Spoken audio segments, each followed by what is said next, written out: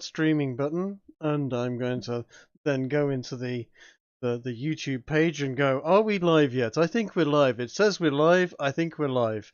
There we go. Neat. That is the opening ritual of any live stream completed. Yes, there we go. So but good enough. I know Next time, it. we'll I have know it it's with live feeling. now. I know it's live now. I've done this too many times. I should have more followers. Follow me. Don't forget to like, share, and subscribe. There, full YouTube summoning ritual done. Excellent. There we go. Yeah. So party has gotten to the Chateau de Blois. They have met the good Duke, and met his guest that he has there at the present moment, or his guests, I should say. You've run into Jenny is back again, and only a briefly sort of wandering in and going, shush, don't speak at the present moment, because another of the guests was also there, which happened to be the Archbishop Jean de Armagnac, who was having a bit of an argument with not the Duke, but in fact the Duke's good lady wife, who is a daughter of the King of France.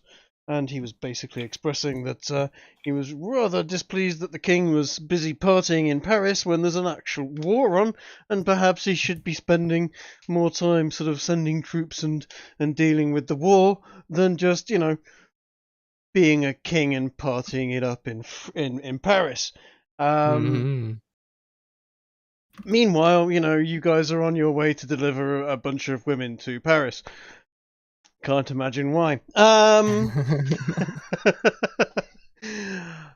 So yes, that happened. The Archbishop wandered out, and as he was wandering out, he noticed that the Grace amongst you is wearing a similar sort of coloration, shall we say, or pattern of armor to his paladins, who are also wandering around in sort of bronze/gold armor with black detailing and a red cloak. And of course he is also wearing sort of that sort of color scheme, and he took note of that, and had a quick word with Grace, and has invited her to come and visit him in the chapel, which is where you guys now are. Garrow also expressed that he wanted to go and see the library, so he currently isn't able to get here for this game at this point in time. So he's just going to hang around in the background, keeping quiet, which makes a nice change for Garrow. And he's probably going to be going off and researching in the library whatever he can find until he actually turns up, and then he can take control of his own character again. But so sadly no Garrow and Francois japes at the present moment. Mind you, there wouldn't be. Francois seems to be being very, very quiet around the Archbishop. That was something else you noticed, is you just feel a little bit magically numbed in the presence of this guy. Although no one's tried to cast any spells, so you don't know whether or not that's an actual you can't cast spells, or whether you're just detecting there is an eminence coming from his eminence. Anyway, you are now in the chapel, and he's basically going, come forward, my child, and wants to speak to Grace. Feel free to have at it. Do what you want. Don't cast fireball; he won't survive.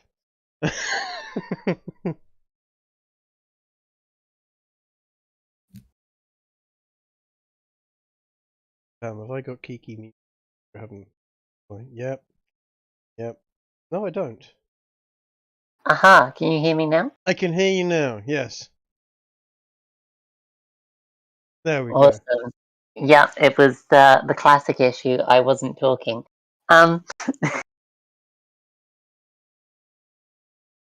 Yep, you have been invited in there. He's ushered you forwards. Come speak to me, my child. Basically, what are you doing? How did you come to be wearing this armor?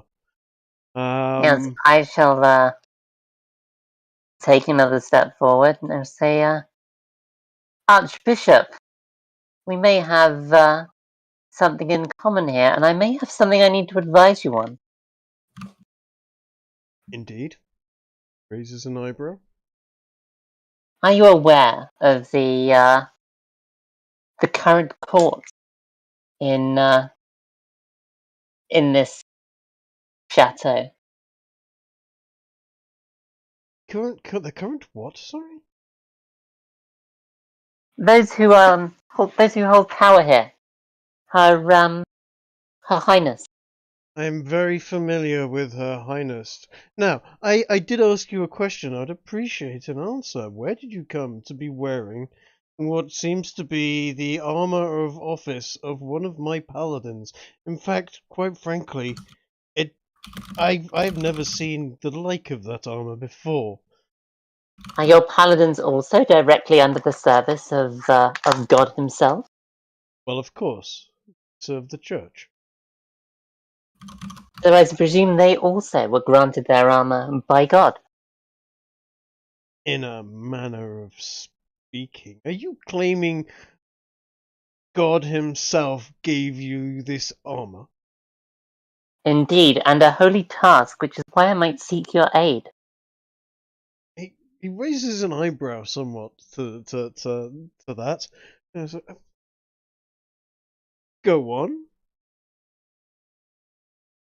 We seek to put an end to the king. He goes rather pale, rather immediately, and holy crap! What you speak of is treason, lady. What I speak of is the will of God. You cannot say such things. And holy crap! The paladins that are standing behind him look deeply perturbed by what you've just said. I will. He's going to go, well, in deference to your attire. I ask you again. Perhaps think about where you are. You are suggesting that us as servants of France should help you in. I mean, no. You cannot speak such words. You are an archbishop, are you not? Serving Yes. under God himself. Yes, and for what you have just said, I should have you burned at the stake as a witch. Do you not serve God then, and not France?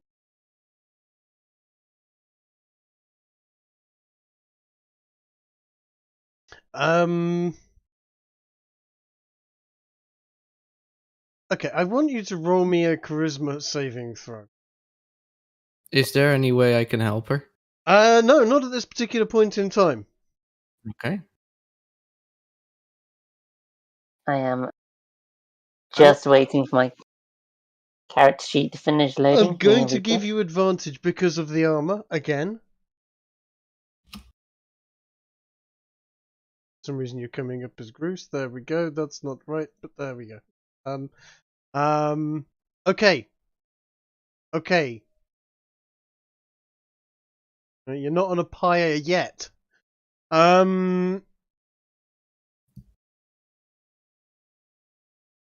He looks at you and, as we will speak more of this later, you are clearly in need of spiritual counseling.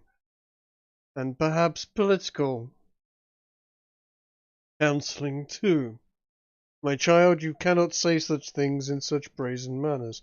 And he ushers his hand, waves his hand behind his back towards his paladins. And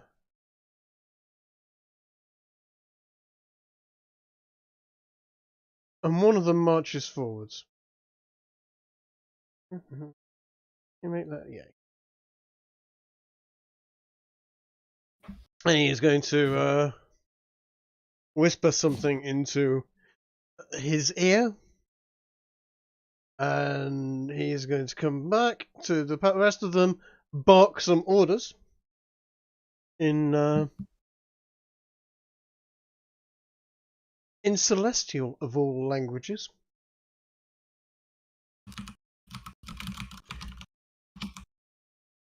And they are basically going to reposition to the back of the What did the paladin book? orders in Celestial. Right. Alistair speaks Celestial. Great. You will hear that he has just told them that they have heard nothing of this conversation. And to move back and, essentially play dumb.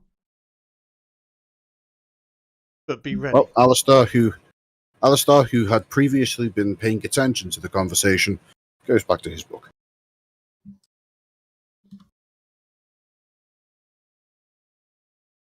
Have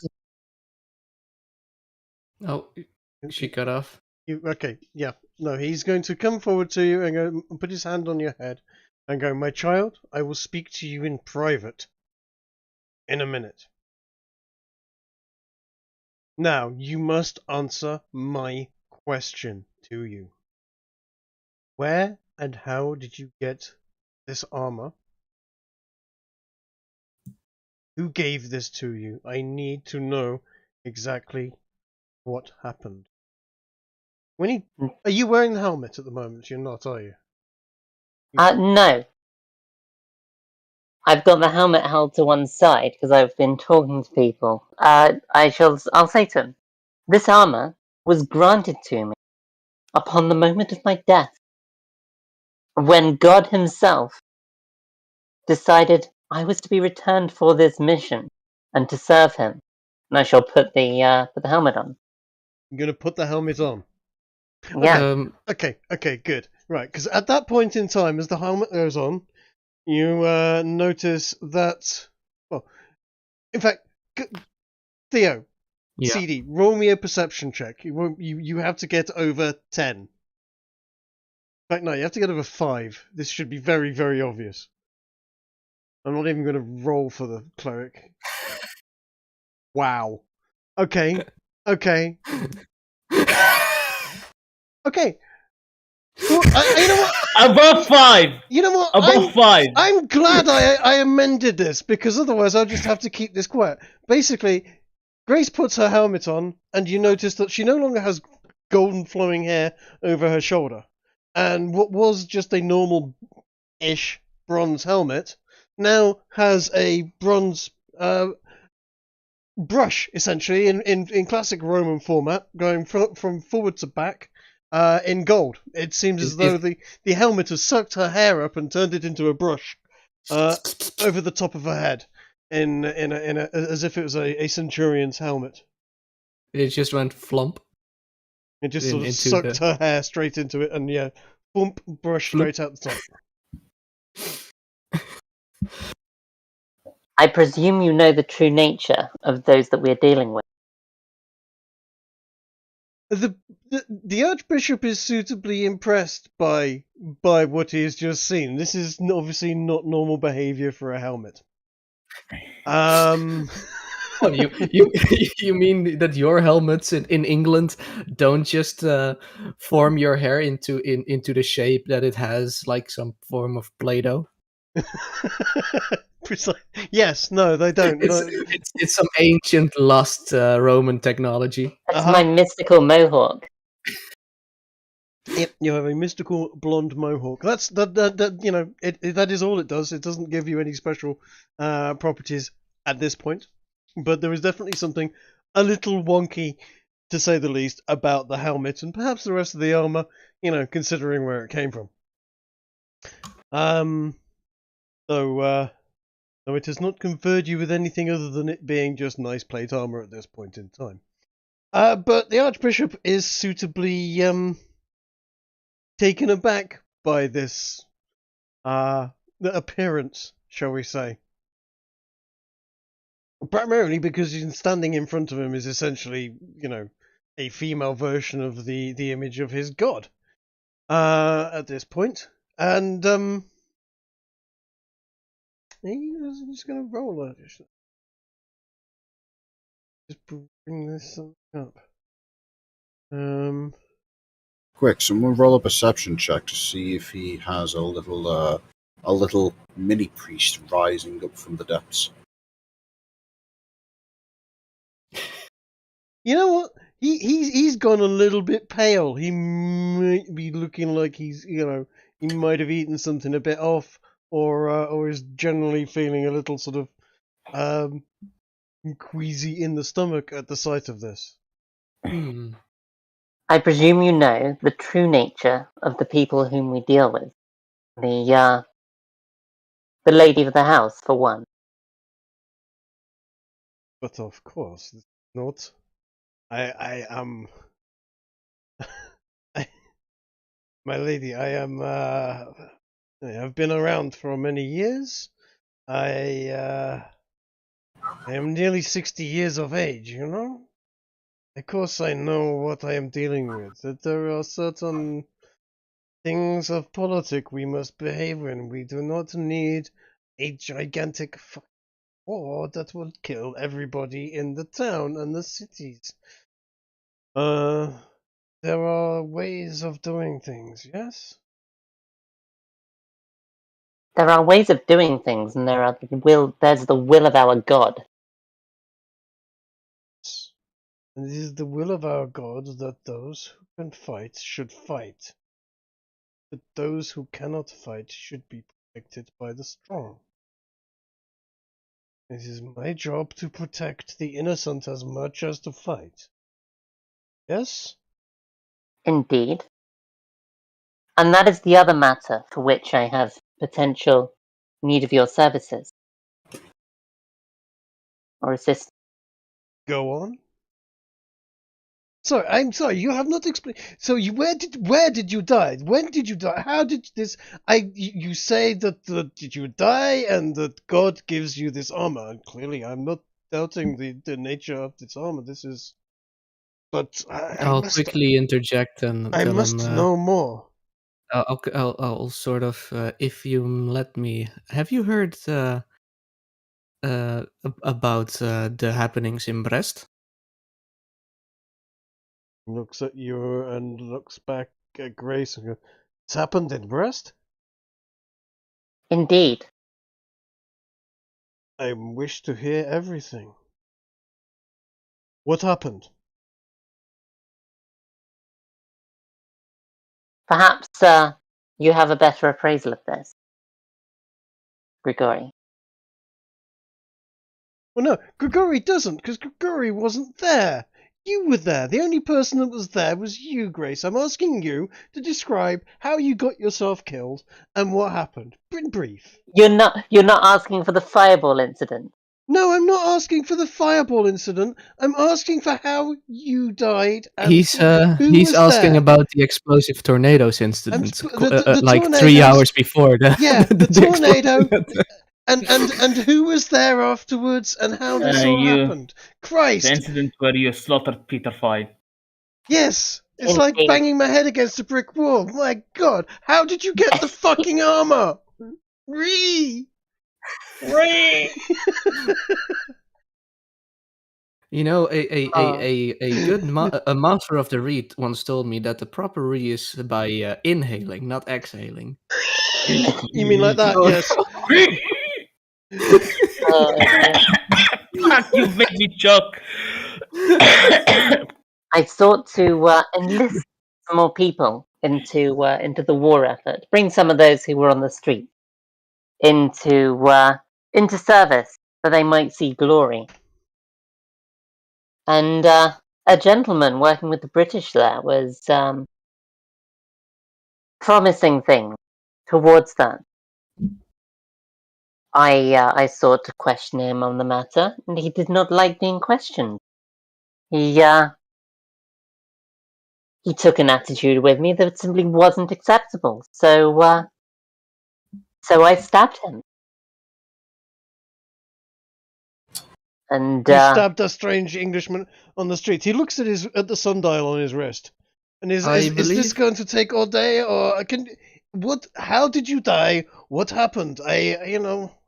Your Well, Excellency, I believe he wasn't just some random stranger. I believe no. he was What was his talking name? about Was a Peter major File? I in the can't remember his rank. a major in the invading force called Peter Filed. He was, I believe, second man to the general in charge of Brest. Indeed, he was of a reasonable rank within the military, yes. But Hold But on, no, he hold on, did. hold on. So you were telling me you stabbed Major Peter File of the English invasion forces? Is that correct? You attacked Indeed, he him. should be dead now. It is my understanding that he is dead. Yes. But his retinue did not take kindly to it, and after a reasonable battle, they managed to take me down. And one of our god's servants came to deal with the situation, and in a great fiery tornado, the whole place was washed clean, and I found myself waking up with our god. You woke up with God. Indeed, he's most Where resplendent. where was this? Where was this God that you woke up with? I mean, I know many ladies wake up in France in the morning next to a god, but at least that is Well, in the there. heavens, I presume. You were in oh,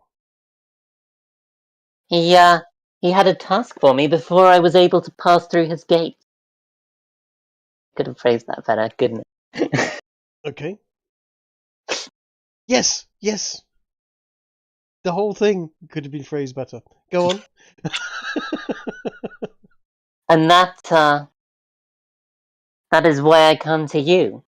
For on the way to So you woke you were dead. You meet God. He's at this point. He pulls out a little handkerchief that he's got stashed away, and he's just sort of mopping his brow at what you are saying, because again, this is very much burn the witch territory. Carry on. So you were in heaven? You are not in heaven now. indeed. You have Well, no, I must complete his task first.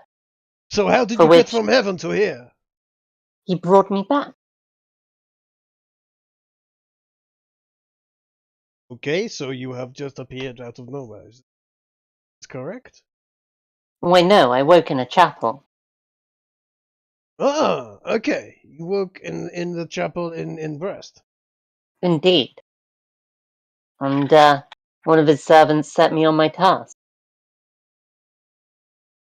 One of his But servants, you say, is it some celestial being, or is this just a priest that was there? I need to know the details, my lady, please. a celestial being, of course. Oh, Jesus. A celestial being, an angel of God was there in Brest, right there with you, giving you armor and cladding you with it. I believe I was already clad in the armor. To be honest, I didn't notice I'd changed until I got back to the others.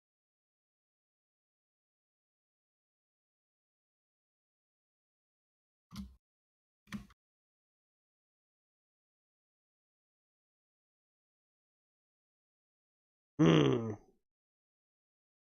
This concerns me, my lady. You must swear to me now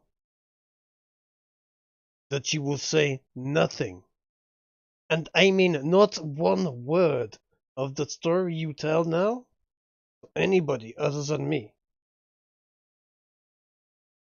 Because I will tell you now, you go around telling people that, I died and spoke to God and you will be put onto a fire and set on fire and you will not complete your task.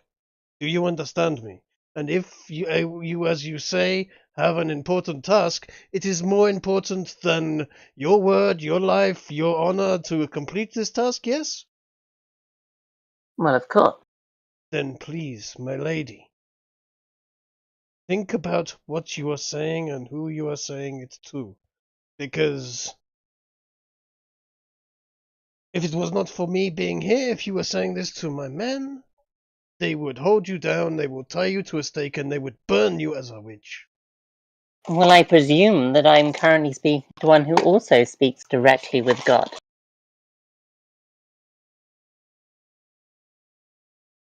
Again, he puts his hand to his face and mops his brow. Roll me another charisma, please. Mm-hmm. I can't believe you haven't said who was there. What, Justin? Yes! Fucking Justin! Head of the goddamn Inquisition! Someone he might actually fucking know. You haven't said it. Well, no, I'm not sure whether Justin would want me outing him. But you... I know... You literally are outing God himself. Yeah. He's asked you repeatedly who and what details, and you've been evasive and confusing. He's. I'm having difficulty not having you burned right now. And that charisma save was not good.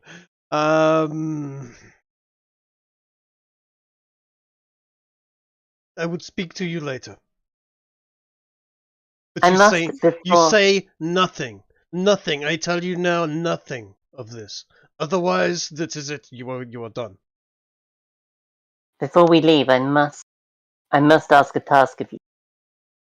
Oh, you would ask a task of me? I would, for I think you are the most suited for the job. You would ask a task of me. Ah, this is... Oh, mon Dieu. Go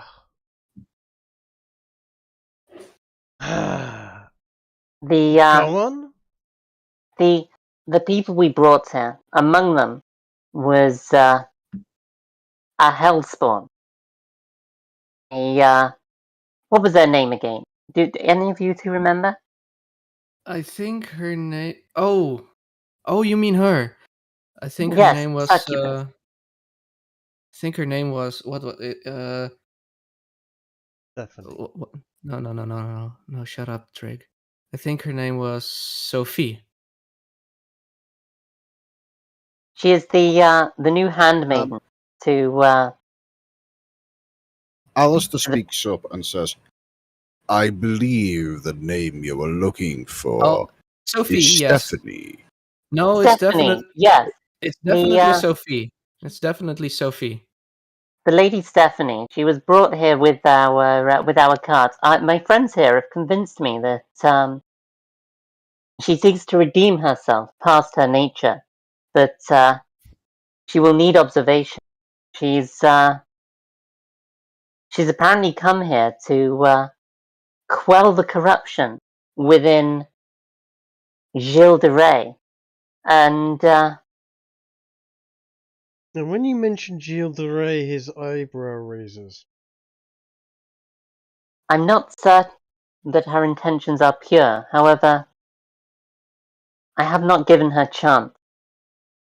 All other demons I've slain on the spot, but these two have assured me that this one is different. He puts his arm around your neck in a fatherly embrace and whispers close to your ear, "My lady, we are in a den of demons. There are more demons here in this castle than I can count. In Paris, there are armies of. You want me to worry about one more? I am worried about France. I am asking you, very careful. We are in extremely dangerous times. I can protect you only so much.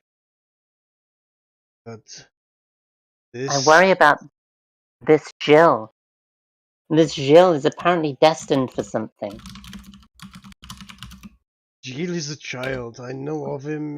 There apparently is some some problems. His parents were killed, and he goes from one family to another to be looked after and educated. And I know of Gilles. What are you saying? Are you saying I'm saying the demons seem very keen to get their grasp on him. This one seemed to be serving Jenny, I believe. Jenny? We know of Jenny. What do you know of Jenny? I know that she's not all that she seems. Yes, you could say that she is not all that she seems. She has the air of the King of France, you know. Indeed. Which is why I cannot ask her for any assistance. My child, I will take the information you have given me. But know that I know a lot more, apparently, about what is going on than you, and bid you caution. Extreme caution. What you are doing and the way you go about it. You say things loudly in front of my men. I am now going to have to placate them and tell them you're a madwoman, or I'm going to have to tell them that you are touched by God Himself. I am not sure which way I should deal with this, to be honest. Are you mad, or are you touched by God Himself? It seems, considering facts, may be touched by God, but As servants of his, are we not obliged to speak truly? servants of His, we are obliged to protect. There are certain, how can I put it, political factors take into account. If we all go marching around just speaking the truth, everything would be war, it would be a nightmare, there would be blood and chaos. Nobody needs that. Everybody would be on pikes. The cities would be burning. We must be careful. It is not as simple as, I will wander around and tell everyone, hey, I just met God. You cannot say that. I am the bishop. Even if I speak to him personally, I do not go and tell people, I just met God. He is a good friend of mine. We shared a glass of wine. People would think I am mad. I mean, you ask.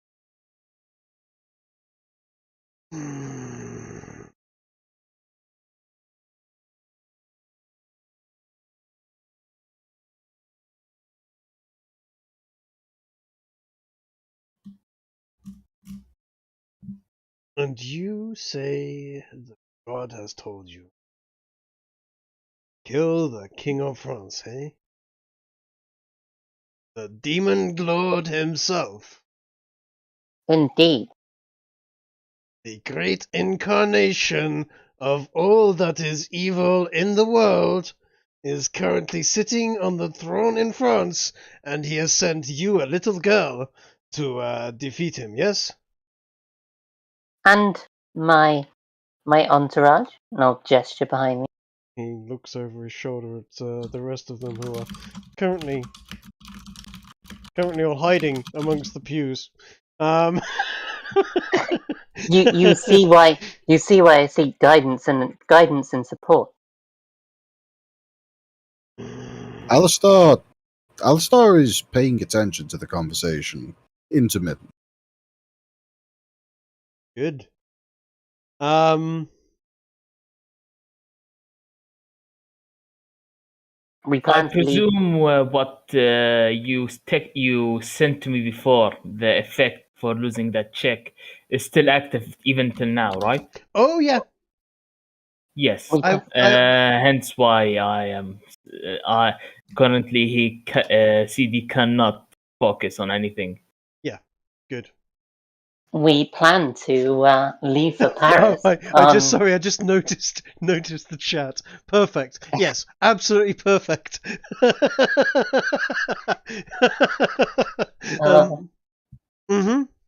Yes, we plan to leave for Paris as soon as possible, once we've received our reward. Reward, yes. For you destroying the English in Brest, and I believe it was you at the fort as well, isn't it not? Indeed. I've heard tell. The soldiers you brought with you have been rumor mongering already. Does not the soldiers, they talk like old women. Anyway, I have heard all about that.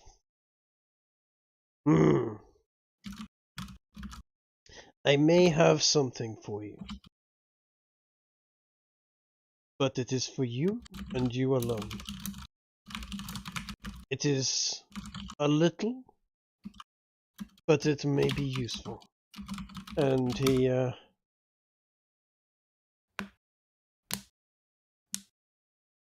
before you leave, come to see me again, and I will have something.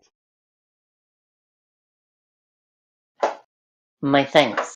And as you suggested, I shall keep this task on the low.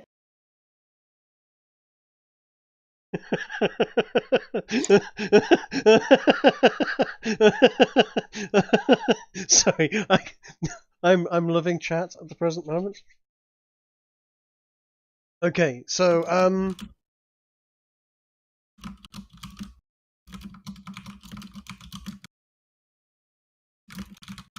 amazing. Right. So you still haven't told him that it was just in. That was quite. I'm amazed you didn't. But that's it. He's done now. He's like, you may go, my child. I have many things to think on. My thanks. Shall And in fact, all of you, come forward. Come forward.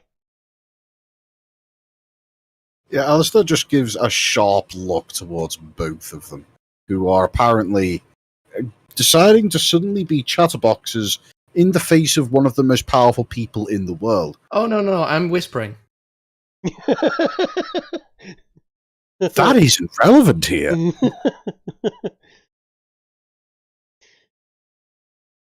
He's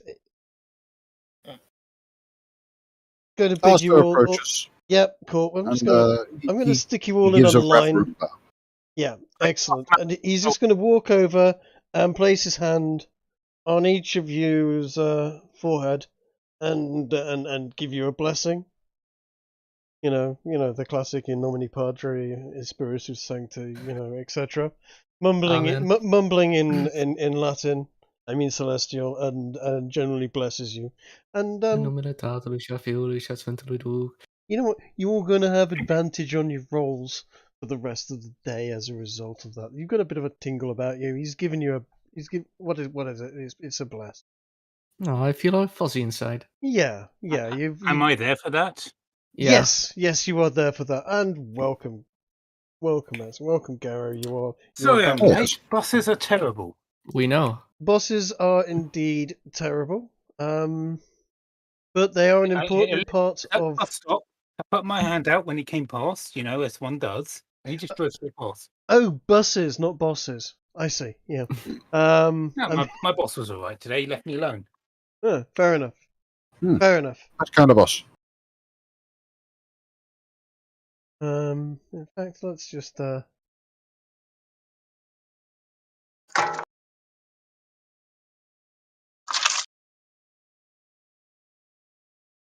You'll have to excuse me. I don't know what you guys have been up to, but I'm happy to see I'm not dead.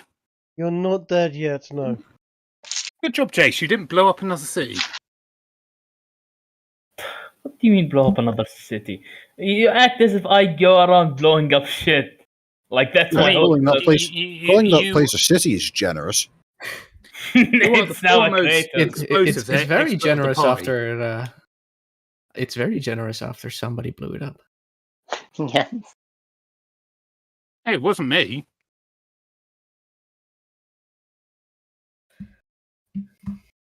Right. So,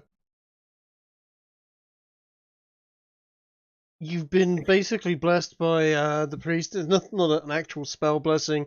He's just done the whole, holy water on your foreheads, etc. No one's burst into flames, which is kind of a miracle. Now my elegant face is even more elegant.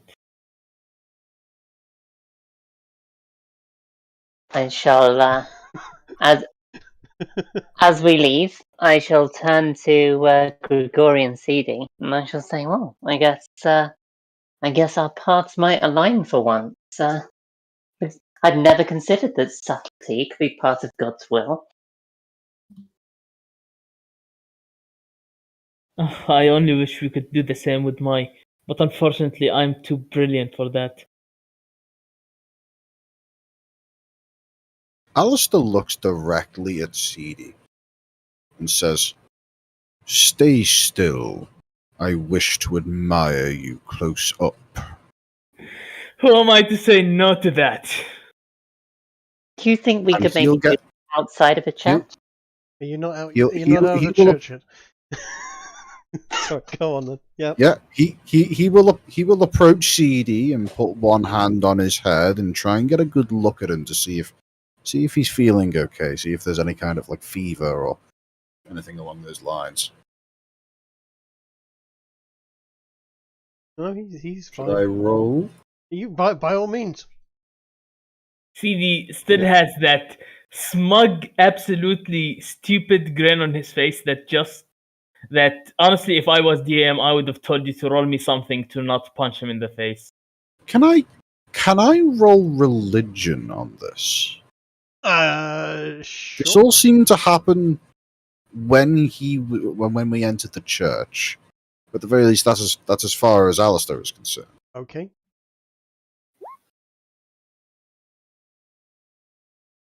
Sure.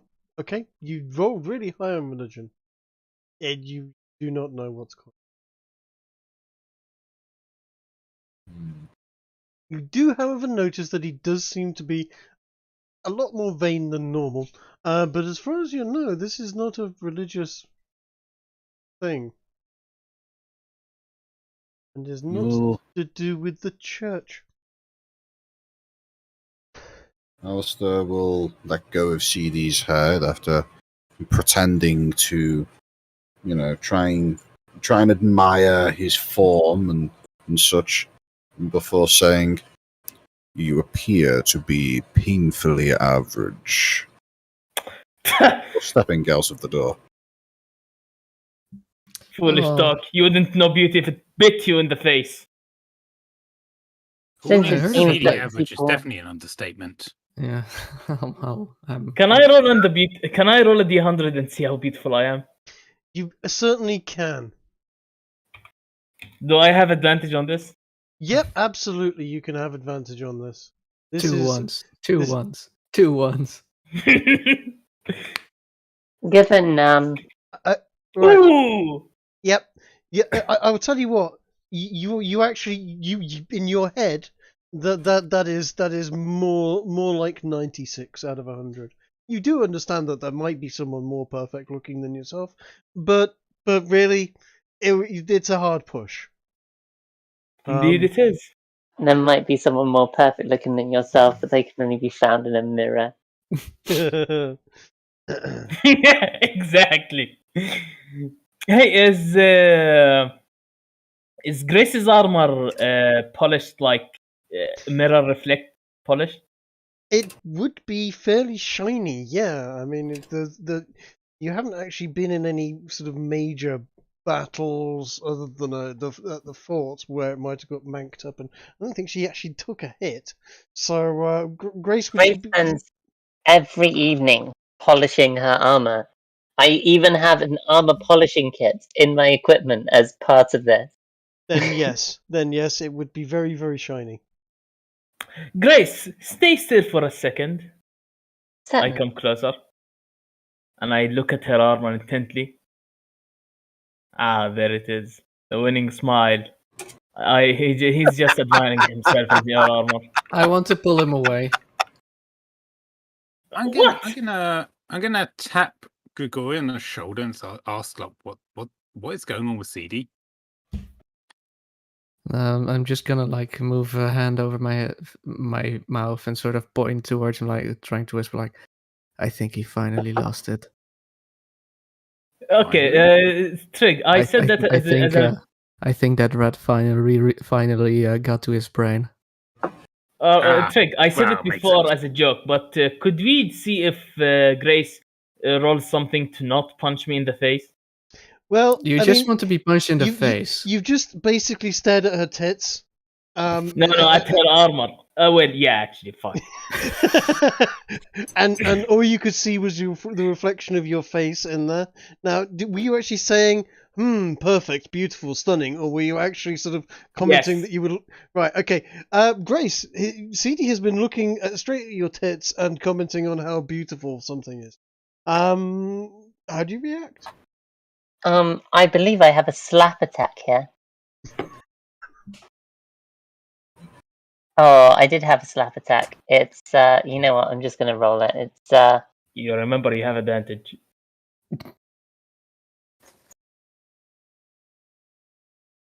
He's at this point just basically here it begging is. for a hit. Mm-hmm. A natural 20! You take 5 damage. What can I say? Yeah. And that probably, yeah, you you feel that right on your cheek. You have a very Grace-sized handprint on the side of your face at the present moment. No! My perfection!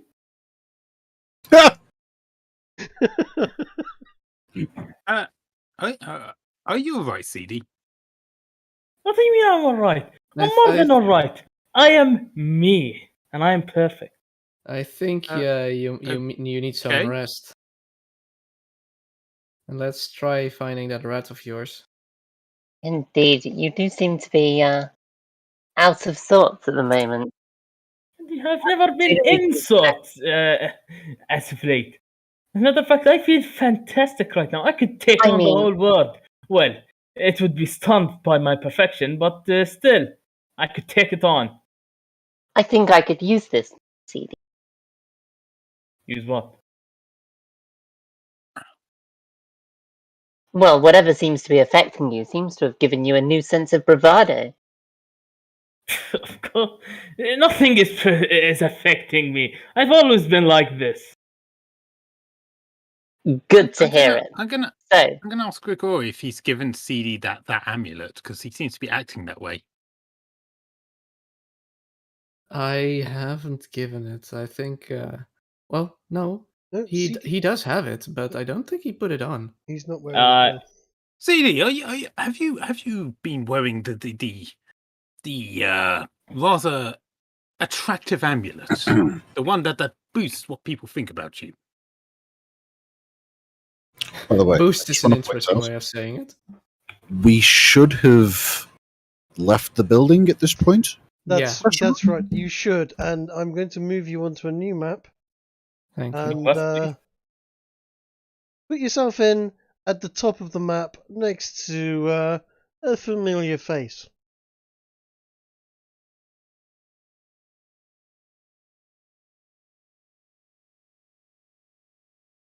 Ah, Jenny, how are you doing? She's, Oh, hey, Jenny. hi guys. Good to see you. I'm glad you made it here. Jenny, Jenny, as an artist and a person of beauty yourself, tell me, which side of me is better, my left or my right? Well, I mean, your left has a bit of a handprint on it at the moment, but you know, it's hard to tell. You're stunning, darling. Stunning. Thank you. I know. And she rolls her eyebrows. Rolls her eyes. Did you Jenny, do that's anything reward. to to get him to talk like that, because before this he was always so quiet. I preferred him like that. I haven't done anything. He's He's it's been good. acting like this. It's good to see him coming out of himself.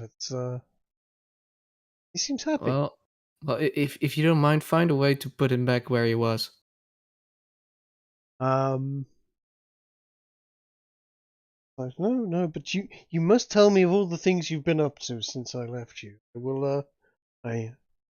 will write you a song, perhaps. I've heard so many interesting things. But I came to get you because the Duke has decided on his gift for you. Fantastic. I am here to bring you over to him. Is it a mirror? Yes. I'm sure we can rustle up a mirror for you. That shouldn't be a problem. Thank you. Of course, I will go and see if one of the ladies in waiting has a mirror for you. We can do that later. Let's just go to the Duke first. Sure. There's probably if we have any accommodations here, there's probably gonna be a very big mirror there for you, CD. Ooh, yeah, you're correct. Let's go. I think for now, maybe if you keep your mouth shut while we're with the Duke, then probably we won't get our reward suddenly taken away because you're I being would like annoying. to do something. Okay. And I apologise if this is something that's obvious to everyone, but I've only just arrived. Mm-hmm. But I would like to cast a spell. I'm going to cast a spell of CD's a bust of CD in front of him. I want to see what happens.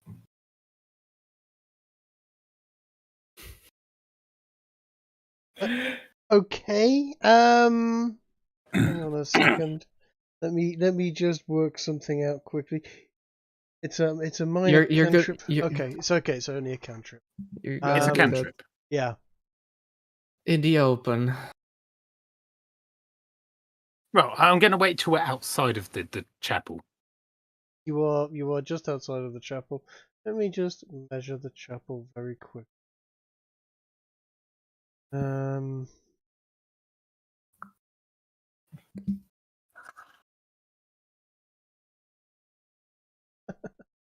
Okay. Yep.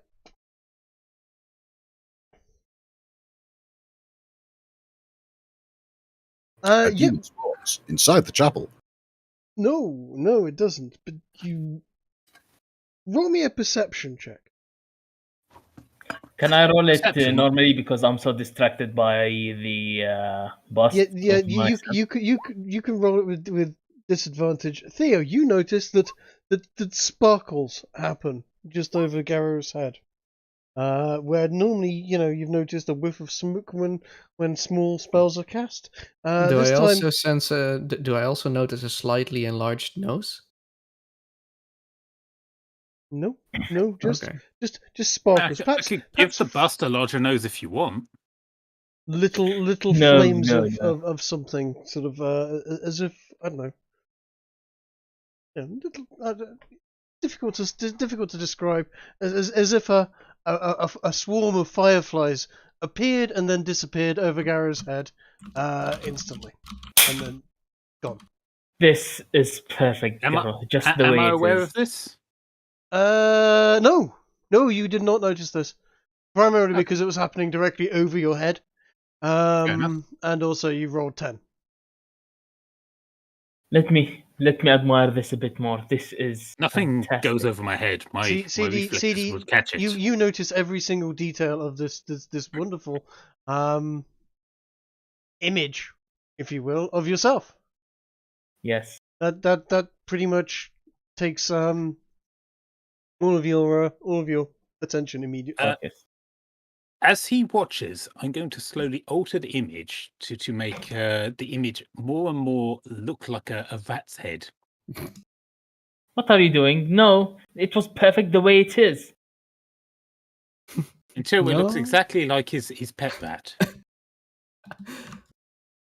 No, this looks more like you, CD. No, this does not look like me. My perfection should not be tampered with. It is as it is. It is perfect. Saying you What are you don't like talking your about? little pet rat anymore, CD? I like him. You He's just lucky to have such a beautiful owner, that's all. I don't know. You look pretty much like yourself in that bust. I don't know, not quite. I mean, it's missing the handprint on the side of the face. Yeah, you're right. You're right. I shall add You the shouldn't have- handprint. You shouldn't have done that. I was only admiring the perfection on your bust. Do you want another one? From the other side? I'm sorry, I It had to would laugh. balance it out, to be fair. I'm talking about my reflection, Grace. Okay, at that I will just wander up and deliver the other slap. Now it's Just for hitting symmetrical. CD, can anyone join in on this? Come on. As far as I Oh, am you slapped me concerned, for a 4. as far as I'm concerned, I'm you now can do down to whatever you want 60 with this hit place. points. I do have to apologise. I have no idea why CD's acting this way, and if the rest of the party knows, I apologise. The rest of the party does not know. You're safe. I mean, I definitely notice you being different from when we entered the main hall with the Duke. Jenny, you said the king, the lord of this place wished to see us. Yes. Oh, yeah. You have finished acting like small children. This is good. Yes. The Duke is Never. this way, over by the fountain. In fact, you can see him. He has a gift for you for your. Then we shan't let him wait for my perfection. I quickly slap myself with a cure wound to remove the markings on my face. I Am suggest I you see. able? Just out of curiosity, am I able to make my minor illusion just basically latch onto his head and cover his head, so he looks like he's not as beautiful as he thinks he is? I hear myself. Assuming I mean- he stays perfectly still, yes. Yes. Fortunately, minor illusion cannot create animated objects. I'm pretty sure I can. What? Minor illusion.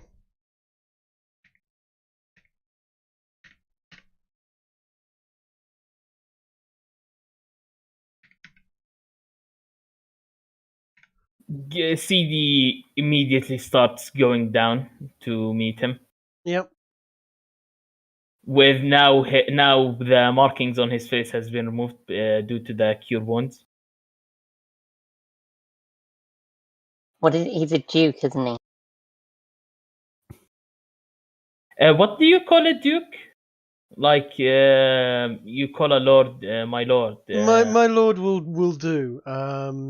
Or your honor, or something like that. It's quite a high station he's got. Huh? My lord, we have arrived. Thank you for waiting for us. And I give him a courtly bow. No, it is I that am here to thank you. You have done France a great service, and by your admission, you are on your way to Paris. Indeed. It occurred to me that you cannot go and see the king dressed in your current attire. So I have instructed our tailors to make you some stately court clothes that would be suitable for you to meet the king wearing. And I have also noticed that while my Lady Grace over there has her own horse, her own fine steed, the rest of you were just riding in a wagon on the way here. So I have decided to give you 3 of my finest war horses, and for the little chap over there, the war horse would be too big. So we have my nieces she is a little too big now for it, but she had a little Shetland pony. I've got them all dressed in barding and the insignia of France for you, and so you there, you sir, the one with the interesting hat. May I give you this horse here? His name is Binky. Oh, well met, Binky. And you, was your name was what was it, Grigory? Yes, you. Yes, my lord. I have this horse here for you. Her name is Dingo. And a beautiful name it is. And for you, CD, is it? I have Yes. I have this fine horse. Her name is Zoot. And Zoot. Zoot. Thank you. I'll take care of Zoot. And the little Shetland here is named Daisy. It is a perfect size for Mr. Alistair there. Alistair stares at him for just a moment before giving a light bow and saying, "Thank you." You all have war horses in Barding. Nice. And by tomorrow you will have clothes that you can wear in the presence of the king that don't make you look like ragamuffins. Oh, don't worry. Perfect. It's only Garrow and CD that Hey. look like that. Hey, I have a fancy shirt. It needs a So bit of sorry. repair. You have fancy pants, but you're not wearing a shirt right now. It got a bit damaged in the last big fight. I would like Garrow's outfit to look like this, if possible. They look like The one on the left, of course. You know what? They are not far off. Exactly that type of thing. That is pretty much. Oh, come on. That's like 300 years in the future. It's It's the Scarlet Pimpernel. Actually, it's not too far off. Yes, it is. The coat would be about the same, the trousers would be about the same. The only thing that would really be different would be that the neck scarf, fluffy, frilly thing that likely wouldn't be there, and the waistcoat is entirely out of time. Well, yes, this is custom made. This is the height of fashion. What time was the 100 Years' Wars again? Was it in 1300 or 1400? It's the 1300. It's 15. Yes, you were in 1405 at the present moment.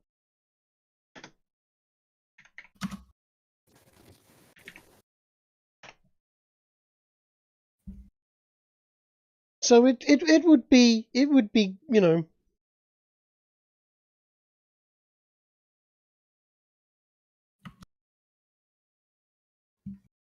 Hold on a second. Let's drop this in Discord.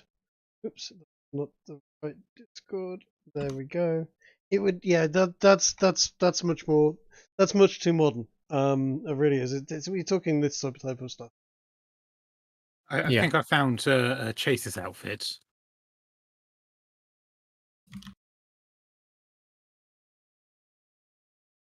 I mean, as it is, to be honest. Good God. As it is, I was going to say, full plate armor, with cloak isn't far off. Half decent court attire. It does make a somewhat of a statement, though. That you're ready for war. You're ready to go and fight, but Let's get ready to rumble. Precisely. Or either that, or you're there as a guard. But yeah, no, it would be sort of big robes and just. Perhaps it would do as well to to rest properly for a night before we make our leave, and make sure that these garments are properly fitted. Well, Indeed, these, I need yes, my beauty sleep. yes, these will be ready for you tomorrow. Thank you, my lord, very much. I give him another bow. Okay.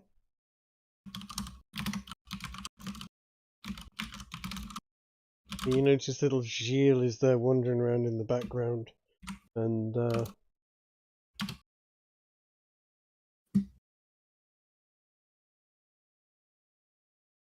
he walks. I'd like to. He walks past one of the horses and just pokes it in the background, in its backside with a stick, and narrowly avoids being kicked in the face by the horse. At which point he sort of scurries over to the Duke and tries to act like nothing ever happened. If I may glad you are address giving the that one Duke. away. That's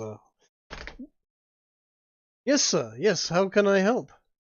I'd like to bow graciously and with the whole the hat waved in front of me sort of bow Mm-hmm. before I ask him if you have been most gracious to us, good Duke, but I would ask, would we still be able to peruse your library? For we hope to learn things yet known But to of us. course, I gave my word, and my word is my bond, and my library is yours. Take as much time as you like. Take all day if you need it. I will give him Excellent.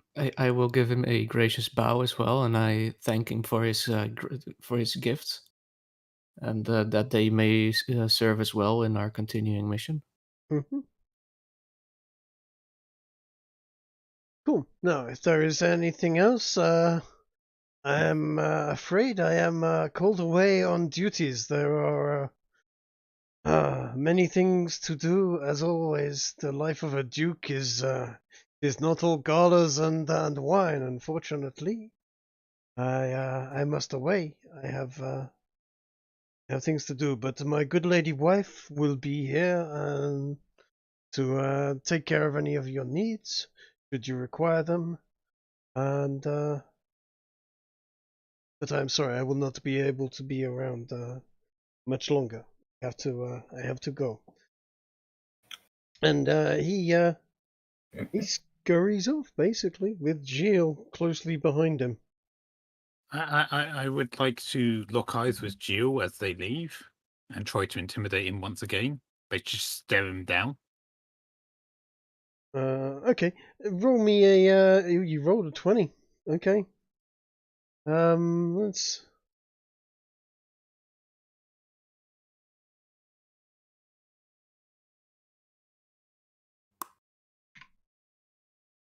Let's roll a I have a character sheet open. Because he's only a small child and I didn't think we'd have to I don't think that's needed, right? yeah, let's just do the I don't know, something about that kid just give me the creeps. yeah, you don't intimidate him. He actually makes you feel really creeped out to the max, in fact. All right. With that out of the way, I would like to approach my horse, By all means. and I shall roll animal handling to basically handle my horse. Sure. 26. Mm-hmm. I pet him, and I'm basically saying, "Oh, who's a good horse?" He takes to you quite warmly. Yeah, a very well trained warhorse. He just give you the impression that he's there going, so where do we fight? Who do we kill? Can I stomp on something? After seeing him, I'll go to my horse as well and pet it. Oh, cool. Suppose I shall do the same. I trust we are all acquainted with the nature of riding these things. I suppose Alistair will also. Excellent. Oh, good. I was half expecting to roll a 2. No, but Oh, don't Garrow, worry. Garrow, you're going to you may need to get a little more acquainted with your horse. But yeah, you'll all get there pretty rapidly. I wouldn't go charging into battle with it just yet on a 14, but give it a day or two to get acquainted to you. I'm sure you will get on just fine with Binky. Right. Well, These horses this- are well trained. They will respond to their names when summoned. wait. Why isn't any of them called Roach? Because this is not The Witcher. This is not Poland. This is not This is Poland. France. Yes, you have Binky, Dingo, Zoot, and Daisy. I'm sure that's a reference to something. Well, Binky is from Terry Pratchett. Dingo and Zoot is from a Monty Python, and Daisy is the only name I could come up with that was sort of cute and applicable to a very small Shetland pony. All right. With that out of the way, I shall. Perfect. Yes, it is. I shall bid the party adieu, and tell them that I'm going to my room to admire myself in the mirror there and fix myself up. Okay. I am going to invite both Grigori and Alistair to accompany me to the library. In the case of Grigori, I'm going to say as surreptitiously as possible. This is perhaps we can find a way back home. This is a wise man's library. And to Alistair, I say perhaps we may find something unknown and occult or arcane that we did not know before. I'll gladly accept going with Garrow to the library. Alistair looks at Garrow and nods, but says, "My only desire is to accompany you back to your realm. Our goals align quite nicely." Perhaps we can find something in the library that will expedite such a thing. Surely worth a shot. Indeed. I'll ask the guards that are remaining where the stables are, and if they could point us into the right direction towards the library. Stables are to the right, library is to the left, main chateau is straight down. Jenny will basically take you to the rooms. If you cool. want to go to the your room and stare in the mirror and your makeup or whatever, I'm sure she can arrange for some girls to come and help you. When you go to your room, you will find that there is a tailor very shortly running in there, wanting to take measurements of you. And that will be the case the moment any of you get to your room. The tailor will basically appear almost magically, run out and start holding a piece of string next to you and pinching it and taking measurements as best they can. Tape measures weren't really a thing back then, but they certainly had a piece of string that they could. They certainly got the has job a piece done. of string, yeah. Yeah, I will also invite Grace to join us if she wishes at the library, since she likes holy books. I She was can going read a to. book. And no invite for me? Well, you're busy. You made it clear you want to go admire yourself in the room. You already went off. Yeah. If you overhear us, you can change your decision. Yeah, but I thought since my brilliance is so awesome, you would have want me there anyway. Do you want an perhaps honest you should- answer to that? I mean, did you overhear me? Can I keep this quirk forever, Trig? This trait. I mean, Yes. I mean, you know what? I'm going to give you an inspiration for this trait anyway. For the way you're playing this is wonderful. And sure, if you find that this is is becoming part of you quite comfortably. And then Oh no, this isn't any part. The moment this stops, CD is going to hate himself 10 times more. But it's funny. these Only if he traits realizes it stops. these traits are going to basically fade away. Do you remember how the animals were acting a little bit frisky? Mm-hmm. That is pretty much what when you get out of that area of effect, when the animals stop acting frisky, those traits will go away. But whilst you are here in the chateau, those traits are very, very definitely all yours.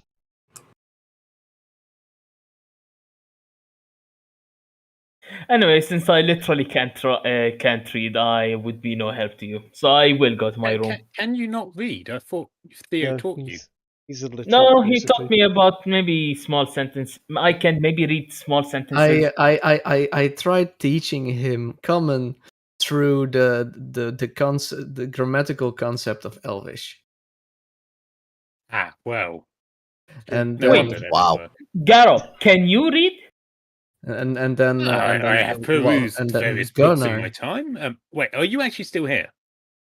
Yeah, the moment he overheard you going to the library and not invite him, he just stayed here. In my defense, I thought you had already left the group, but you're welcome to join if you are still there. Alistair, I presume you can read, yes? I have a feeling that he can probably Alistair read looks better up from his book. than you. Perfect! You can teach me how to read! No. Goes Ah. down to his book. All right. Oh, see, off to your I'm mirror sure if you your want. presence just encourages the readingness of those around you. Ah, thank you. It encourages a lot of stuff. I don't know for certain what those stuff are, but it encourages them quite a bit. Right. Shall we library bound? Is there a map for library? I mean, do we need a map for that? You or can we don't just need use a some map for library. I can find a stock picture for a library if you like. If you can't work out what the library looks like, it's lots and lots of tall rows of cabinets holding books. Wait, is that what that's called? That's what that I is thought called. that was a bookatarium. Yes, a bookatarium is another word you could use for it if you must. Also, I have a question. From where did you find the token for Jenny? I created. Well, I used. Was it 2 minutes? Find you the link. Because that's the first time I've seen a token with a female with abs, basically. You've seen this token like that for months now. Yeah, but I've only just noticed that it has abs. Here you go. You have a really bad perception. Let me give you the. This is the tool that I use for creating most of the tokens I've been using lately. I think this library is probably a bit more appropriate. Yeah, the one that I posted is a bit grand, I must admit.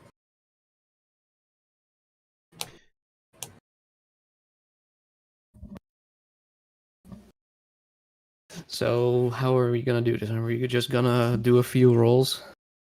Essentially, I think it's the easiest way of doing it. Yeah, because I don't know if spending like, I don't know, half an hour on, ooh, this is a nice book. Ooh, this is a nice book. Ooh.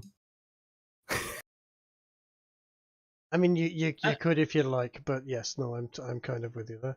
I mean, I suppose if there's like a librarian or mind of the library when we arrive, we can ask if they have anything in relation to what we're looking for, which would be like myths and legends of people appearing or vanishing mysteriously.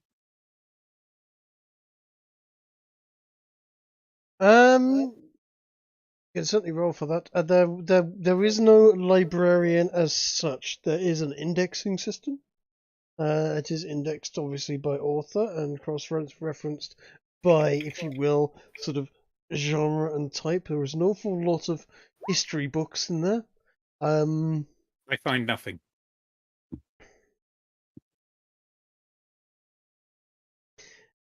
You are completely and utterly confused by the indexing system. Okay, let me. I will turn to Grigori since it is in his natural language. Alistair, would you mind giving me a hand? Yeah, he nods in your direction and asks, "What so?" A 25 should do well. There you go. That's the library. That library that Theo's posted there. That's a little less grandiose than this would be. This is a fairly impressive. That's you know what that's a wealthy gentleman. This is more a duke of an entire area. Yeah, you're right. You're right. But Aha. So roughly halfway between what I posted and what Theo posted. Okay. essentially, yeah. I mean, that's. I know, yeah. Oh, there you go. It is a substantial library, and there is plenty of things there to be found. You've rolled a 25 in investigation. Theo, you can pretty much navigate through the indexing system as effectively as if you'd been studying there for many years. What is it you want to look for? Let's see. I would like to check out anything that has to do with disappearances. And also weird artifacts that are linked to occult, like anything that has somewhat related to the golden nose. Ah, remembered. So some stuff to do with unusual religions, the arcane, the occult, and perhaps a bit of history. That will say. I have a suggestion. Go on. I will also ask him if he can look up for mysterious appearances and disappearances. I mean, that would fall into the same thing. I mean, it's not a local newspaper where you can just sort of go through headlines. No, but I'm like myths and legends, Aesop's fables. Yeah, that's a good idea. Yeah, okay. What was Aesop's fables done? Well, because they're quite old, aren't they? I think 1200s, but I could be wrong. I don't know when they were first written down, but they're pretty ancient.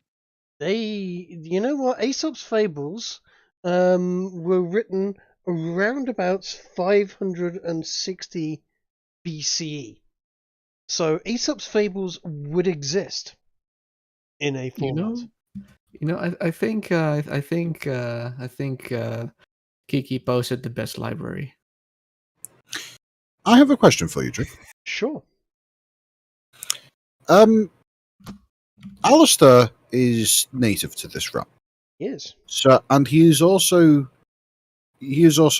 of noble birth, meaning chances are he has himself explored a library or two in his time. I would imagine so, yes.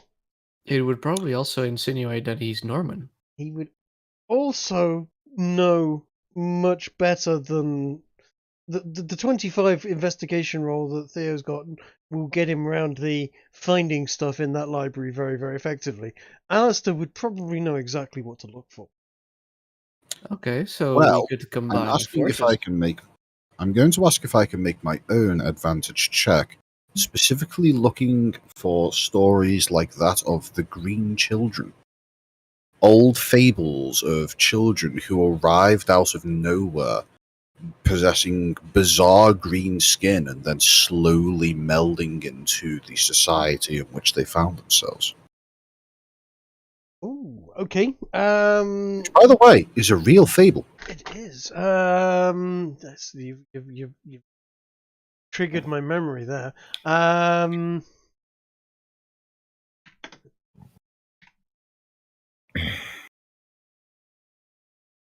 Green Children of Woolpit. 12th century. Certainly, go for it. Yeah, give me a good roll on that one. Natural 1. Come on. 6. Just as good. Yeah, you got a 21. You have been blessed with good fortune by the very kind Archbishop. Oh yeah, I Excellent. forgot. Yeah, you will find a book on the occult happenings and weird and wonderful tales. You'll find Aesop's fables. You'll also find stuff about ancient Rome, and the history of Rome and the long tenure of the great Julius Caesar, and I and would and love how to he study. butchered the traitors of the Senate, and hung Brutus by his feet, and Based. had the plebeians beat him repeatedly with sticks until he died. Highly based. I would like to read those books as well. Sure. And any kind of history books that we might find to get a better understanding of the world, because what we currently have is just from hearsay and whatever Certainly. we've been asking. You have an afternoon and an evening. Will be so you got a few hours to thumb through things and generally get an idea. Certainly, yes, the Green Children of will definitely appear. You will also find certain myths of people who have been turned to stone, myths of the Gorgons, people who do occasionally appear, and you will also, in fact,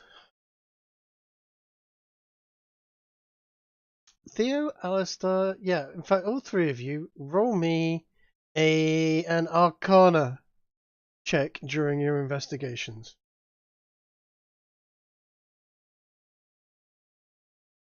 Am I one of the three? Yes, Sorry. yes, please. All three of you that are going through books. I rolled a 0. Amazing. Okay. I think I might have accidentally destroyed a school of magic accidentally. Okay. Luckily, it's just a 9. Yeah. Tempted just to give Garrow the 1. The natural 0 is almost too funny to miss up the opportunity. Mind you, he's only the only certified wizard out of all of us three. You I will. think I may have accidentally created an anti-magic field around the library for the next hour. By thinking about magic.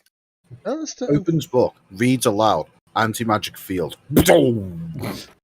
Both Alistair and Theo will have picked up on mention in some of these books of in more than one book a mention of a Hall of Worlds to do with the Arcana and to do with appearing and disappearing people and creatures is mentioned, but no, you have no idea how or what it references exactly. You've noticed the phrase. Do they share this knowledge? I don't know, do they? Ginge, could you repeat what you sorry, Trey, could you repeat that? You've run into in a couple of the books that you read with regards to appearing and disappearing children or people or characters. Mm-hmm. The phrase Hall of Worlds, but only mentioned in speculation by historians, and there is no explanation to what such a thing might be. Yeah, I'll mention it to Garo as well. I'll ask Alistair if he's ever heard anything such as this before. I mean, this is his world. I presume that would be a no, Trig. I was going to say if you were on a roll either an Arcana or a religion check, but you're going to have to roll over 18 to have run into this one. Well, let's give me my best chances. That's a 20. You That's have a yes. heard of the Hall of Worlds, and it references something you've only ever heard of it in sort of myths and fables, and something that you've always thought of as a metaphor, if you will, as some sort of portal, some sort of way of traveling between worlds. but it, in your understanding, is something of a maze, and it sounded almost nightmarish and not to be dabbled with for those that do not know how to go in there, as it might be something that you enter and then can never leave, or can never find your way out of to where you want to go without a map or some sort of guide. But as you said, it's only ever been referred to before in your readings as a sort of a metaphor. But you are very, you're not amazingly surprised to see it there, but it does make you raise an eyebrow to have run into it a couple of times. Trig, Mm-hmm. Theo says he needs to be right back as PC crashed. So while we're waiting for him, I would like to ask you a question. Sure. What is Garrow's take on the bishop? Like, is he someone that we can trust enough to ask questions of? Like, what does he feel about him? Dangerous, safe, what? The bishop emanates a certain degree of power, to say the least. Yeah. You did feel like your magic might have been numbed. What magic you have in his presence. So we tried to roll. If I remember rightly, you didn't roll very high there, so you probably wouldn't have noticed. I wasn't there for that conversation, that's why I'm asking. You were there. It was last week. Oh, fair enough. Long story short, I'm trying to work out if Garrow would feel that maybe we should ask the bishop if he'd know about this Hall of Worlds, because he seemed like a wise guy. You did Hello, pick up I'm on back. the fact. What did I miss? Might be a computer just Nothing crashed. much. When did it crash? Like half a minute ago. Not a huge amount. Ezra's just asking whether or not he should ask the bishop about occult stuff. He kind of he held himself back from burning Grace at the stake, but only just when she was telling him how she was chosen by God. He is a man of significant power and piety. But he seemed friendly enough and seemed to be kind of willing to help you on, or at least Grace on her task. We should probably also ask Jenny. The rest if of she's them, still Now here. that's a good idea. yes, that is a much better idea. That is much less likely to get you killed. You know, I think that what we should do is just walk up to one of the bodyguard paladins of the bishop and ask them instead. No, I don't think that's a good idea. Is that an in-character suggestion? Because if it is, Garrow will actually do this. Well, considering I said it in my voice and not Alistair's voice. Yeah. I didn't notice the difference. Really? How dare you? He was speaking more than 5 words, and it wasn't cringe. Yeah. Exactly. I mean, to be fair, you weren't talking over the top of a book, so.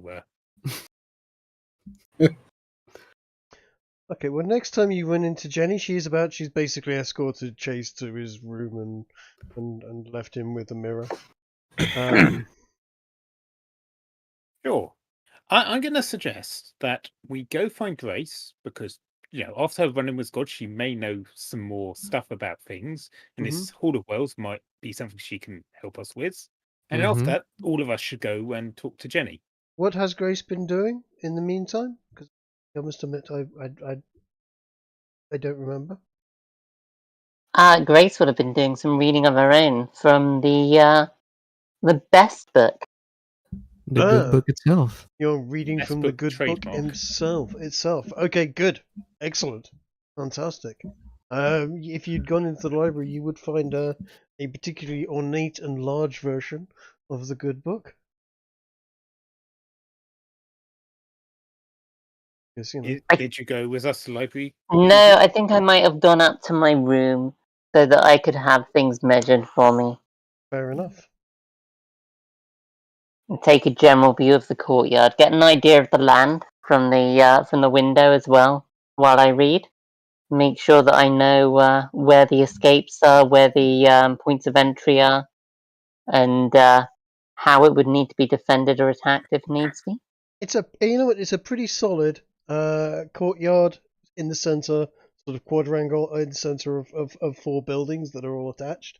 There are archways that will lead to the outside. It is a very defensible position should it need to be defended. It is on the side of a hill, if you would, with a river running by one side of it. There is a village attached, of course, or a town, in fact. But this overlooks the entire town and in quite an imposing manner, and you can see most of the town, and off into the fields, and it might occur to you that those fields, it would be quite pleasant to have a bit of a ride around and just sort of a general explorer if you want to. It's green, pleasant, and nice hillsides. It's Brittany. It's a very, very beautiful part of the world you're in. And yeah, looking around, you are struck by exactly how beautiful this part of the world can be on occasion. We're not for the people and this constant smell of garlic. What's wrong with garlic? I can attest as someone who has spent many summers in Brittany that what Trig says is completely accurate. Brittany Very is beautiful place. Shame about the people. Yes, they can be a bit, you're English. Well, I will not speak your language, even though I speak it perfectly. I'm going to watch you struggle with French and then get offended when you get it wrong. I remember one year we went there and we were trying to find like a butcher so we could buy meat for the barbecue. Mm-hmm. And we went to this town had an information center and they literally sent us on a wild goose chase and got us stuck in the one-way system. Dicks. Yeah, Yeah. that sounds like it. Mm-hmm. By the end, it's like we did find the butcher. And it was completely the other direction to what they told us. Yes. Christ. Maybe they said something like, "Do not go that way." No. No, they were French people hating British people. You know how it is. Yep. I mean, Anyway, can you blame them? Might I suggest then that the party retire to their rooms to get measured, and then we meet up with Grace and perhaps Seedy if he's interested. I think he may have plans though with himself. Something about going on a date. Don't know if they've invented hand cream and Kleenex in a particular period of time. Kleenex. Ooh. There would be some analogy, surely. I mean, they're French. They have all sorts of skin creams and stuff. So, unless anyone's got a problem with that, shall we do that? Get ourselves measured for the clothes and then, gather the party. Sure. Yeah, that sounds good. Okay, as you exit the library, you are met by Jen pretty much straight away, and she will escort you to your rooms. Chattering mildly, just trying to glean any information of any particular bits of stories that she perhaps hasn't fully understood. We ask her about the what was it? The hallway of mirrors? Sorry, no, that wasn't it. You can ask Hallway about of worlds. All of worlds. And she looks at you and says, "Where have you heard about that?" That's The library. Shouldn't believe all the myths of people put down. It's as far as I know, it's just a fairy tale, a myth to help people understand, and people speculate and come up with ideas and come up with all sorts of crazy ideas sometimes. But as I understand it, we are not here to speak of you. Ooh, look at him. Who's this one anyway? He looks at anyone that isn't Alistair. Not met this one before. He helped us quite magnanimously when we were defending that old fort a few weeks back. He's been nothing but helpful in, despite his weird quirks. So he seems cool.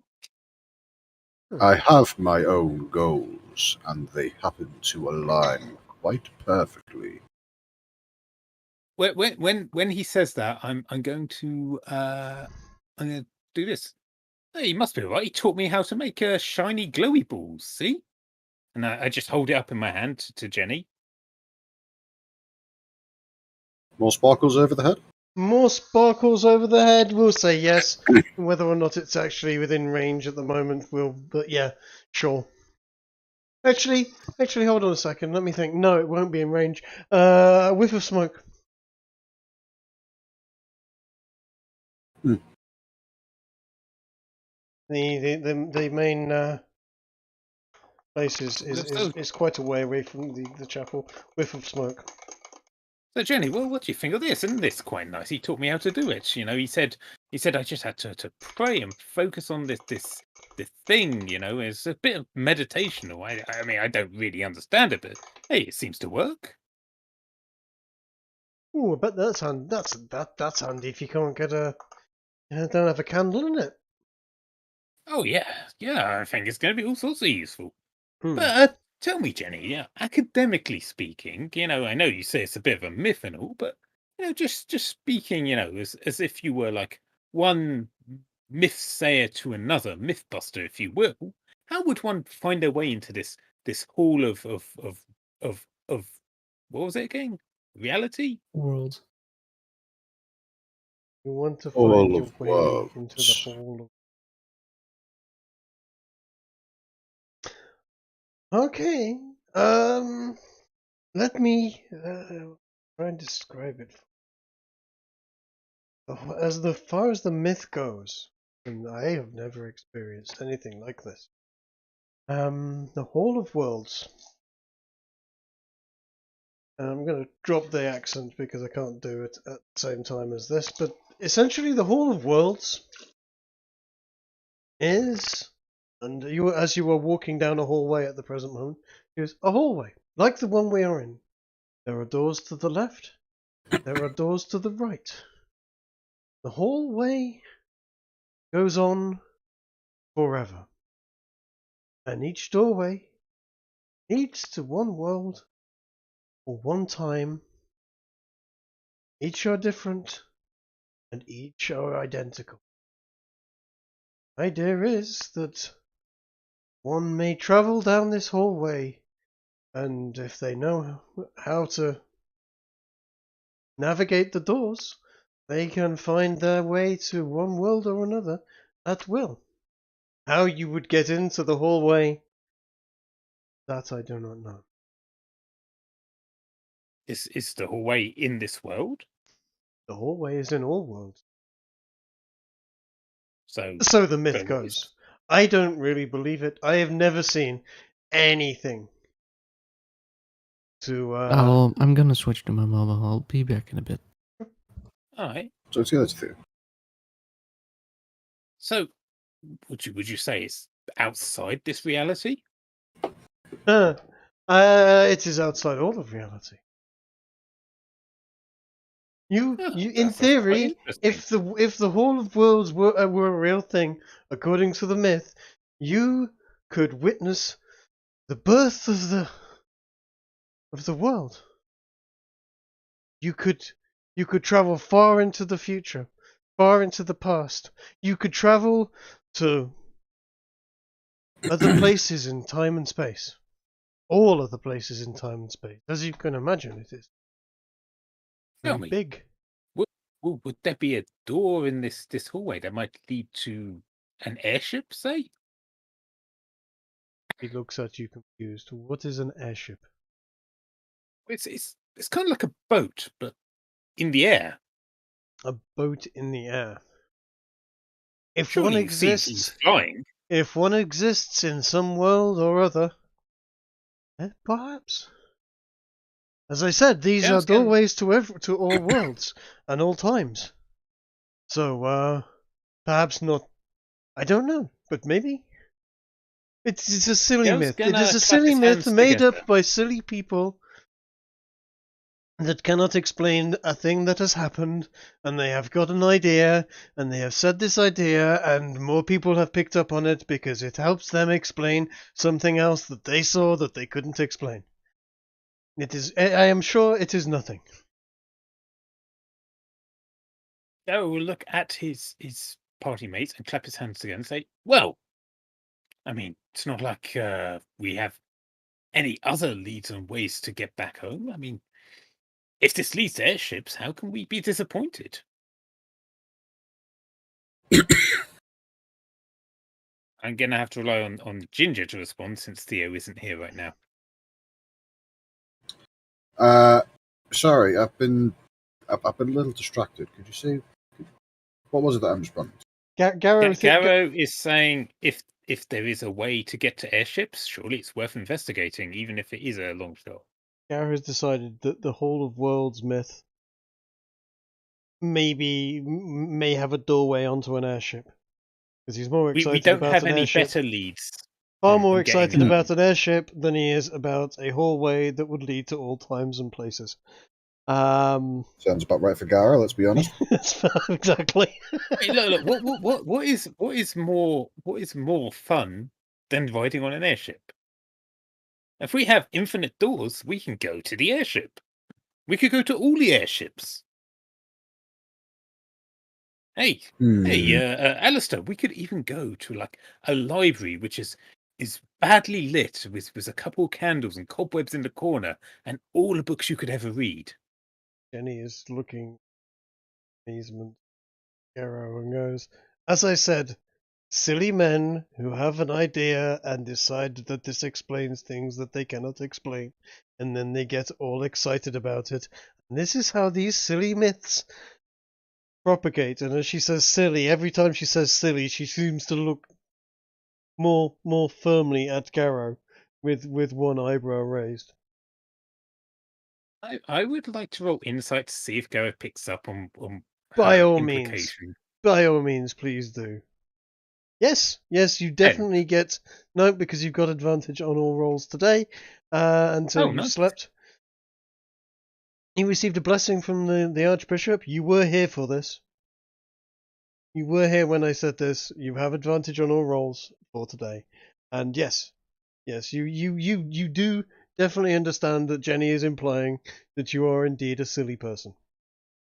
Or at least I'll Garrow turn is. to Jenny and I'll say, look, what's the point of life if you can't, have a bit of wonder, a bit of magic, if you will. She puts her hand on you warmly and goes, I am in the business of fantasy and myths and silliness. Absolutely.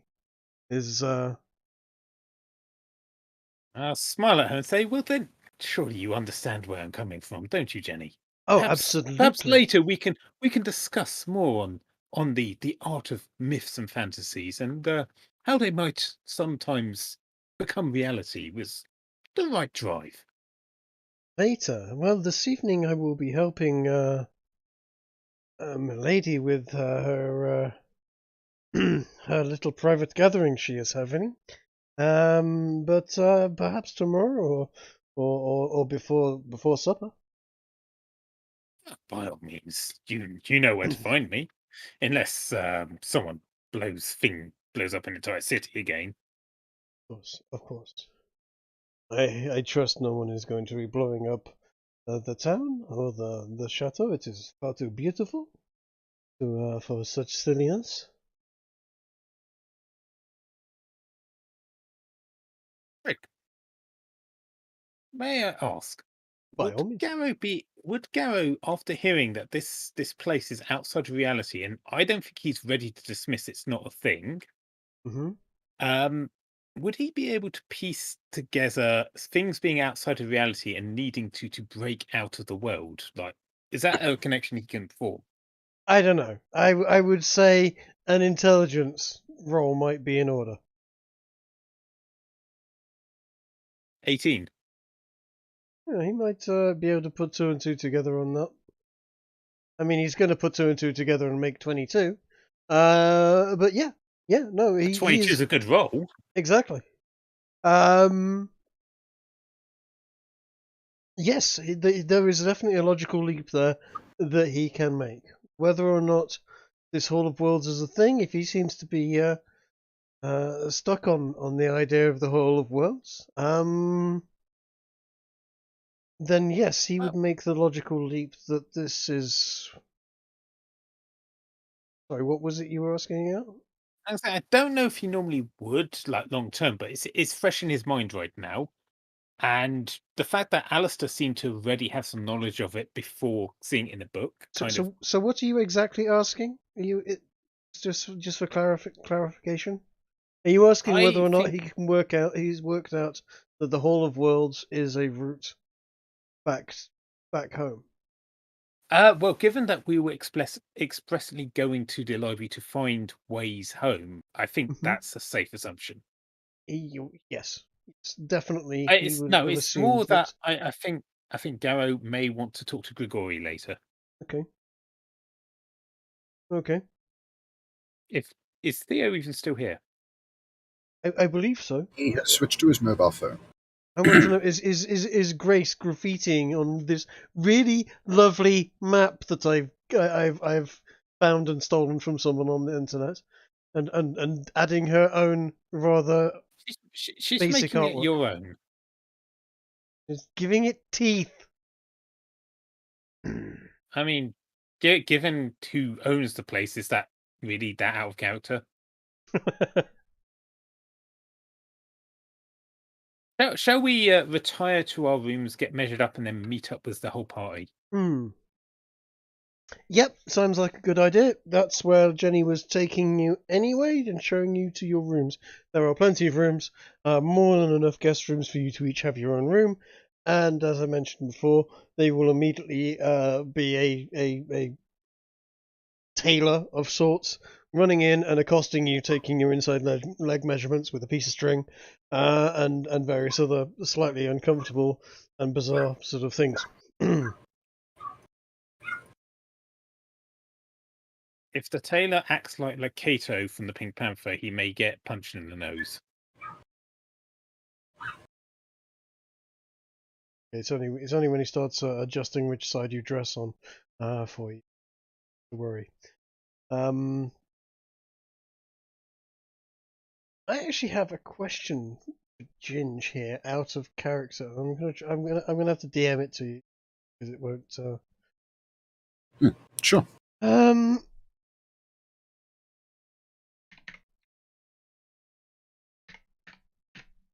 So please, by all means, speak amongst yourself. It's a terrible thing for DM to be suddenly messaging someone quietly, but while you do that, then I will ask Grigori the question I was going to ask him. If Theo, are you there? Are you receiving me?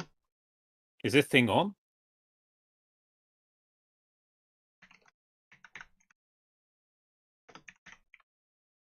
Theo, so after that back and forth with Jenny, Garrow wants to ask Grigori if what he thinks about this, because you were there for the conversation, or your character was at least, that Jenny implied that the whole of worlds is outside this reality, and you have an item that has reality in its name.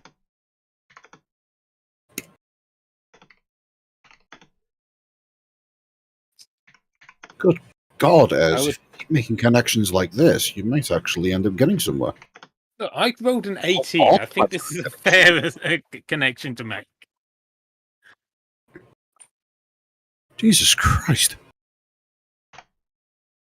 I would much rather do this in character, but since Theo's unable to talk back, it would be a bit too awkward. So sorry, what was that? I took my headphones off whilst I was typing because trying to type while people are talking is impossible. That's fair. Sorry. I'm waiting for Theo to finish brushing his teeth to respond to Garrow's question of, since the Hall of Worlds is apparently, according to Jenny, outside reality, and Theo, we as a party knows has an item with reality in its name, what he thinks about that. Fair question. I have to leave that up there.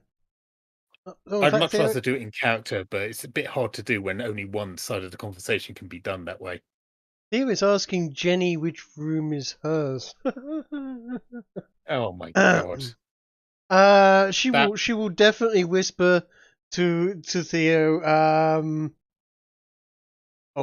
We both know you're not man enough for me, darling, and gives him But if you like, I can arrange for a girl to come up and help you out.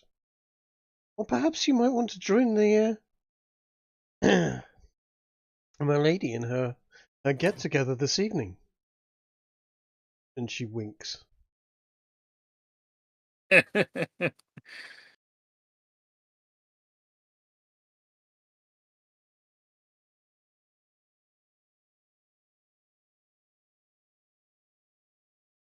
All right. Chase, are you there? I am. Grace, are you there? All right, just Chase. No, she is there. She's just muted herself while she's been doodling. No, I muted myself because you walked down the stairs and you were talking, and I didn't want echo. Ah, yes, I needed coffee. Well, that's a fair thing to do. One Also, does need to how can you prove that it's me that's doodling, huh?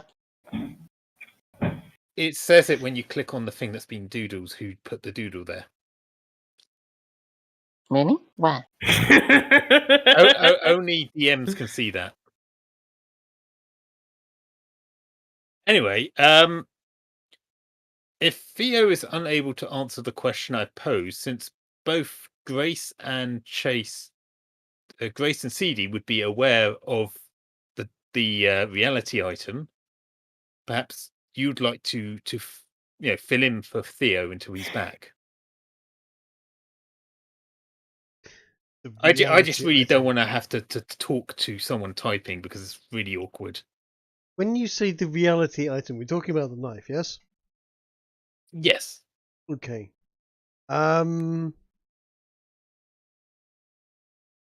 It was like the blade of reality or something it was called, right? Mm-hmm.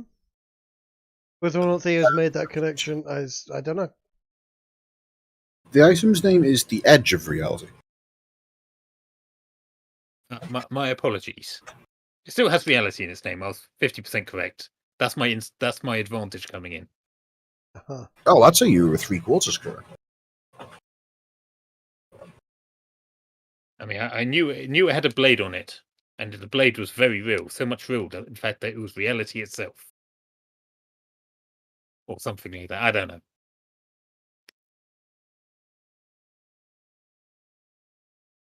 All I ask is someone please respond to Garo's questions because this is getting really awkward. I mean, I guess I don't know. I don't want to speak for Theo on this particular one because I'm. Typed. Sorry, what? He has responded. He has responded. Where has he responded? He's responded in Discord. Discord. Always the one I'm not looking at. Oh yes. Who can do a good Theo voice? I'm pretty sure Chase can do a good Theo voice. No, I could not. I can give it my best shot. Right. Well, I'll read it out just so people know what's being said. Grigori says, "I'd say it's a possibility. I mean, there's already multiple planes of existence that I myself can trace lineage to the Feywild. The question is, how we find this, if it's really real? No, he can't. Wait, what? Oh, that wasn't in quotes. You are dyslexic. Yeah, sure, okay. Funny. To which I guess Garo would respond, I don't know. What would Garo respond to this? The fact that you mispronounced dyslexic there is perfect. Also, was the fact that he intentional. said, also the fact that he mixed up R and U. Well played.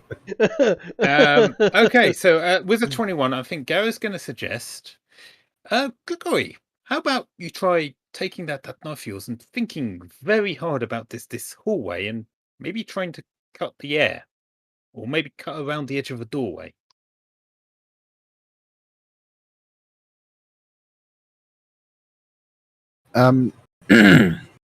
Okay. Mm-hmm. Theo's asked me to read out for him. Thank you, because it I'd would be say awkward if I read it. I'd say it's a possibility. I mean, there's already multiple planes of existence, and I myself can trace lineage to the Feywild. The question is, how can we find this if it's really real? With nothing else to go on, why not try to use it to cut through the very air itself, or perhaps round the edge of a doorway?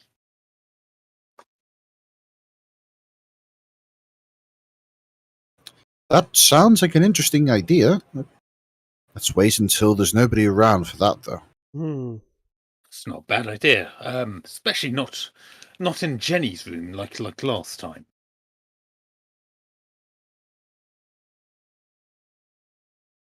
Have you all gone to your rooms yet? And you still having this conversation in the hallway? I'm assuming. I assumed we'd already done the room thing, and this was after we reconvened. But No. I suppose it doesn't really matter. That's you have stuff to find in the room. Or yes. Some of you will find something in the room. There will be an invite to a private soiree that the lady of the house is holding. Certainly Alistair will find it. And also Theo will find an envelope there. And actually CD as well. Aw. I feel very left out. I mean, they're very welcome. It does say, if you want to bring a friend, wink, bring a good friend.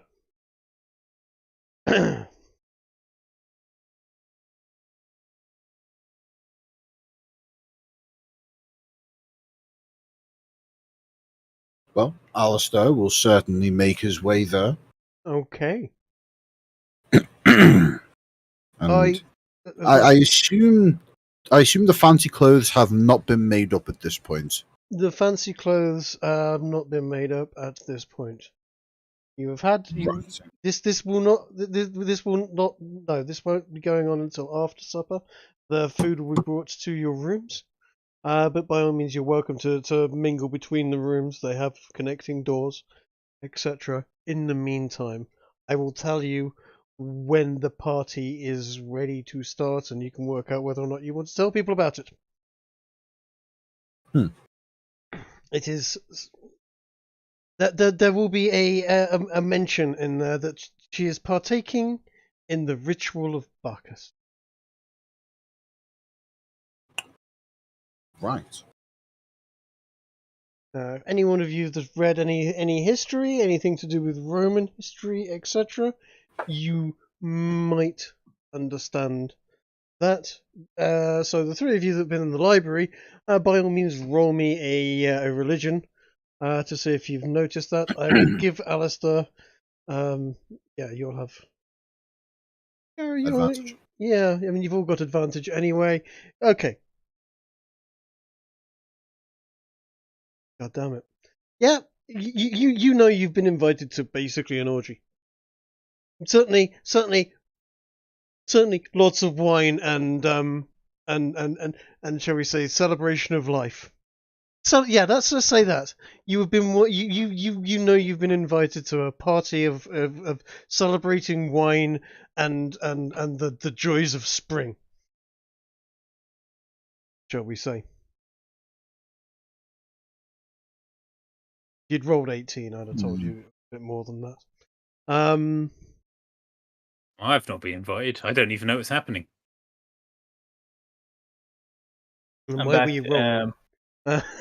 You told me back. to. Yes, okay. Should I roll religion as well? Yes, actually, you should roll religion. Right.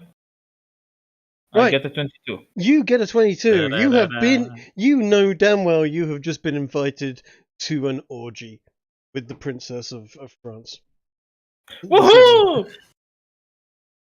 And to be fair, given his backstory, yeah, it wouldn't make sense that he would recognize this. Would CD be that interested in it, given his current interests? Probably not.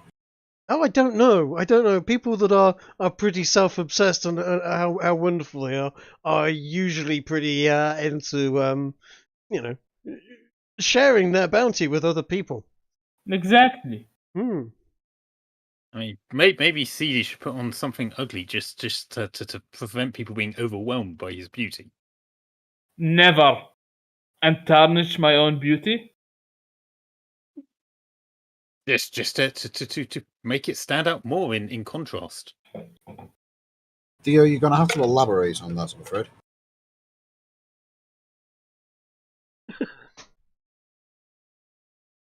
Yes, I am trying to convince CD to put the amulet back on. Now you know what? Leave him to do his thing. He's doing just fine with or without it. Well, if none of you guys invite Garrow would like to, if we have time before then, to experiment with Grigori with the knife. And if nothing comes of it before then, he would ask Grigori to leave the knife with him so he can continue to experiment with it. Right, Ginge. In just DM me what you think about this knife. I have my own thoughts. Okay.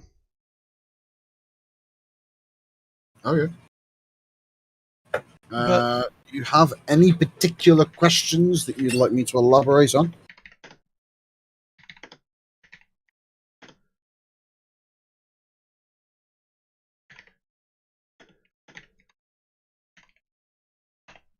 There you go.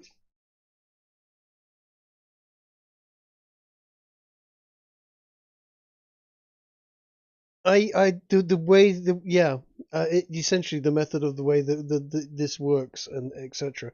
But if you think it will do other than what I've just suggested, I'm going to say no. I'm going to let you continue, and I'm going to explain why in our DMs. Cool.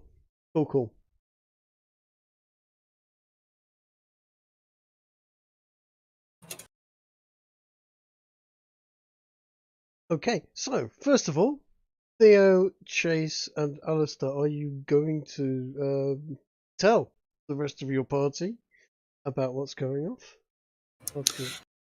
after dinner? Alistair would likely tell Garrow only if he happened to be in conversation with Garrow incidentally. Okay, are you going to eat together first of all, or are you going to have your food brought to your rooms individually? You do have the option to do either. I would be keen in us eating together if only to discuss this idea Garrow's got, because he has no reason to hide it from the whole party. No, yes, fair enough. That's fair. Although I'm sure Grace might be a bit upset by this idea right now, given her holy mission. Well, if Garrow goes around asking people to meet up with him, then yeah, Alistair would go over to Garrow's room in order to dine with the rest of the party. I shall go, if only because depriving them of my beauty is a crime in of itself. Outstanding. I'm glad someone's going. I spent ages putting stuff together for this. Theo would like you to I'm look at seeing the Discord. please, Calm Trig. down. Okay. Theo would like to know what his elven ethics would say about orgies at courts. He finds this a bit suspicious. Garrow, he'll tell you about it, but I don't plan on going as of yet. Ginger, would this be generous and not something an elf would go to? An elf would only have one reason to go to such a thing, and that would be for the purposes of study. It would be like it would be roughly equivalent to a scholar going to the zoo and seeing the chimps going at it. And bear in mind, only CD knows it's an orgy. Yeah, the rest of you know it's a celebration of spring, and it's going to be a good old piss up. There's going to be lots of wine there. The celebration of Barcus. You'll know that there would be. Oh yes, it is. Theo, you listen back to you can rewind the tape. You listen. I told you. I actually walked it back. I did say orgy. I then walked it back and went, no. Considering those roles, you would know it's a lots of wine. It's a celebration of spring. It When really CD depends rolled if 22, CD a tells natural us. 20, I told him he knows that this is a full on orgy.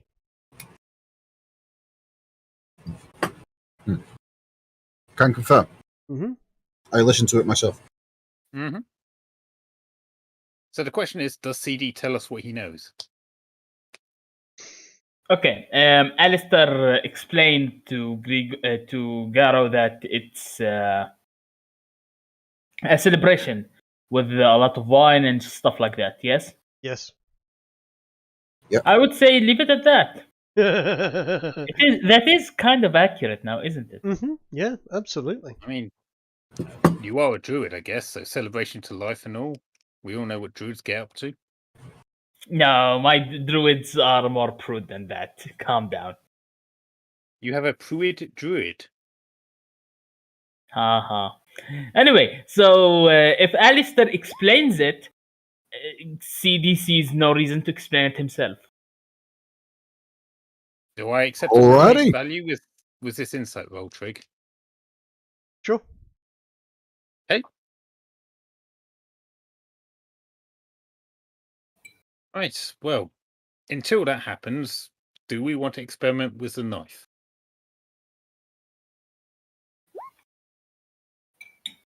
Theo says yes. Okay. Okay. Does any of the party have problem with what we're doing? I'm going to assume we've explained it to the rest of the party. Well, I'm going to just do a quick little interjection from the perspective of the DM. I'm going to be listening very carefully, explain that, and if you are able to if you're able to describe in sufficient detail how the knife is used, then I will describe if any effect occurs, and if so, what effect occurs. Theo says he wants to go to Jenny's room to experiment with his knife. Excellent. I think that might have been a joke. There will certainly be effects under those circumstances, I can tell you that. I thought he had a thing for Stephanie, but okay, yeah, Jenny. I also kind of thought that too. I also thought his weaponry didn't work very well around Jenny. I also thought that as well, to be fair. Well, I've explained what I would like Theo to try, the two ideas that Gary's given to him. Theo can, by all means, give those a shot, or he could try giving someone else the dagger and letting them try it. Explain the game, please. So, without being Gareth for a moment, basically what I want you to try is basically focusing very hard, like in your mind, on where you on this whole of worlds, and trying to cut the air in front of you, as if you're trying to part reality and step like into the scene. And if that doesn't work, try basically the same thing, but cutting around a door frame to basically use that as a focal point in your mind to visualize a doorway, as if you're opening the door with the dagger and then stepping into the hallway.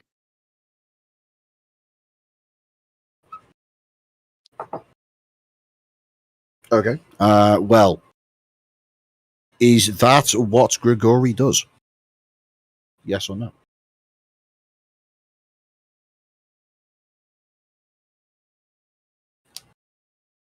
Okay. All right, He's going to try and do that. Right. If you don't mind, Trig, I shall take over for this section. By all means, please do. So, Grigori, as you take the knife, you do as presumably you yourself have thought up, since I imagine at this point Ez is, for all intents and purposes, acting as no. This is what Garrow originally told him when we were leaving the library. All right, fair enough. Well, in that case, Grigori takes on the advice of Garo and figures it's probably worth a shot, I'm assuming, and does as Garo has suggested.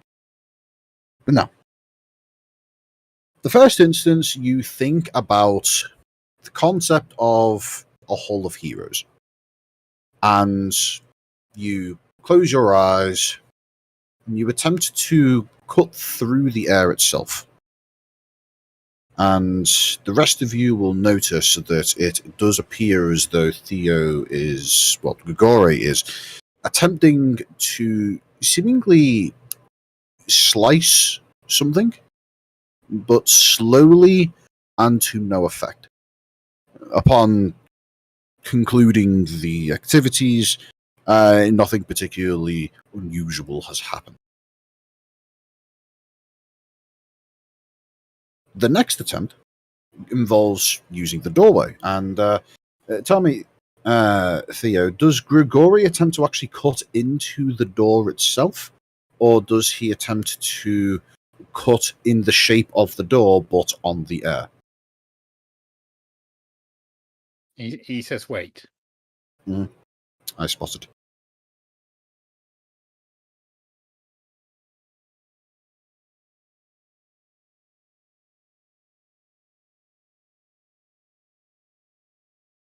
Look at all that dead air.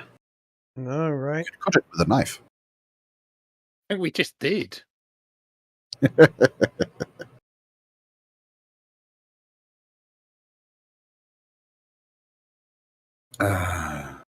Well, whatever effect this has, it did momentarily make Chase disappear. Apparently.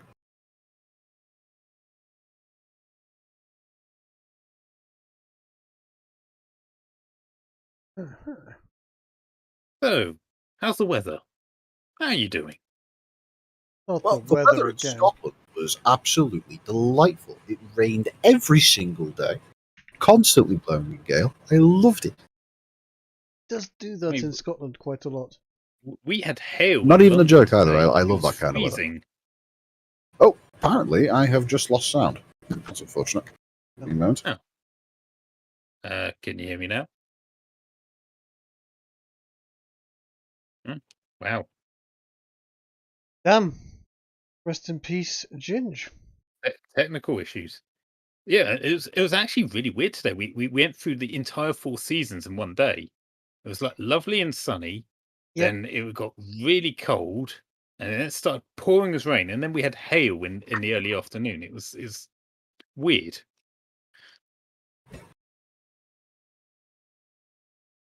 Yes, that's bonkers. Before that, I would like to try imagining a hallway like my house, back in the door and Maya, but going infinitely forward with doors leading into rooms.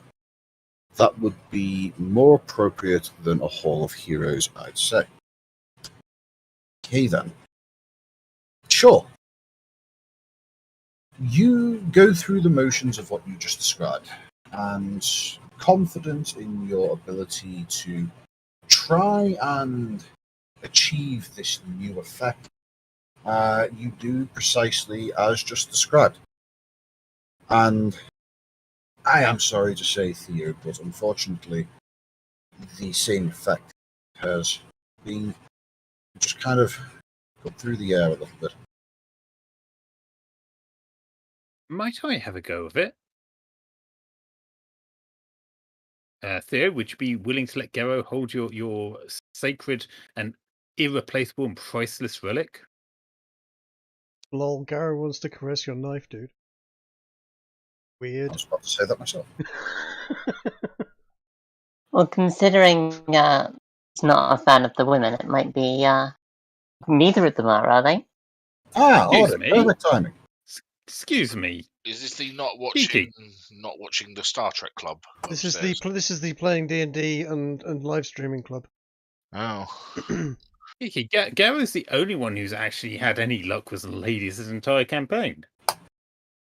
why is it perfect I'm here? By the way, You've arrived just in time to hear a big buff man grab a smaller man by the dick.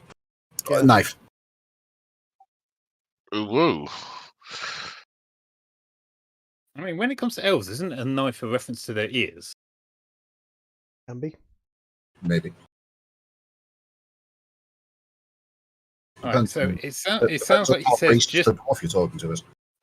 it says just don't hit a wall or a door with it. Yeah, so I'm assuming he's going to hand it over to Garrow. So All right. I would like to again, as Theo was attempting to heavily visualize things, and in this case, Garrow is visualizing his great desire of airships through a doorway, and as he attempts to use the dagger against a door, and he is actually going to do it cutting into a door frame along the edge of the door frame. He's going to try and pour all of his magical energy into the dagger. Right. Okay.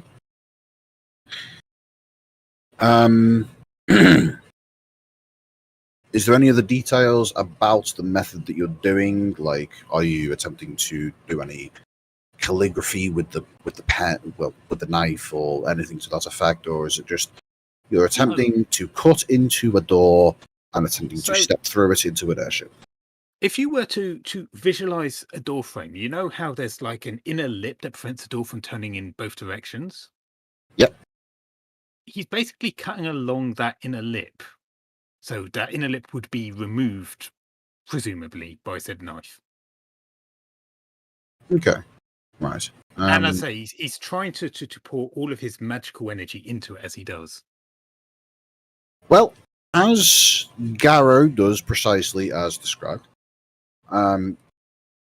he's able to feel as though when he is attempting to pour his magical potential into the knife, it feels perhaps like a person attempting to...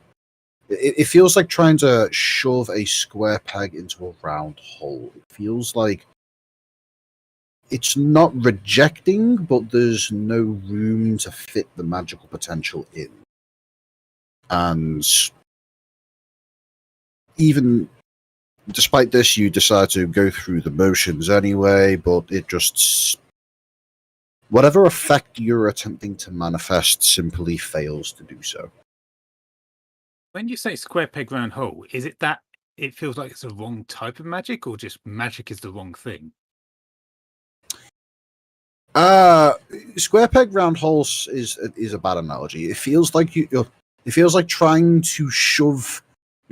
It feels like you're trying to add stuff to a container that's already full. Like you're trying to add more water into a jar that is already filled to the brim. It's okay. You can't add anything more to it. Taking what you just said, could I try and reverse what I'm doing?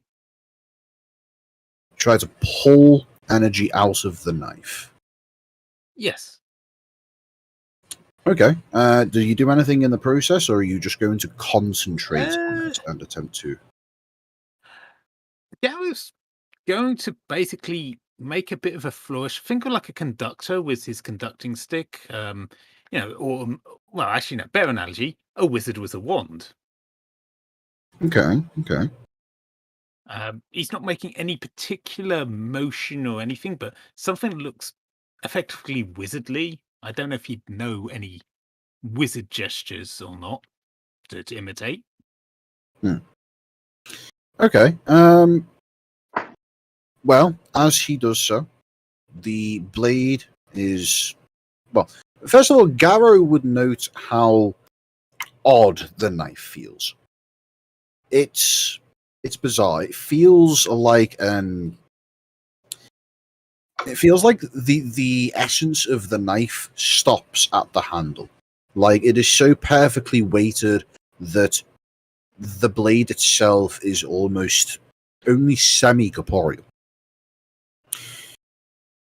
But as he goes through the motions of waggling the knife around and doing the various wizardly motions, perfectly imitating that of the wizards and other performers that he has seen throughout his storied past, unfortunately, no noteworthy effects are noticed, aside from Garrow coming to realize that this blade is, well, entirely out of this world. Okay.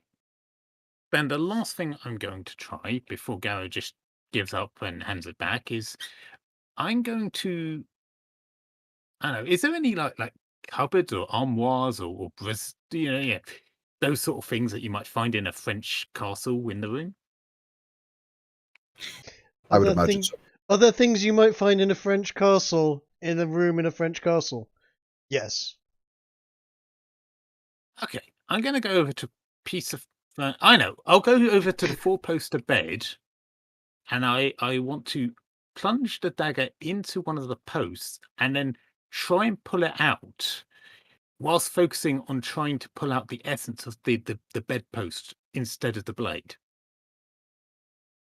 Okay, interesting. Quite possibly to the horror of the nearby watching Gory, you are quite capable of attacking an innocent, immobilized bedpost. And you plunge the dagger directly into the top, and you notice that, as you have seen in previous instances of the knife being used, it seems as though the blade enters into the material with precisely no resistance. And as you pull the blade back out, there is a very fine slit in the wood that is only just barely noticeable. If you weren't there to witness the knife going in yourself, you wouldn't even think that it had been damaged. You would think this was just a natural hairline crack of the wood splitting over the years. Other than that, nothing else? Nothing else. As you try to will the blade to pull something out of the wood, there's no effect. It's not like the blade is trying to fight back against you. It's like it would be like telling the blade to pull essence out of the wood would be equivalent to trying to tell a rock to bark. It feels as though that's just not something that's in the works. I'm glad you said rock and not tree. All right. In which case, I will hand the knife back to Theo, somewhat reverently. It is a very, precious artifact, even if I don't understand it. And yeah, I'll ask him to maybe think on it and see if he can come up with any other ideas of his own. Beyond that, I will examine the crack I have created in the door frame and the bed and see if there's anything to be learned about it. All right. I would say either an investigation or possibly an arcana check would be appropriate for this, given that it is a very magic knife. What does 15 tell me? Give me a moment. I'm just typing to Trig.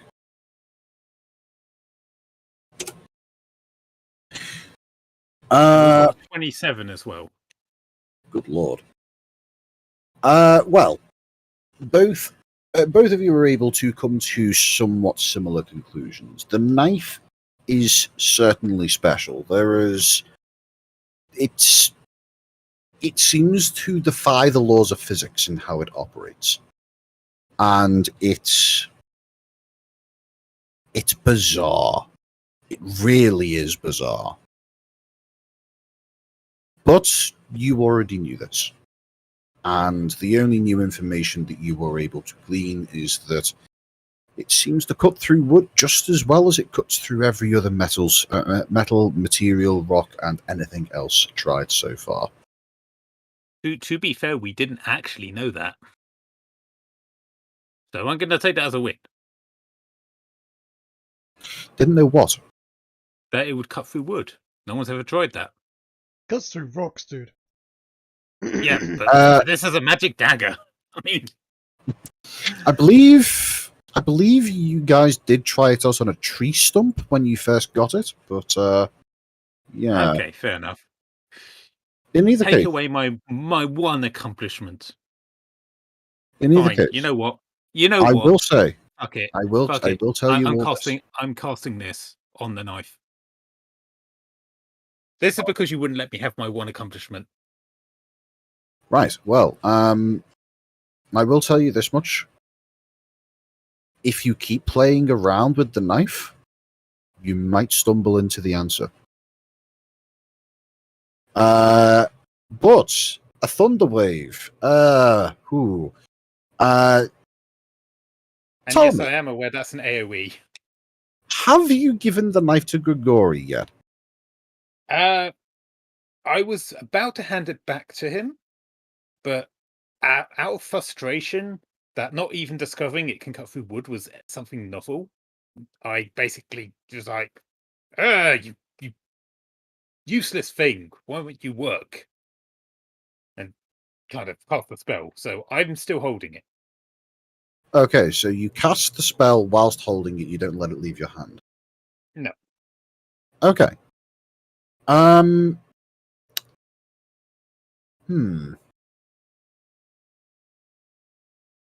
Yeah, you would release the thunder wave, and even though you intend to channel as much of the effect into the knife as possible, well, it's still an AoE. You basically blow up the room. It's 15-foot cube. Unless this is a 30-foot wide room, you've just basically destroyed the entire area. All of the people sitting in the same room would need to roll Constitution saving throws. Speaking of, there's also for Trig, that is a level 1 spell. Uh-huh.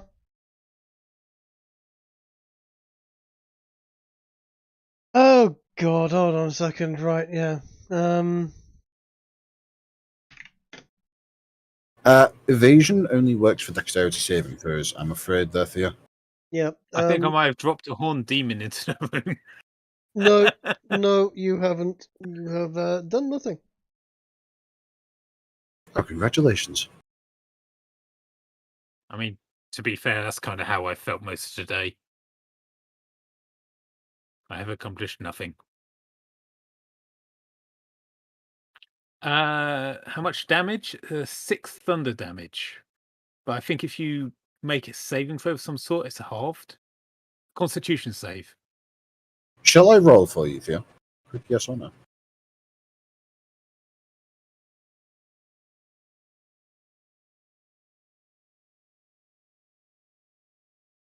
Oh, well, I think that's a save. That's 3 damage, and he doesn't get pushed. Right. So, given that thunder damage is typically regarded to deal double damage to physical objects, is it? Usually yes. Thunder damage.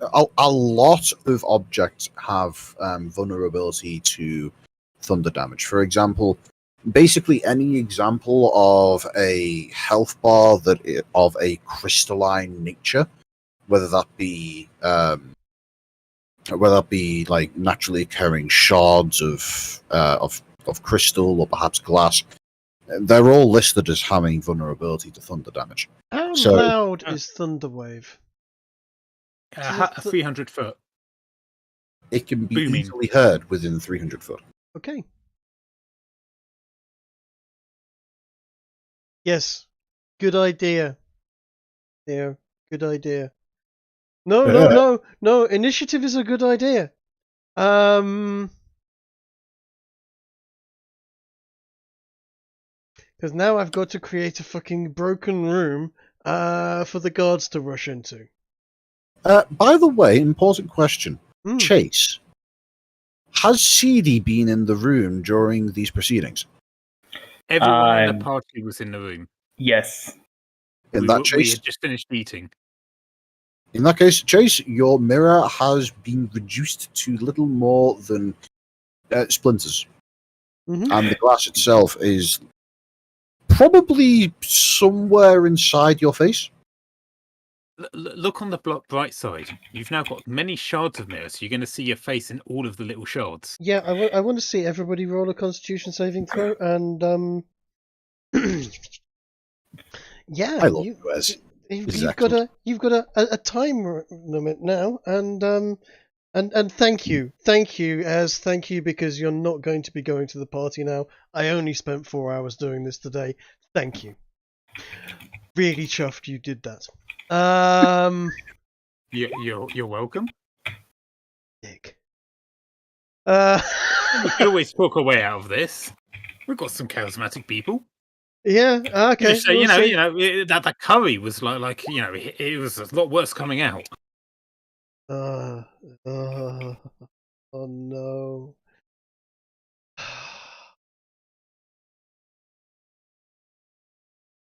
I mean, in my defence, There is no defence. anything to interrupt me. There is no defence. You're an idiot. Okay. I'm in not fact, an idiot. in fact, I'm going to. Yes, I'm you a are. scientist. I'm going to ask you. We're going to take a 10-minute break whilst I rustle up a scenario that will fit this situation that you're in. All right. So go and run to the loo. Go and grab yourself a drink or something to eat. Because I have more work to do quickly. Let's see if I can jury rig something we've got in the past so that this will work. Wouldn't ice cream help? You To the could loo. take one. I Take no, the need map food. with the inn, and just take Jenny's room from that. Yeah, that's exactly what I was actually thinking.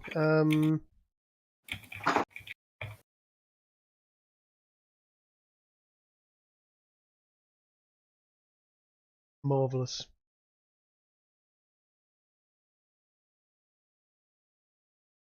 In fact, you're already all here. Brilliant. Convenient.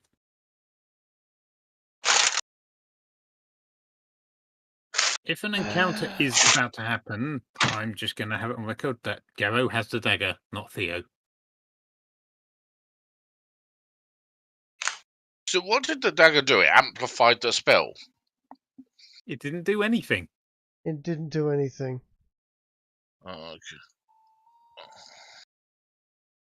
I mean, it was very stubborn. Let's go with that. If you want to add Alistair into this room, we'll move Jenny. I'll put Theo in there. And, no, you know what? It's a small room.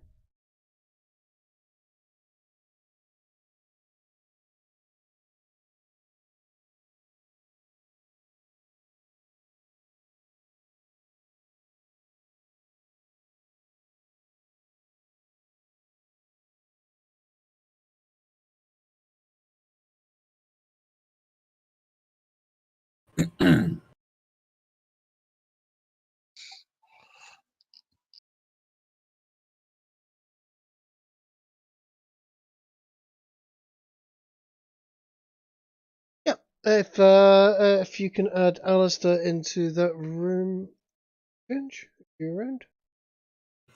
Sure. Give me just a quick moment.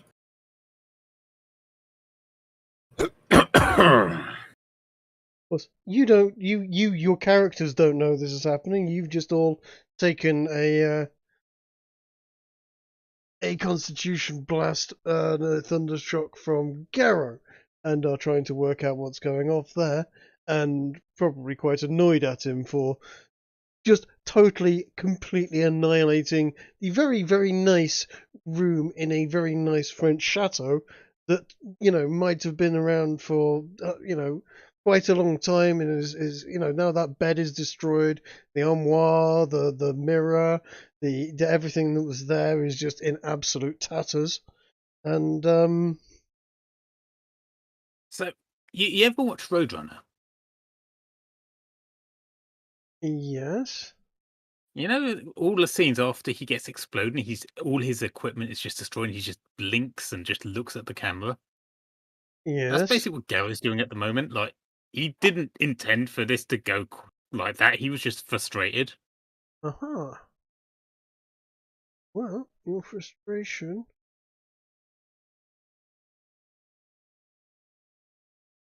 and childish behaviour has consequences. Who knew? Indeed, it does.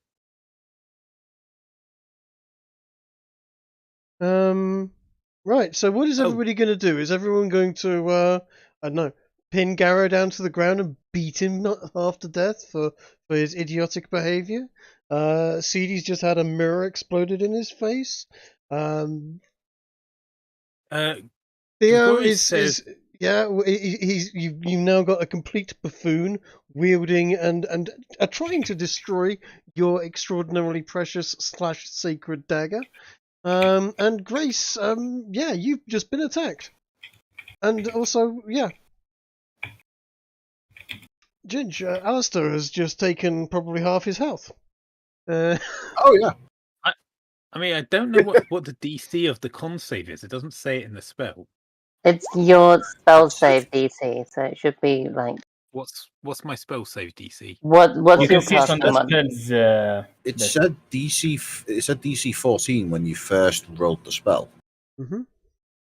Strange, it doesn't say that for me. It says spell save DC 0. Good lord. That means you've set something up. Yeah, it means you've set up your character badly. Probably. No, it's because it's the description. What we need to be looking at is the actual attack, which is scrolling further up.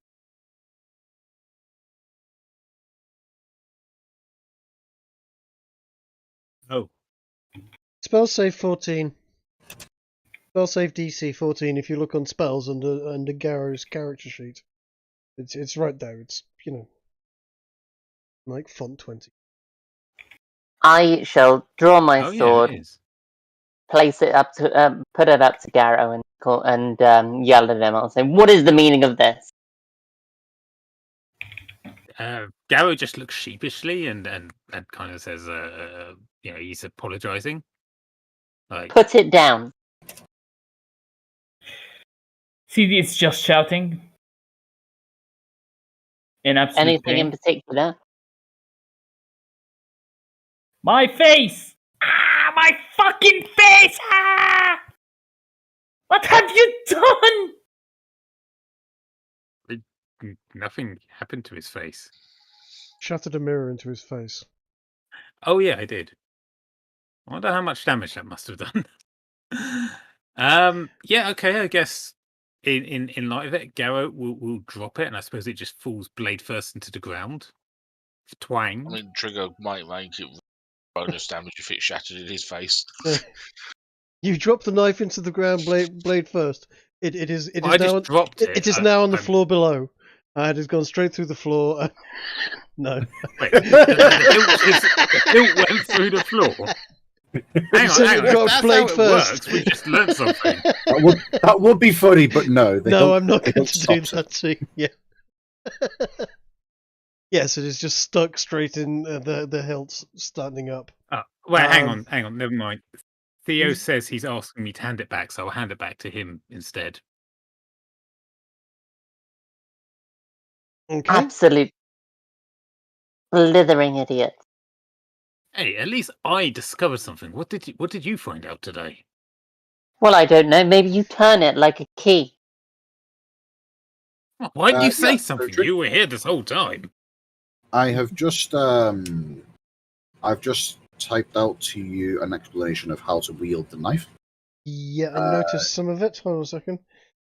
Yeah, feel free to give that a thorough read through, because if they do happen to stumble into the correct answer, you should probably, respond as such. Fair enough. Grigori, try turning it like a key in a lock. That's Grace's idea. Let's see if it works. I mean, I discovered it can cut wood. What did you work out, Grace? We already We'll find knew out, it won't we, could when cut we go wood. through the keyhole.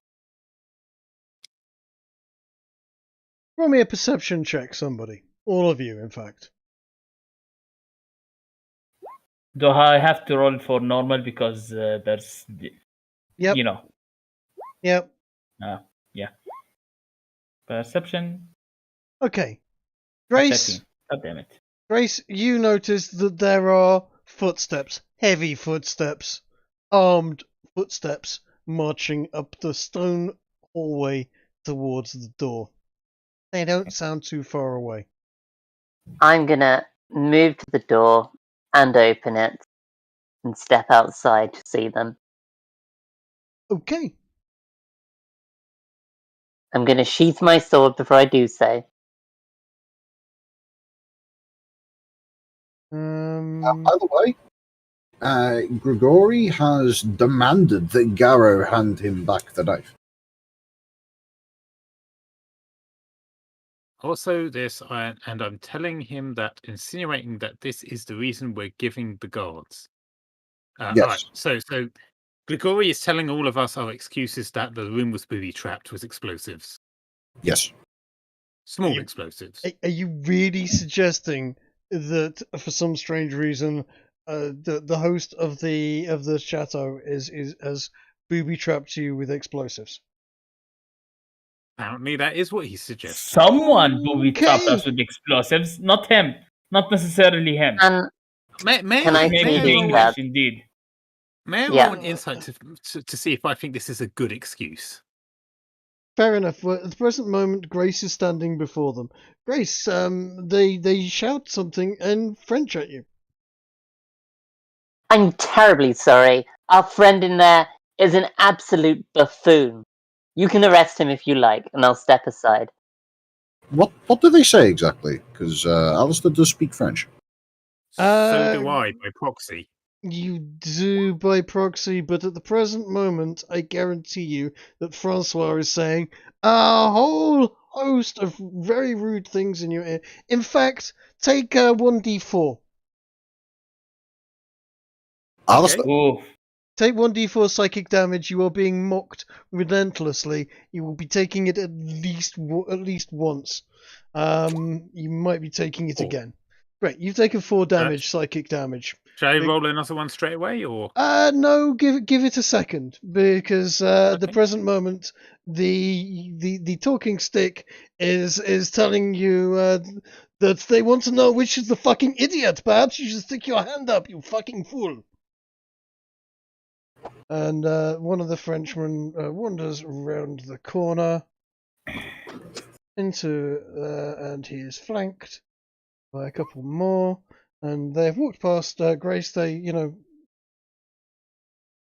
doesn't seem By to the be a way, threat. And how they much damage should the glass sticking in my face be? Did you passed your Constitution saving throw, didn't you? Yes, but the glass did jump up into my face, so You'll have a few cuts. I would give it 1 hit point, but it has cut your face, and you know what? You're really, really pissed about the fact that your face has been damaged. Keep in mind, anyone who did pass the DC still takes 3 damage. Yeah, so you've taken 3 damage plus 1 plus he has damaged your face, dude.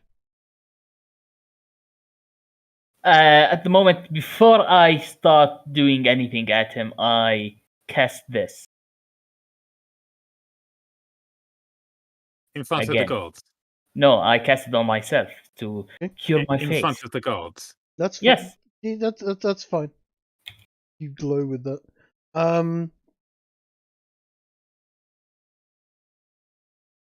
The guards are looking around the room in absolute sort of what has happened in here?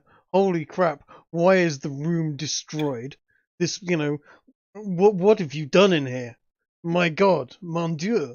Who is responsible for this? What have you done? I point at Garo. I will tap on Francois and like in my head should I say, work with me on this for a second. Like, can you translate for me? Yes, he is asking you to put up your hand and say, Is he willing to help me translate what I want to say? He is going to be actually very unhelpful for you at the present moment. He is going to get you to. He is going to basically sort of say, he wants you to stick your hand up. He was telling you to stick your hand up in the air. I'll raise the hand holding Francois up in a gesture towards him, not an aggressive gesture, but like it's like they're asking who done it, and I'm like, here, as it were. Right. And I would like to speak to them, and I'm trying to convince Francois to help me. They Persuasion, perhaps. You're going to start talking to a stick. I thought we established I could talk to him telepathically. You can talk to him telepathically, but there is an awful lot of people asking you questions directly at the moment. This is possibly not the time to start closing your eyes and thinking to a stick. But by all means, you can go for it. By all means, give it a bash. Give it a Theo bash. is saying he wishes to interject by saying there was an explosion. There was an explosion. Okay, roll me a persuasion, and make it good. Because these people know what gunpowder is. They look at you as if you're lying to them. There is no burns. You hear them say, "Where is the burns? There is an explosion. There would be burns. Who is smashing the shit out of this room? Was it you? Was it him? Was it all of you? We demand to know now. You are guests in this house. This is not how you treat people who are looking after you." Alistair will speak up at this point, and he will just say, "We are just as confused as you are." And then will gesture to his damaged clothes and say, "If we were responsible, we would not have been here." Roll me a persuasion check. I'm using that one. If we were responsible, we wouldn't have been here. We still have advantage, right? You still have advantage. They pause. And they say, we or you? I mean, you are damaged. Yes, he is. Didn't you have wounds on your face a minute ago? He says to Zedi, who now doesn't seem to have wounds on him. CD cast that spell before the guards came in. Okay. He did say that earlier. Okay. I mean, his clothes would probably still be as damaged as Alistair's. Okay, so Theo wants everyone to know that he feels damaged. Yes, Theo, we know you're damaged. We've known that for a while.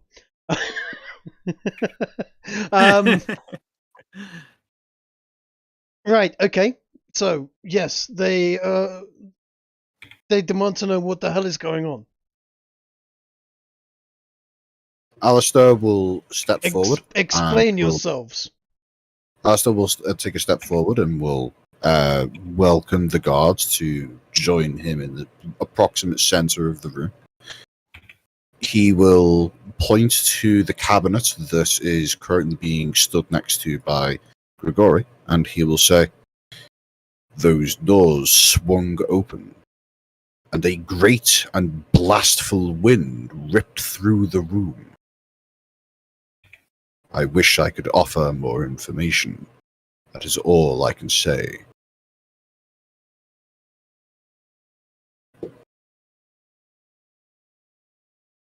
They look. Are you accusing the Duke of attacking you, of trapping your room? I am accusing the cupboard of attacking the room. Whoever is responsible for the cupboard, I do not know. I do not suspect the Duke. He has been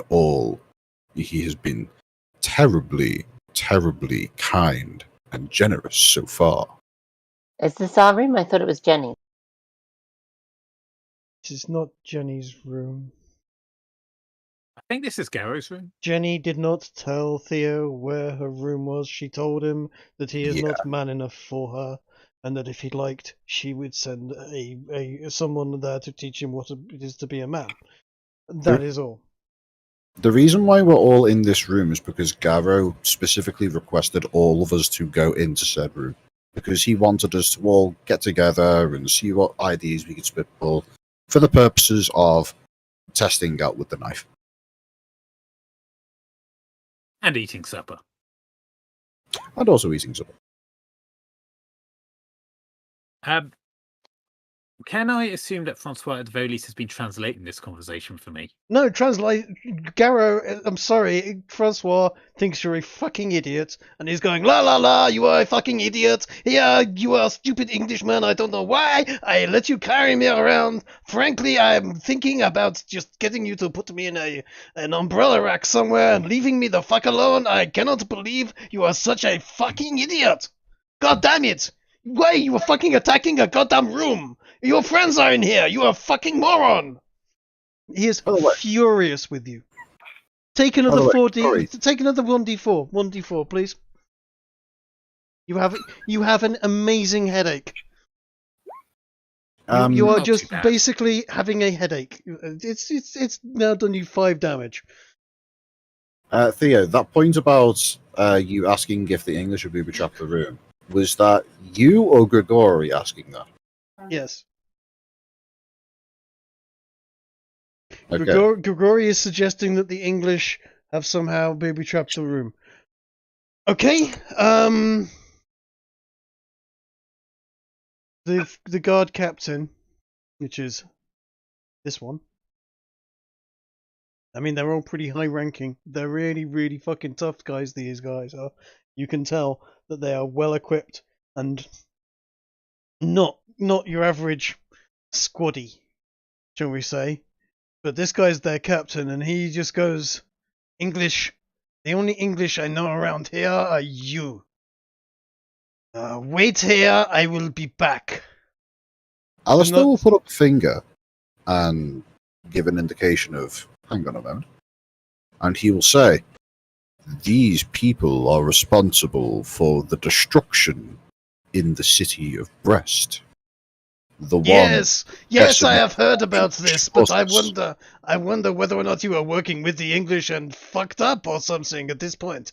Wait here, do as I say, do not go anywhere. If you are accusing those English spies over here, then this needs to be investigated. There is no English here as far as I am aware, other than you. Yeah. I mean, if I could understand what's going on, I might point out we defeated an entire British army, but Oh, he knows. He knows. You've just blown up a room in the castle where he is chief in charge of the security of. He knows all sorts of things that people have told him. What he has seen and what he knows is that a bunch of people have arrived that day, said a lot of things, and then blown up a room. A lot of people who are known to be responsible for blowing up an entire town just blow up a room. Yeah. Yeah, it's not looking good for us, guys. Yeah, he's not happy. So he's telling you to wait here, he's going to leave his guards there, and he will be back. And he leaves the room and marches off fairly rapidly. how likely do we feel like that this might work out okay for us? Or does that need a roll? How likely do you feel this is going to work out for you? Right. Does Garrow think that Grigori and Alistair's explanations have helped the situation based on like body language and such? Alistair's explanation helped. You know that. For a start, you can tell that because there's not knives and swords being shoved into you at the present moment, and you're not in irons being carried off to the dungeons. You are being asked to wait there. Also, they are just basically holding you there, and these guards are looking around at the room in, wonder.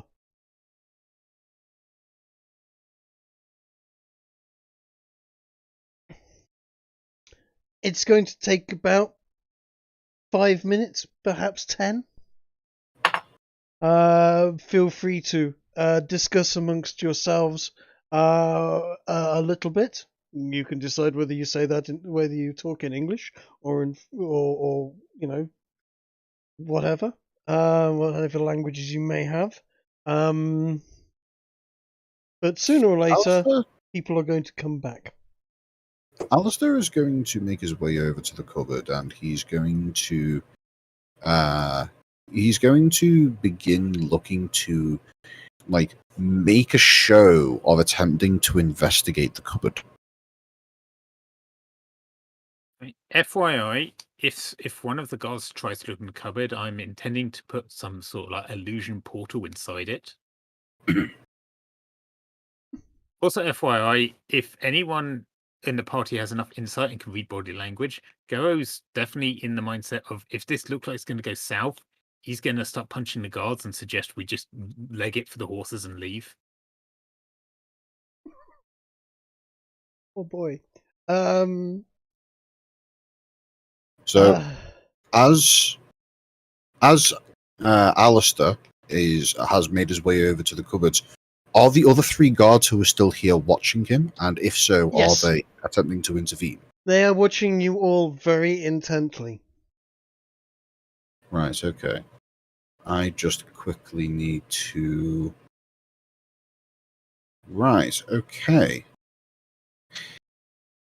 As... No. Alright, guys, I have an idea. Might be a bit risky. Might get us out of this. Should I go for it? Go for Is it, that in dude. character? But know that CD is not going to help, like at all. I'm going to return to my room and keep a close ear out so that I can hear if things sound like they're going south. Would the guards let her leave the room? They're not. They're going to ask Grace to come back into the room and please, madame, wait with us.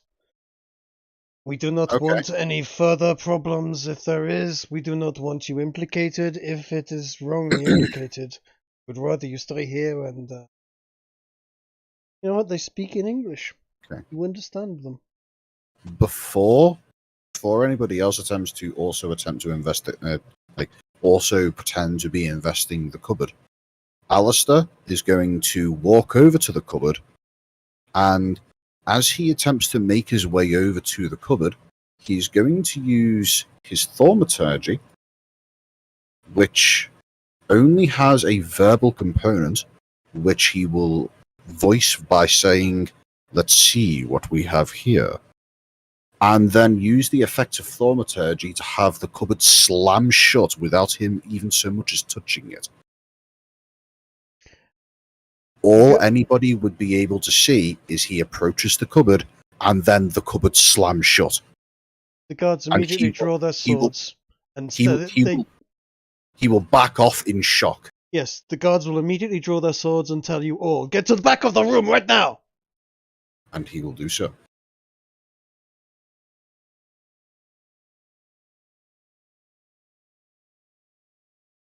I'll also move Theo. Oh, that cupboard. I shall move. CD, no. Do not try to get past these guys. He almost got away. Grace, I'm going to ask you to move over there. And this guy over here is going to stand here. And he's going to stand here. And this guy standing here. How long has this taken?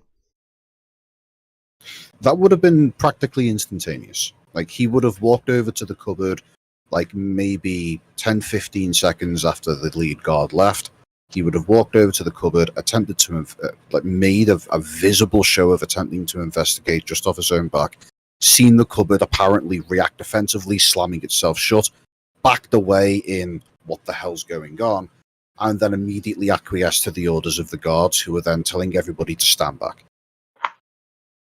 Basically putting on a big show of, I don't know what's happening here, but you all saw that, right? In what seems like an impossibly short amount of time since he left. In fact, he would have only just had chance to get to the stairs and come back. The lead guard is back.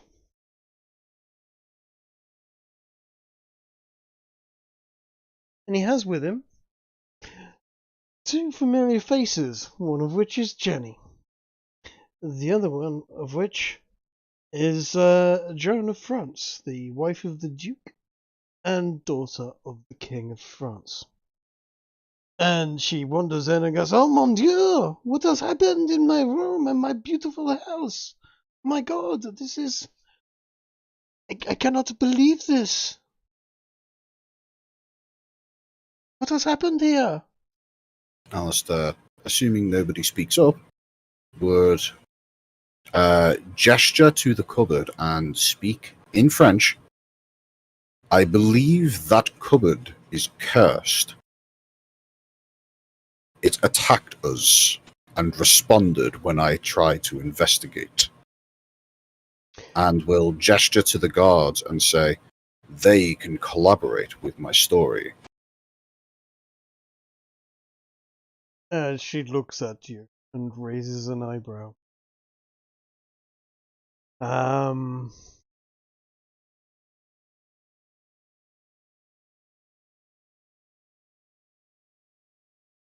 The cupboard is. I mean, the cupboard is smashed to pieces. By the way, it is barely hanging itself together, and you slam the door shut on it.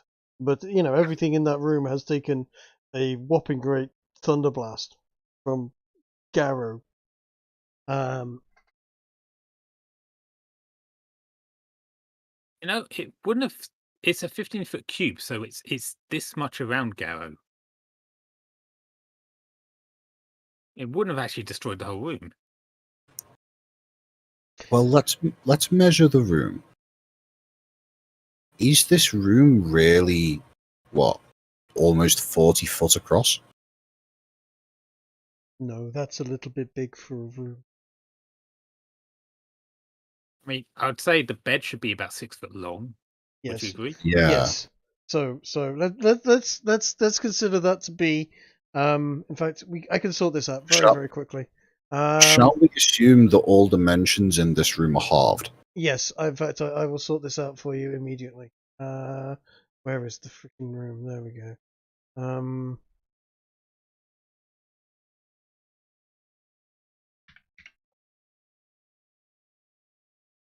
There you go.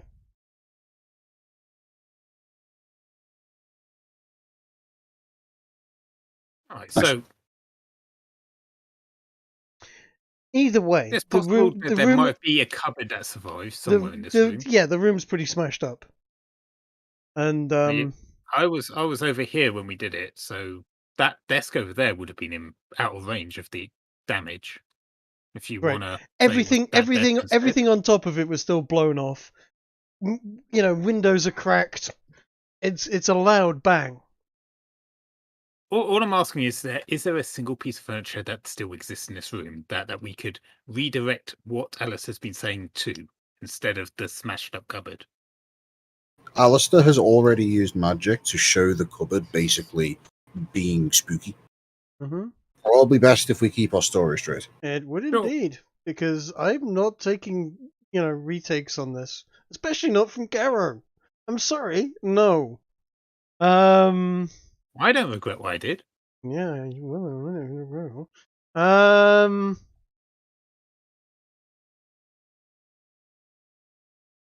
What do you know if this has happened? Oh. I'll be right back.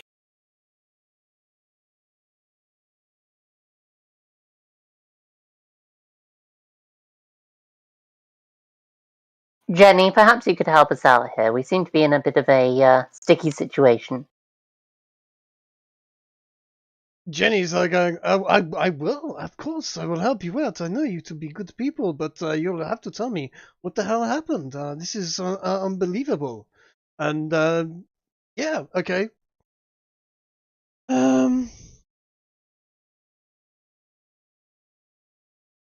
Meanwhile, yeah, you know what? Joan is there going, come on, tell me the truth.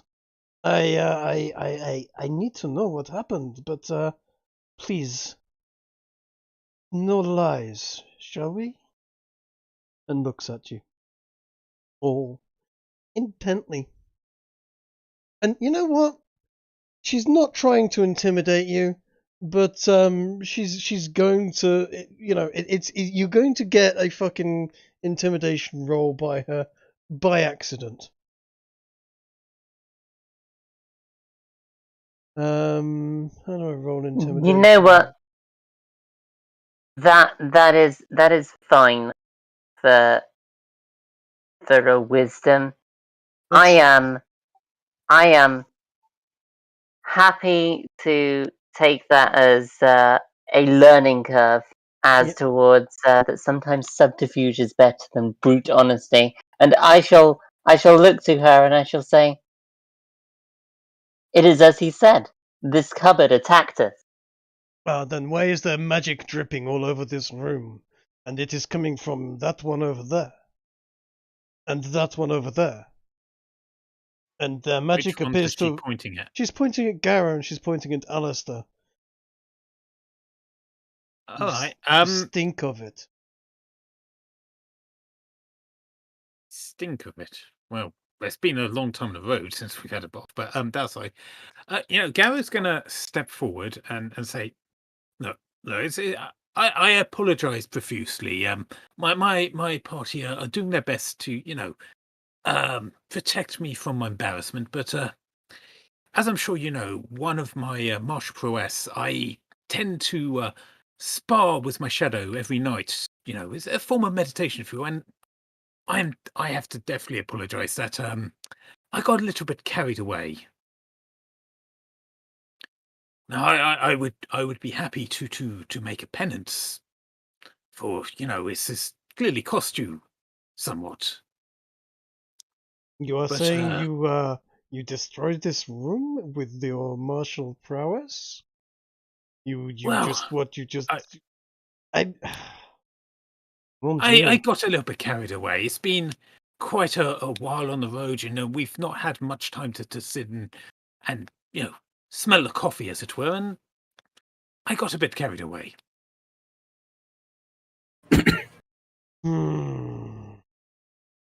If you'd like a demonstration of a martial prowess, I can happily demonstrate please. in the courtyard, of course. My room. In the courtyard, of course. Like no more damage to the rooms, of course. It is okay. It is okay. I have seen many things before. May I ask you? We have many rooms, but you cannot keep doing this because this is not how people behave in good, polite company. I know you like to blow things up, but I appreciate your honesty. And I am busy tonight. We have a party to be getting on with. Is there perhaps something, maybe after the party we can go into details, but if you can think of anything I could do to help recompense, he looks around the room and blushes slightly, the damage I have done to your fine wares and furniture. Do not know. It is okay. You would be but you have your honesty is enough. It is good. You had my guards. They thought we were under attack. Well, I mean, my good friend Jacques here wanted you all in the dungeon, and we would be torturing you and the burning of the feet and all of that. That's nonsense. No. But I have things to be getting on with. There is a get together tonight. You know what? You are all welcome to come. We are just celebrating life a little. If you are open-minded and you like a little fun, you are all very welcome. Jenny, do you think they would all enjoy this? And Jenny is just most of them, maybe, perhaps. She looks at Grace. I'm not sure about that one. She says, but she is a pretty woman. Surely she would enjoy. You are all very welcome. Please, you are my honored guests. Just no more exploding the rooms, okay?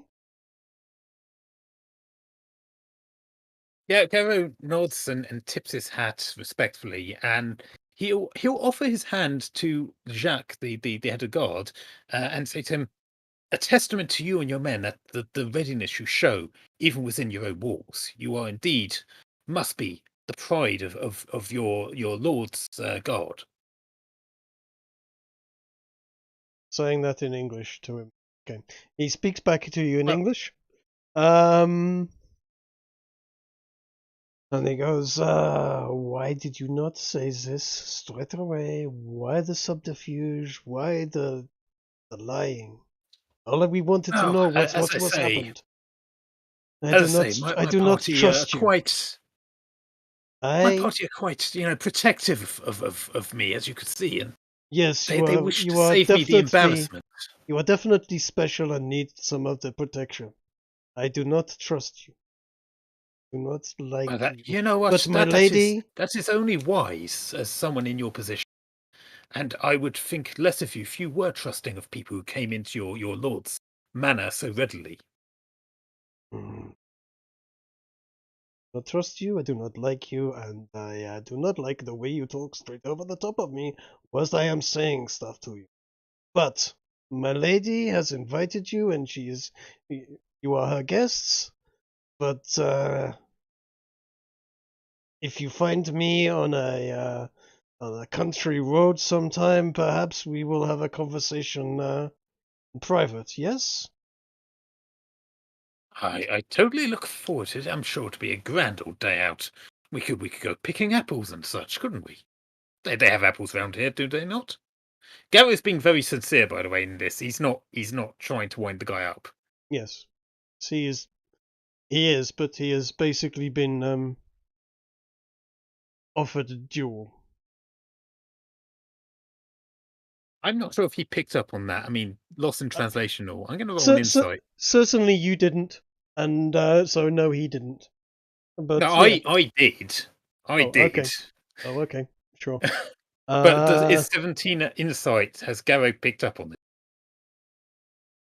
You know what? Yes, you definitely. Garrett definitely realizes that he has just been threatened by the guard, and Yeah, well, you know what? In which case, Garrow's going to take that as well. If you would like to match wits with me, I am always happy to. Shall we say tomorrow morning in the courtyard? Bare hands, of course. First blood, as is gentlemanly. he just looks at you and goes, "I know what I said. I will stick to what I said. I am not fighting like a street brawler with you. If you wish Oh, to no, have a not duel, like a street brawler. if you wish to have a duel with swords, then I am your man. But I do not punch people like some bar fighter." Ah, well, in which case there may be a problem there.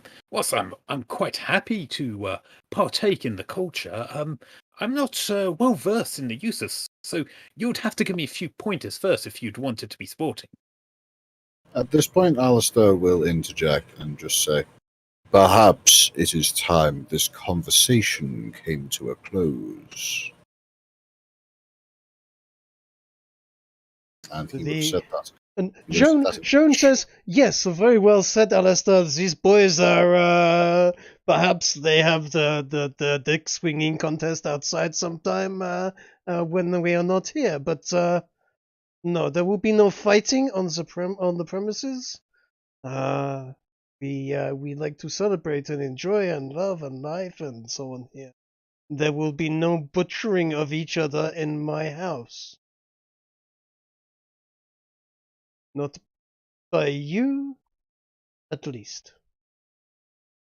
Not without my say-so." And at that point, they leave.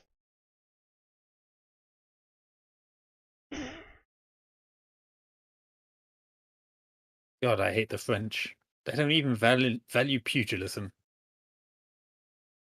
Oh, some do. Well, he's a god, and his duty is to the house. He shouldn't be throwing out jewels he doesn't want to take. He was willing to fight you to the death with swords. And Garrow was willing to play along if he made it a fair fight. A fair fight, as far as he's concerned, he would give you both swords.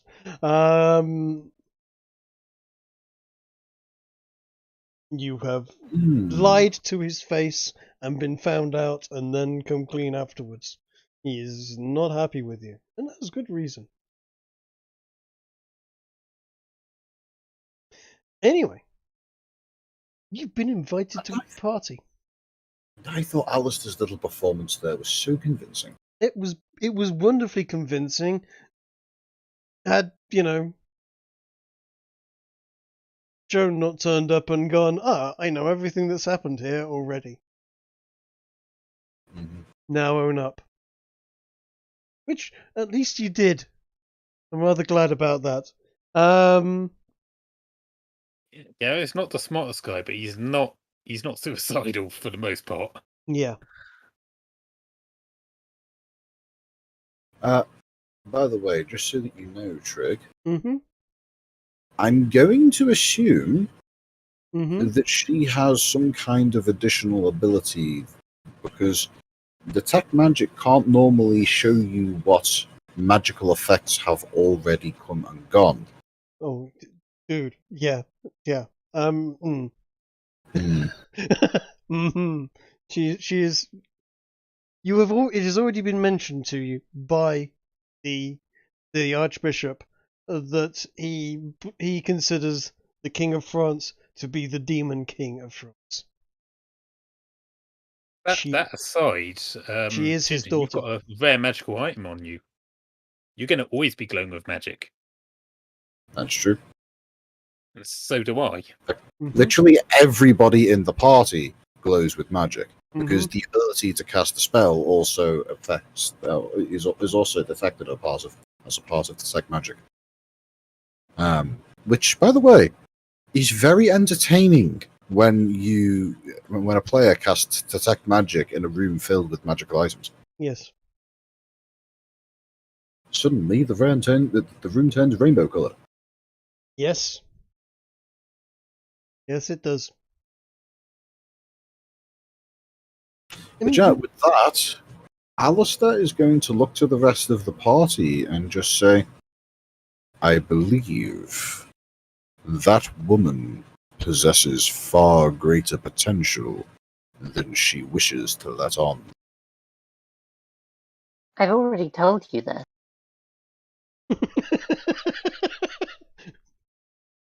To be fair, Grace He's has right. already said this, yes. And Alistair nods in Grace's direction and says, and now we have proof. You had proof before.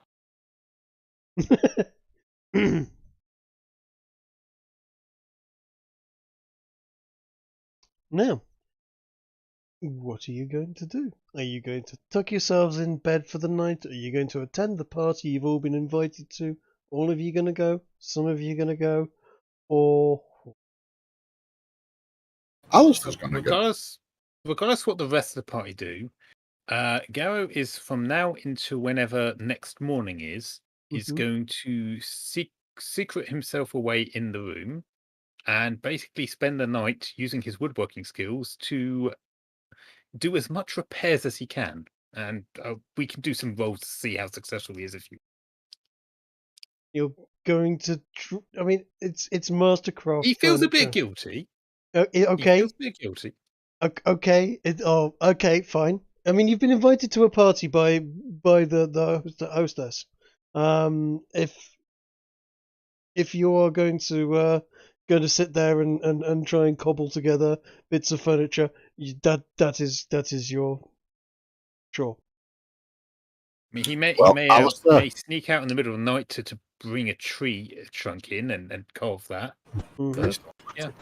Okay, Alistair definitely would have at the point of the beginning of the party would have come over to find Garrow and inform him. Basically, I don't know how things work where you're from, but here, rejecting an open invitation like this from the owner of a house is deemed as an insult far graver than the damage done to this room. There we go. Thank you. Fair enough. Garrow wouldn't have known that, and he is a bit guilt-ridden. So even if he had, he might have put it out to the side. I'm going to roll an insight on that. Mm-hmm.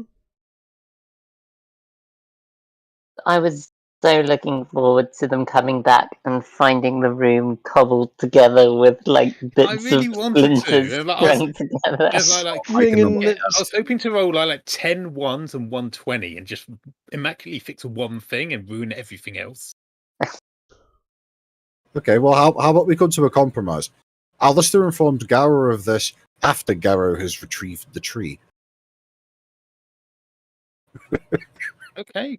Say maybe I've had enough time to try and repair one thing, if I'm allowed to roll on that. Sure. What would I roll? I don't know. Do you have a woodworking skill of any sort? Do you have any craftsmanship skills? I mean, I have a background in wood carving, but I don't know what skill that goes against. By wood carving, you mean scribbling things on your stick? That in part, I can also fashion. I fashioned the club and stuff. It's part of his background because he came from a lumber. Okay, so you fashioned He's not an expert like fashioned a furniture club. carpenter. Did you just say? So, may I suggest that fashioning a club from a piece of wood involves taking a piece of wood and using it to hit something? Yes, indeed it does. But he did fashion it on marble that he is very explosive, and he didn't explode the marble in fitting it. So he's got some skill. But I'm not expecting this to be successful. I just want to see it fail. Give me a second. I need to be away from the keyboard for a second. What about maybe like a disadvantage survival or something? Well, we have advantage in everything, so it'll just be normal, whatever it is. That sounds why fair. isn't there like a crafting skill? Well, Just a generic survival would crafting skill? include like bushcraft. Well, he is, I suppose, literally crafting a bush. Okay. Right. Garrow is in fact from a lumber town, and we can probably say that during his childhood, he would have been employed as a child worker in a lumber yard of some kind. This would have likely have involved him using his naturally massive scale to basically operate a saw. To that end, I would say that the only thing that Garrow could be able to competently attempt to repair in this room would be the floor. How would you repair the floor with a saw? He doesn't have a saw. Well, The floor isn't damaged, is it? No, not really. All right. Here's what I'm going to attempt to. Right. The floor This is what Garrow would like to do. The floor is flagstones. Sorry, it looks wooden on this, but it is stone floors, stone walls. It is an old stone building, but the furniture unfortunately isn't. Put it this way, I'm expecting to get nothing better than something like he's going to replace one of the chairs with this.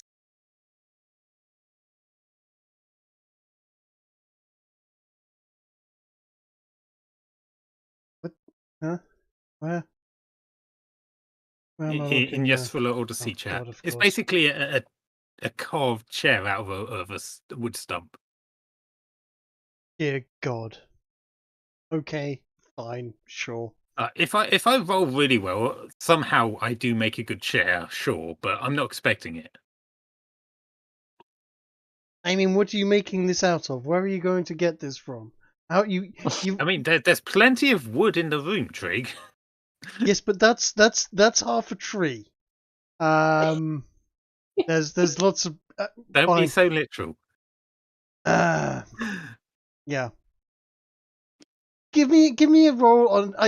Do a survival roll or a nature roll or something that roughly suggests what you're trying to do that would work. Natural 20. No, I'm going to call it a 15. You're rolling with disadvantage. You actually managed to cobble. What are you trying to build? Which one are you trying to build? I suppose let's go with a chair. A chair. You actually, I'm trying to rebuild that chair in the south. You know what? You actually do a half decent job of putting that together. It was basically all. It is notched wood.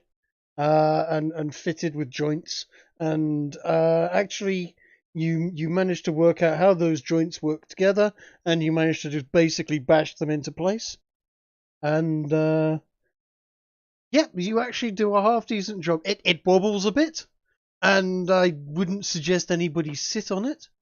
But it actually looks like a chair. Now, again, congratulations, you've made a booby trap chair that will fall apart when anyone sits on it.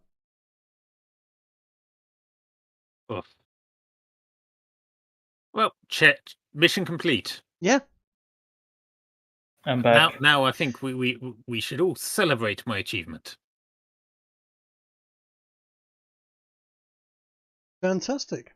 So, each of you will have found not the clothes that you were promised, but a maid will be wandering in and delivering clothes to each of your rooms that are appropriate for a the party that is going on. They're just nice, sort of casual, fairly loose fitting robes of actually kind of Roman design, togas, in fact. We've had a bunch of togas delivered. Nice. I wear mine. Not that you'd know exactly what a toga is, but it doesn't take much to work out how to do it. It's it's a big sheet, and the maid will help you help you put it on if you ask them nicely. And by that I mean, "Oi maid, help me put this on." Will do. They are I there. shall wear mine as a shirt. It is a huge sheet. It is far too big as a shirt. It would be draping all over the floor. Regardless, I'll do it anyway. I didn't ask for help, and I don't know how to use this.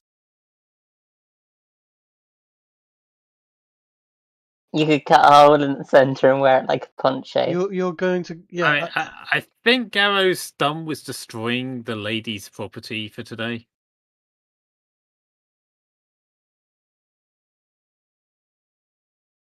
I mean, it is. Here we go. I'm just going to drop this image in Yesrallaw chat just so that you've got some idea of how much material you've got there. You can try and wear it as a shirt, by all means, but there's quite a lot there for a shirt. And if you try and wear it as a shirt, the maid is just going to go, no, and immediately try and help you. Yes, that's not far off the chair. Actually, it's, Okay, 15 wasn't terrible. That's a 7. Yes. You know what? Here's how Garrow is going to wear it. He didn't wait for the maid to show, like he wanted to do it himself. The maid And turned in the up end, with it. They're standing there watching you. You're Yeah, okay. this is how he's going to choose to wear it.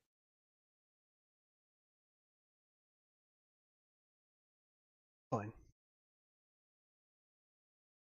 Is anybody else actually getting dressed properly?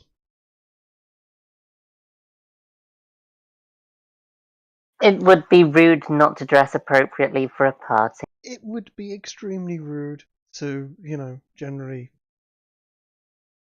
disparage what you are being. I've described that what Alistair's doing in the chat there. Fair enough. Excellent. You know what? Extra eyeliner would be fitting.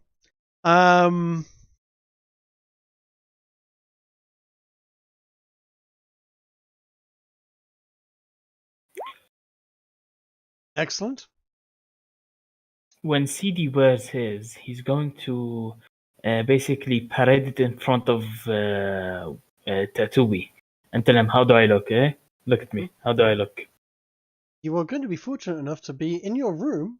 You will find that you have a mirror in your room, and that the. Oh, then I don't do it for the rat. I do it for myself.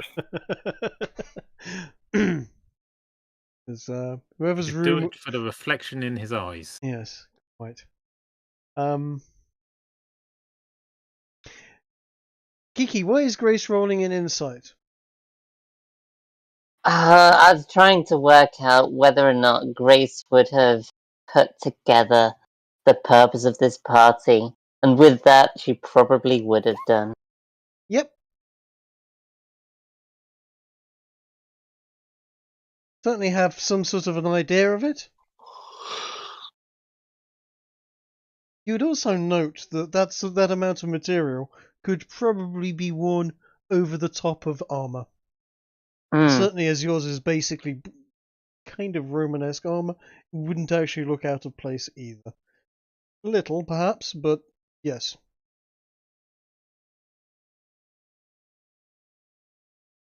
I'm trying to work out whether it is still worth using it to observe a potential opponent.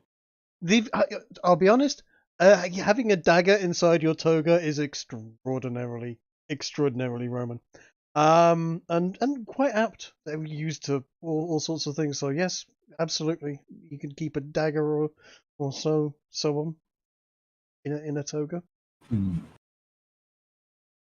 Just I'm going to asking. take another risk. Go on. Go ahead, Az. You go first. I was just going to ask you: are people wearing it when you're saying people are wearing it properly? Are they wearing it over their clothes, or are they actually wearing it properly? Because Garrow's he's still got his normal clothes on as well. That would be up to them. I would like to know that answer though.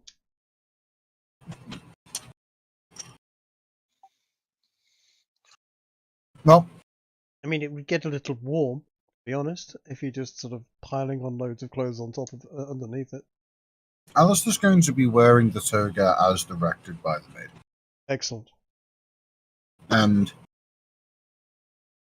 as that risk that I mentioned is by far going to be the biggest risk that I'm likely to ever take in this campaign. Oh. Alistair is going to go to Grace's room.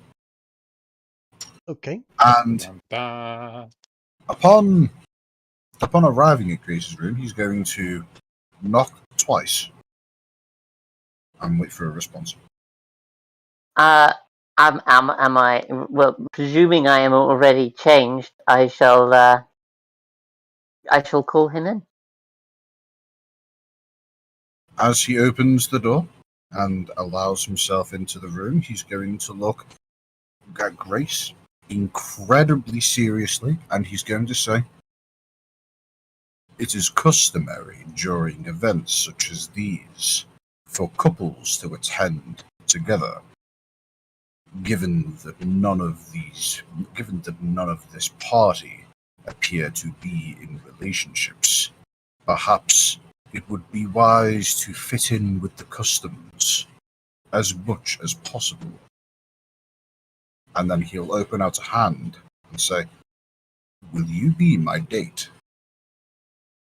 Oh no. Oh.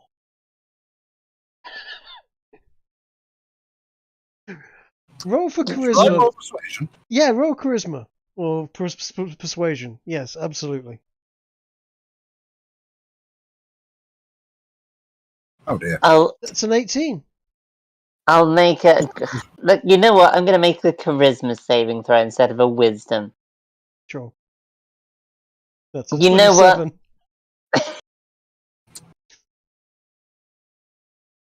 What would Grace do? She is totally up to you.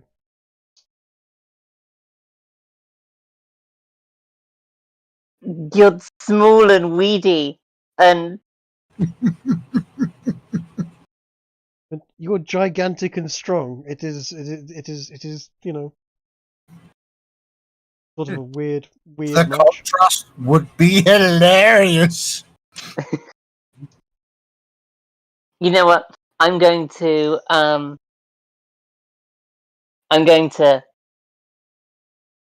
put a hand on Alistair's head and pat it lightly, and I shall say, "It could be good to keep up appearances. However, note that we shall not be engaging in festivities. We would make you would make the poor child." Damn.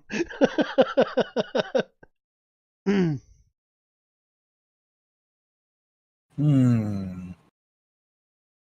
Oh.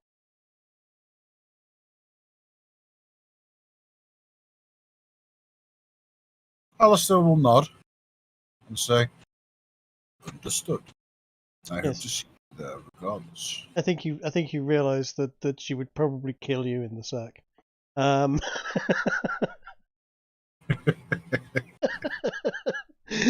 Here's the thing, Alistair. He wasn't hoping to get laid tonight.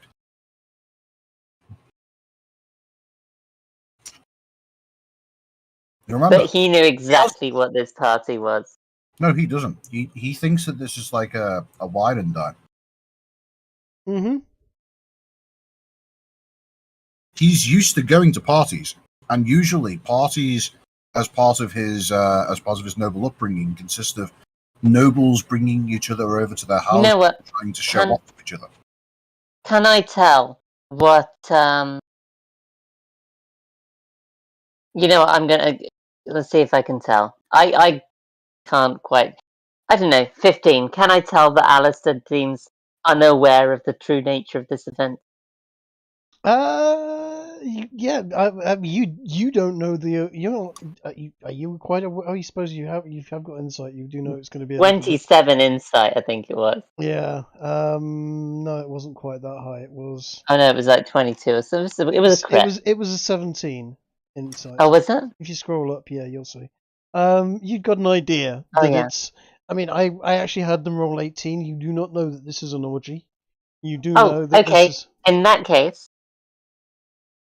that case, well, yes, Alistair.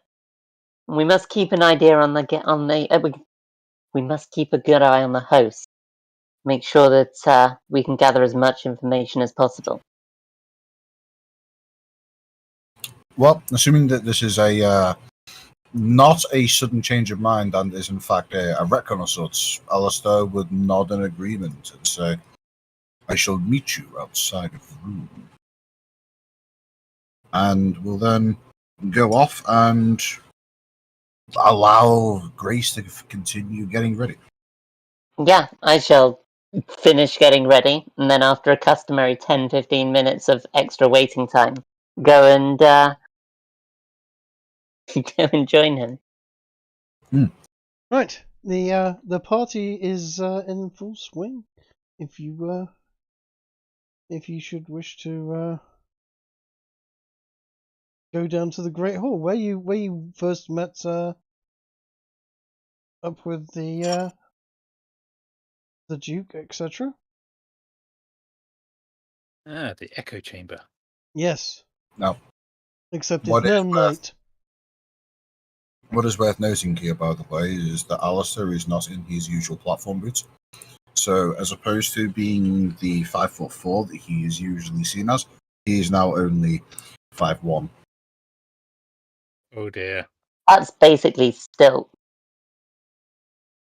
I mean that's elbow rest territory. Mm-hmm. Especially for Grace. Yeah. Yeah. I mean, there's practically a 1.5 foot of height difference at this point. All right. I mean, Grace is 5'11", not quite 6. Kiki's used to dating men. Yes, I can take that hit. I didn't know Kiki was with Sargon at one point. You know, the sad thing is that I have stood next to Sargon, virtually the same height. I've Yeah. stood next to Sargon quite a few times. Yeah, we are basically very similar build and height. It is sad. Oh dear. I Shall we remember seeing drop our the picture. guys by the door or something? By all means, come in. The party is in full swing. There are a number of bards playing music. There are some girls, there are some guys. You noticed that some of the French girls that you had escorted in to the area are with them. Well, oh Christ. Hang on. I dropped Alistair next to Grace and Garrow, but he only takes up the left half of every square. Have him. I'll tell you what. Here you go. Have him stand on her right, and there they look close. Yeah. Okay. Fair Hello. enough. In fact, let's just bring you into the freaking room because you're halfway up the wall at the present moment. You suggested we can't be halfway up the wall. Yes. As Alistair walks into the room, he would first suggest that Grace holds his hand in a way of you know when a lord and lady walk into the room, they typically do so with one's left hand being held in the right, so on and so forth. Basically, as a form of we are important and we know we are important. Alistair would show Grace this particular method of doing things and walk into the room hand in hand, and would then proceed to probably have his jaw hit the ground when he realizes that he just walked into an orgy. Not an orgy yet. It is at the The present moment. question. Girls, blokes, wine, food, and the princess / duchess at the end of the table going, welcome, welcome, come. We have just started the festivities. You notice Jenny is there. You also notice that Stephanie is there. Now the question is, does Alistair, in asking to take a hand, do so with appropriate body language, or does he sit there and stutteringly go, "Can I take your hand, please?" All right, from down below. I'm willing to roll for this to see how big of a man this mouse thinks he is. What should I roll, Jig? It's charisma. This is all charisma. Where is Theo? Is Theo hasn't put himself in there? I will. He's immobile, so you don't think he can drag himself I in. will drag him in whenever I find his character. There he is. Okay, so there we go. Theo is in the room as well. He just called you a boomer. Wow, called someone a boomer because you couldn't do tech. Yeah, I know, right? I mean, we can't exactly do the scene without Theo being there. I mean, his girlfriend's over there. Mm. I am Theo. Do not underestimate me, mate. Is all I'm saying.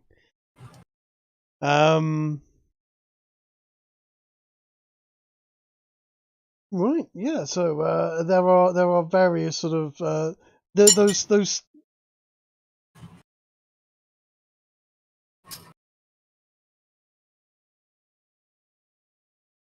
there are various chaises and comfy places to sort of sit and lounge and eat food in the room. It is taking place in the Great Hall, but I didn't have time to actually sort of do huge amounts of beds and sofas and so on. But it is generally surrounded in comfortable places to sit, not high austere wooden chairs. There are bands. Just pretend that all of the luxurious-looking long tables are in fact big ass sofas. Seats. Yes. Right. Okay. Excellent. I am going to look down at Alistair. I'm going to say, should we start with a drink? He will nod and say, "Indeed, though this does seem to be highly inappropriate for the house of God." Wait, This is isn't this is a church, right? Or am I misreading the room? This is not a church. No, this is the Great Hall of the Chateau. There is a church. Right. There is a church attached in one of the quads of the of the chateau, but this is not the church. No, this is the Great Hall of the room. Although, to be honest, a church isn't completely out of place for what is essentially a religious rite, sort of. Well, in that case, Alistair wouldn't have said that, and he simply would have agreed to the wine. Yep, help yourself. drink, eat, be merry. The Lady Jean is basically there going, oh, my father does love these little soirees. Thinking to herself in his honor. Enjoy yourself. Enjoy yourself. There is as much wine and food and women and boys as you could ask for. In the center of the room, where I've got everyone in range, turn that off. I would like to run a divine sense and personally note in my memory which of them are mortals and which of them are demons. Oh, really?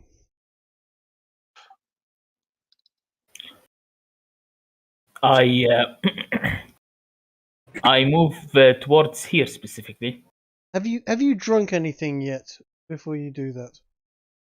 Not yet. As I'm going in here, I would drink something. Okay. Theo wants to check if the food has been tampered with, or if it's just what it appears to be. No, it's just it is as far as you can tell, just wine and food. Also, I misread what he's typed. He's asking, he wants to roll to see if this is what it appears to be, or if it's a different type of party. It is what it appears to be. Yes. At this point in time, it is those. There were more guests than is immediately obvious. In fact, that's if we can populate it with a.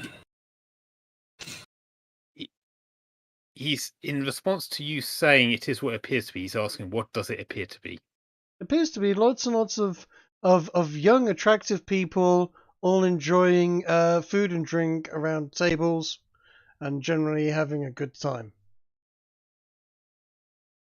Fair. Can I make a very, very tiny retcon? Because I only just thought of it as we transitioned to this scene. Could I have convinced Francois to transform into a walking stick so he wouldn't look out of place in a party? Absolutely, Francois wouldn't miss this for the world. Excellent.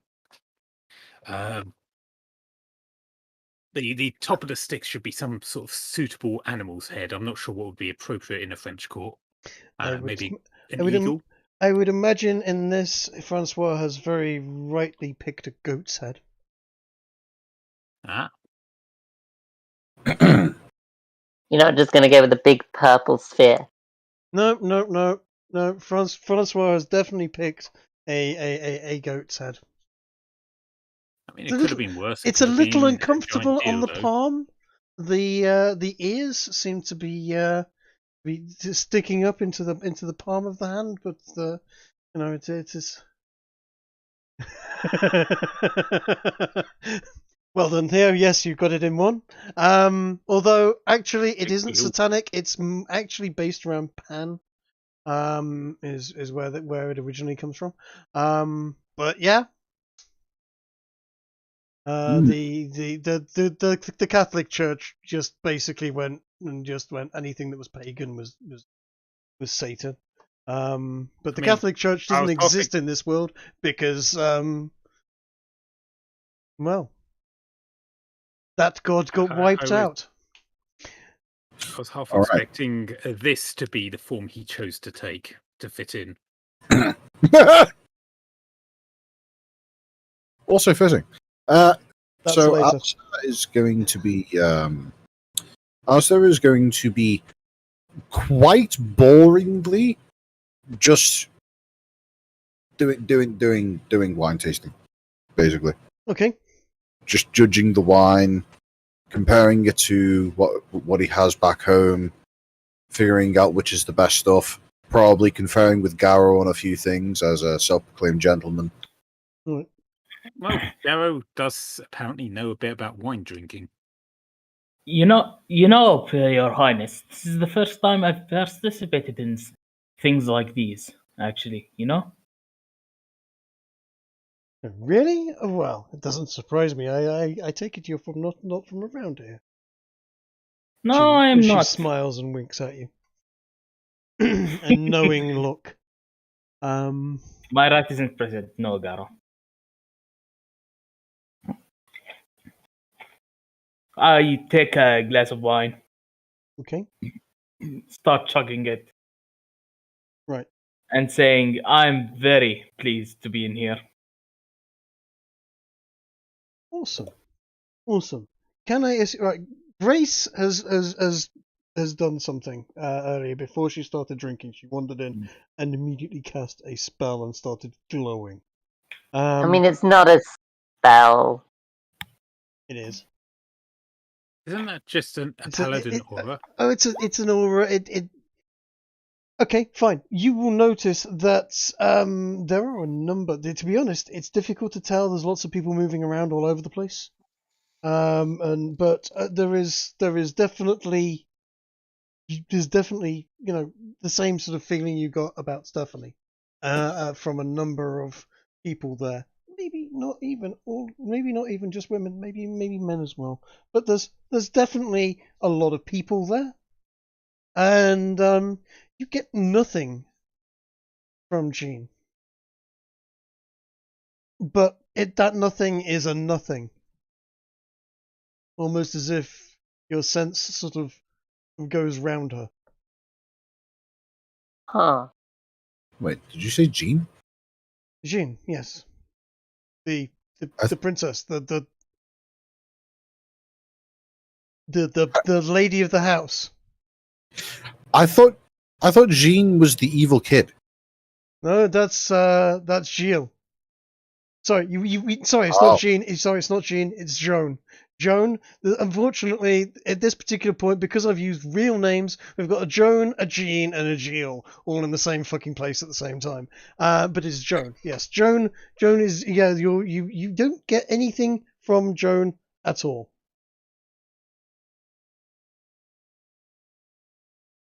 So you've all had a good drink and some of the food, yes? Of course. Has Jean done anything that seems peculiar? No, she's a perfect host, and she's going around making sure everybody is having a good time. She likes the party. The music is pretty kicking, and I want everybody to roll me a Constitution saving throw. Oh, I'm good at these. Do we get Grace's bonus? If you are within Grace's bonus range, you do, which means you would. Excellent. Yeah, it's 10 foot and it's +2. Mm-hmm. That's 23 pass. 23 does pass. Grace also passes. I'm going to guess that 14 doesn't. 14 does not. That's 16. No, it doesn't. Do I still have advantage from the bishops? I think. You know what? You do. Okay, then at 21. Mm-hmm. You also pass.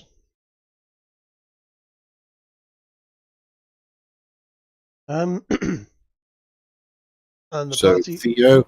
Theo and Alistair are the only ones who don't pass. Yes, you are starting to feel fairly drunk at this point in time. God damn, there's only one glass of wine, guys. It's pretty good wine. What can I say? And ironically, he was holding back.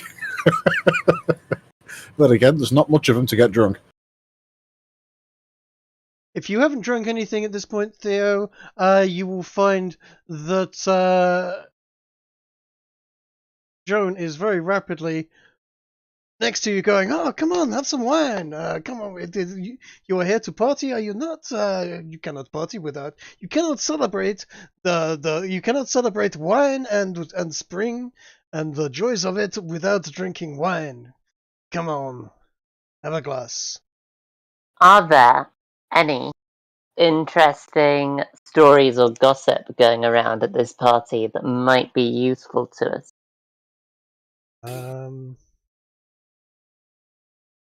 Keep your ears open.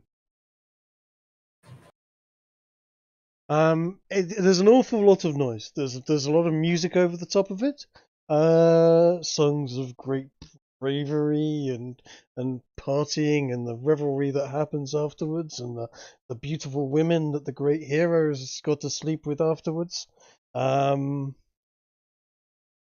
It is general sort of party chatter. But after an hour or so, it's I don't know. There seems to be a slight tempo shift. You will have had more to drink by that point, and so I'm going to have you roll a Constitution saving throw. Anybody that hasn't passed it, every hour until you Theo, yeah, no, that doesn't. Grace, 25 does. Do I roll again? No, you've already failed. Garrow Okay. is Garrow. Did you pass before?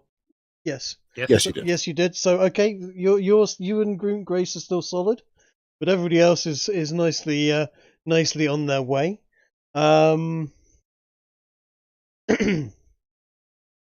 CD is getting drunk. Yep, you're all getting drunk, and the party is you're generally enjoying yourself, and people are milling around, and where is she? There she is. Well, Stephanie has found her way to the side of Theo and is making sure he's feeling very comfortable with himself. And you notice a few more people may have arrived, and well,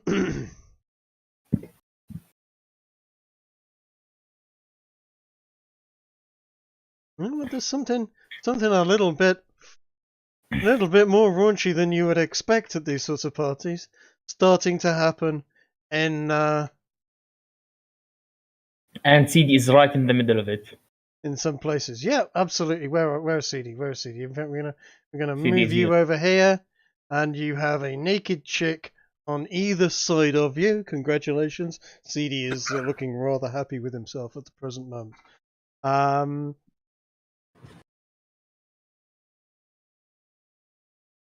And it's kind of, yeah, the party is swinging.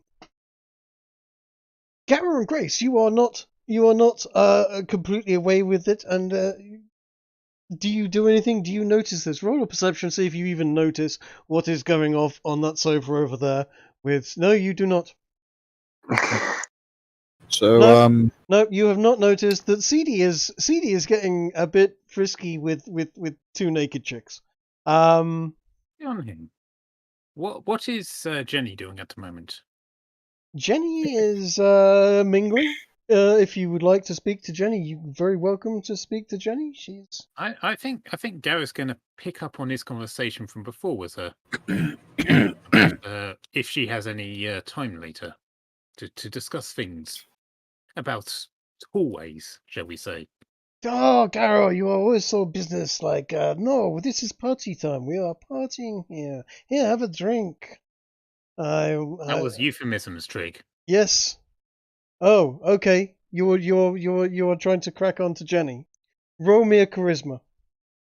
You have to get 19. No, you've not got 19. She's like going, you are such a big man. Maybe we will see, but I don't know. I'll have to do better than that. Here, have a drink of wine. He vows to give it a chance a bit later, after we've both had a few more to drink. Yeah, have some more wine. And she turns to Grace and is like, Grace, I did not know if you would come tonight. Perhaps you will come tonight after all. Who knows? Hey, and she gives you an elbow. I would not miss a party. It is good to see you. Maybe you can loosen up and enjoy yourself for once. No? Well, perhaps if we had something stronger to. Oh, you want something stronger to drink? Excellent idea. And Jenny shouts over to Joan and says, "Milady, we have a request for something stronger to drink. Perhaps Perhaps it is time to break out the good stuff, no? And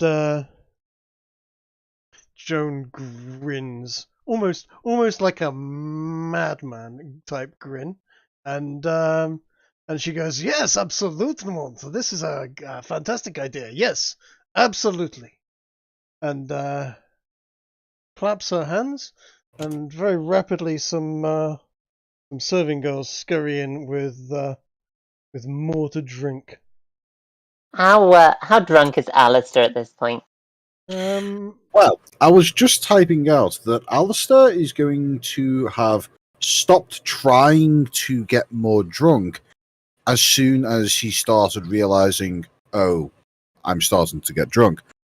But at the same time, literally any provocation, any offer, any kind of encouragement to try more drink, his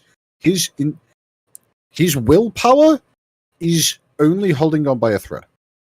There is drink example, all over the place. It is constantly being poured. You know, if your glass is empty, more will. Have you ever been to a sort of a business meeting with the Chinese? Yeah, they're bastards. They will fill your drink the moment you look away. You'll have half a glass of wine. You'll have taken a sip from it. You'll turn around to talk to someone. You'll look back. Your wine glass is full. It's that kind of a party. It is just non-stop, and it is a bit heavy duty. So, and people are constantly going, cheers, you know, etc. and drinking.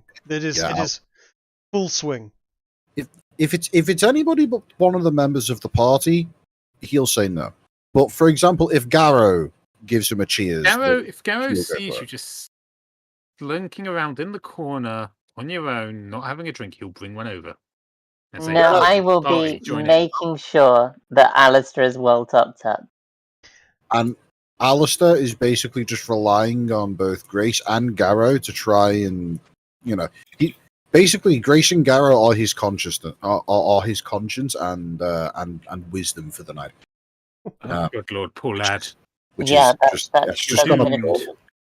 Yeah, doomed. More wine has arrived, and Jenny's there going, finally the good stuff. This is not wine. This is Armagnac. I don't know if you've ever run into Armagnac. Armagnac is how to describe it?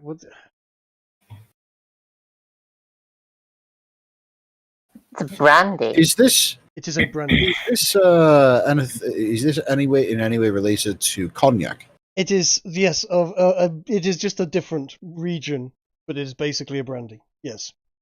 Fair enough. Yep.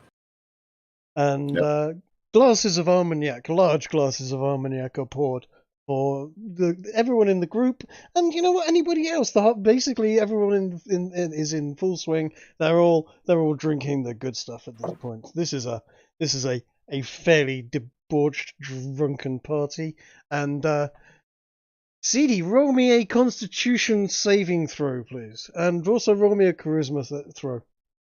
Both? Yes, both. Okay, let me try. Theo has said he's a 13 for Constitution. Yep. And a 17 for Charisma. You got over a 15, right? You have basically chatted these two girls up, and they are both. Yeah, you are getting jiggy on that sofa over there with two chicks, and they're pretty good looking chicks. You are also absolutely wasted. Nice. Those beer goggles are in full swing. Nice. I want anybody that isn't already drunk to roll me a Constitution saving throw, and this time you're going to have to roll over 25 to beat it. And anybody that is, I said over. No, but okay, okay. The entire party is now drunk. Excellent. And you know what? Someone roll me a perception check. Anybody roll me a perception check. Nah, I still wouldn't. Okay. It's far too engaged in sampling all of the various kinds of booze. Cool. CD, you have noticed that you are not just drunk. But you're enjoying it anyway because you're having a time of your life, buddy. And essentially at this point, you know what? There is now hands everywhere. There is not as many clothes on a lot of these girls, and a lot of these guys are also not wearing as many clothes. You guys are in an orgy, and there is yeah, an awful lot going on all of a sudden.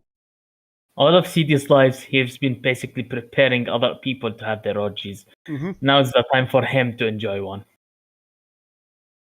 Am I right in saying Garrow hasn't noticed this? No, Garrow has not noticed this. However, Garrow might have noticed that there is a hand from the dark-haired girl on his right, on him, and yeah, he's getting chicks coming onto him in a big way. Jenny, however, is not one of them that is doing that. Jenny is just making the rounds.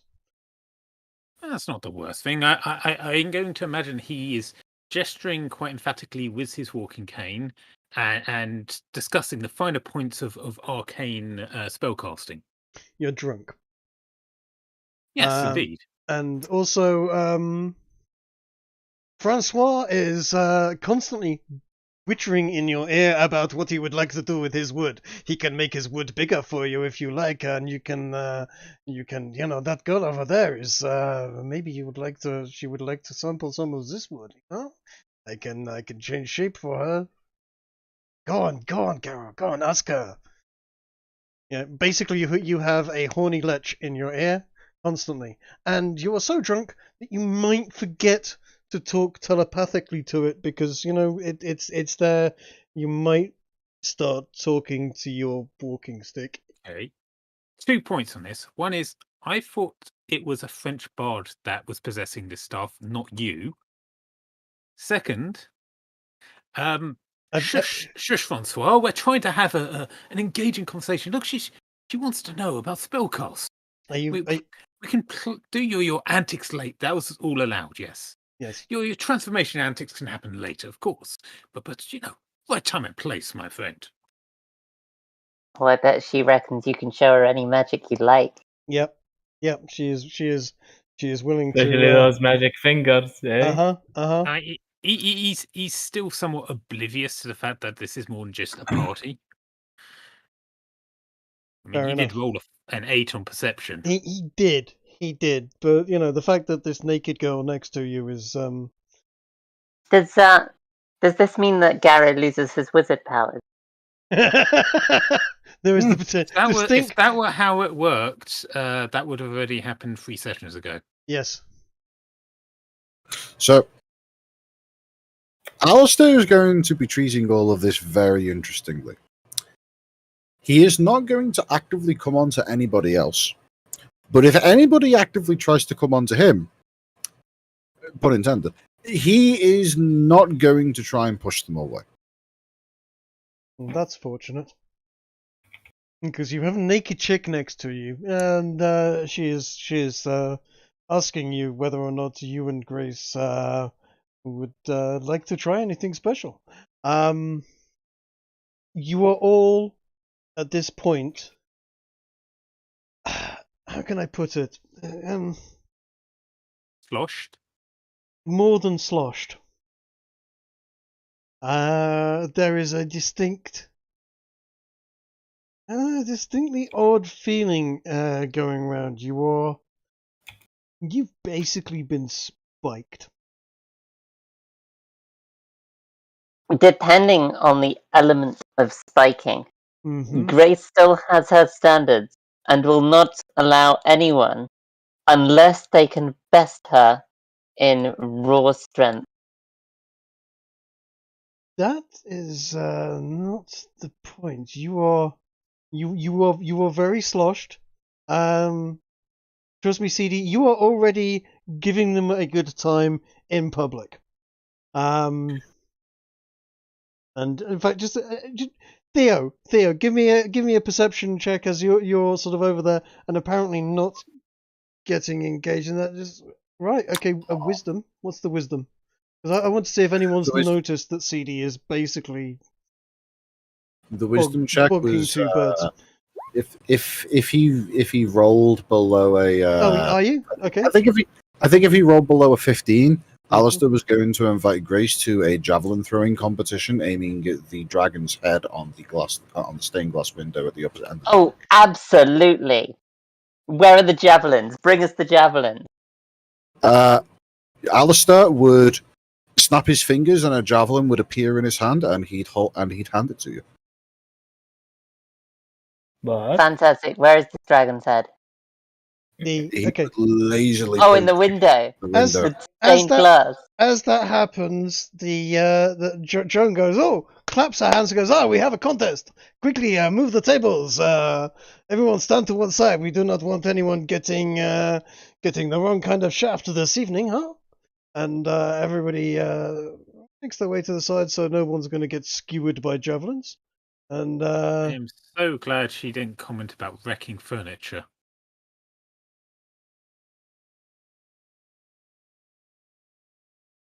quite- Would you care to throw first?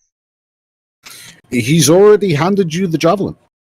Oh, in that case, I shall throw. Where is my javelin thing? There it is.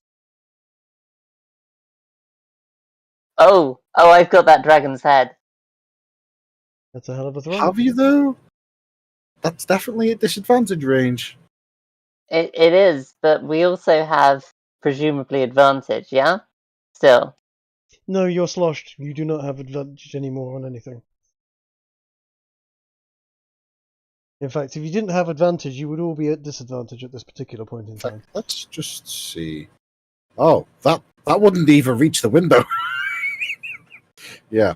The maximum range is 120. It hits the floor here. You know what? We're drunk enough.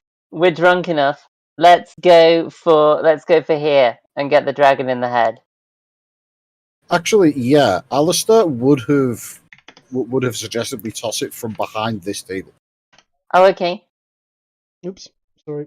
Writing with yes, Grace is writing for me again. That's absolutely within range. Yeah.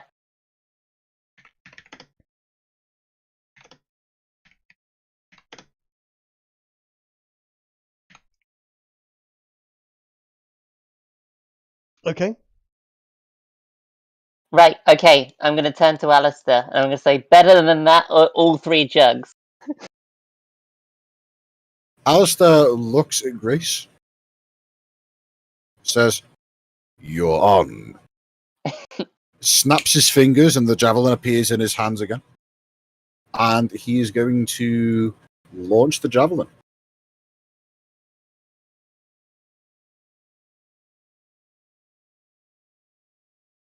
Does a 22 hit? It's 22. Are you not also throwing with disadvantage? Oh, yes, that's true. He is. No, he's throwing without advantage. Oh, in that case, am I It- not doing the same?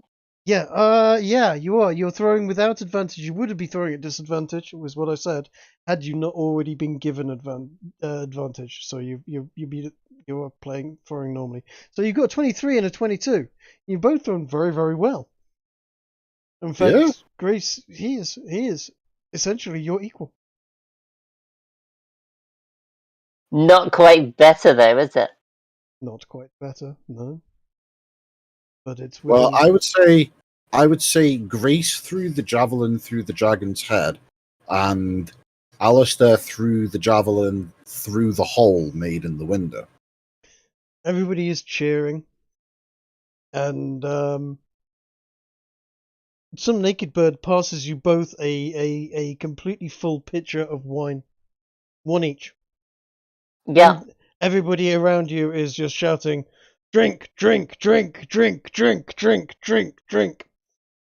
Right then. Okay. Alistair would do it. As I said, he is extremely suggestible right now, so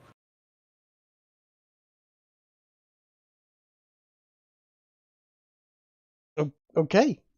I mean, yes. Yeah, somehow you do not pass out.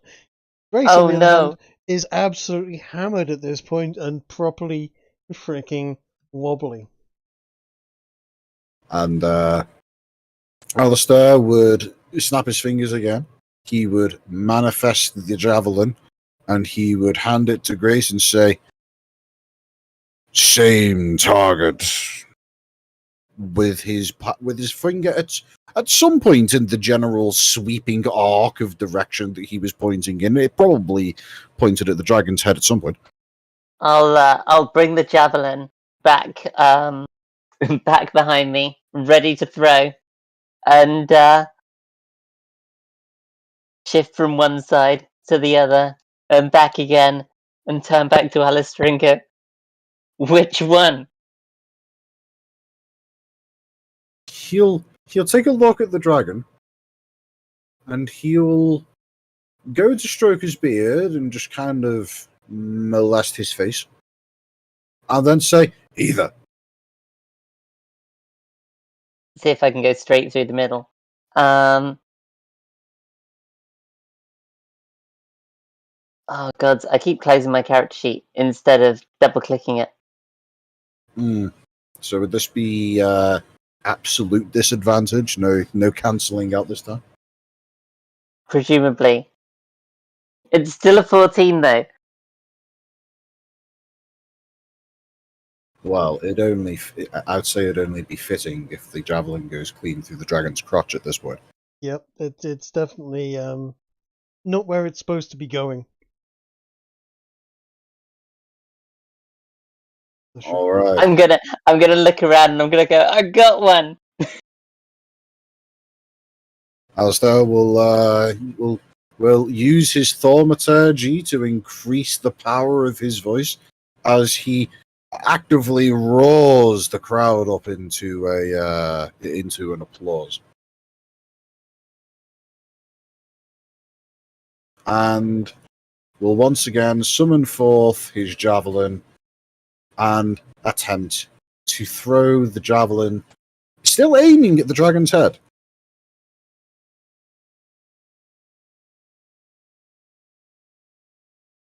And That's pretty much hits it. I'm gonna waddle up and get started on the first jug. It's about that time that you notice things have changed a lot in where you are. And whilst the crowd is cheering,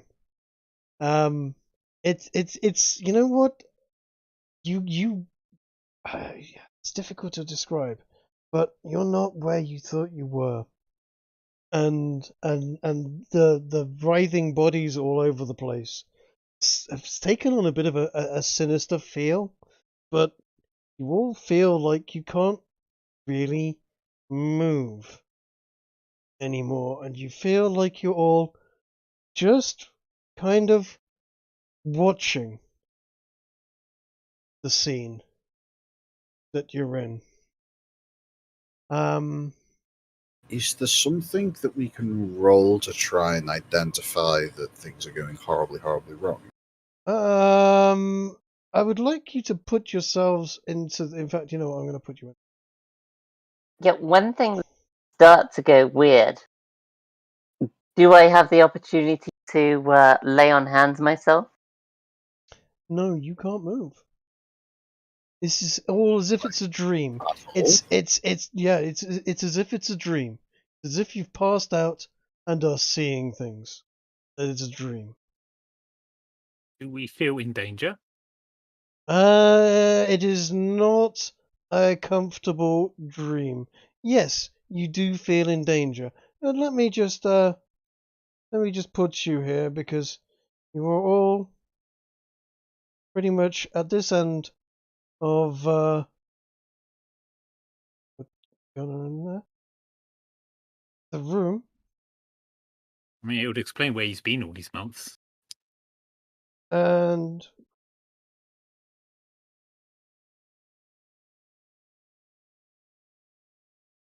Alistair there.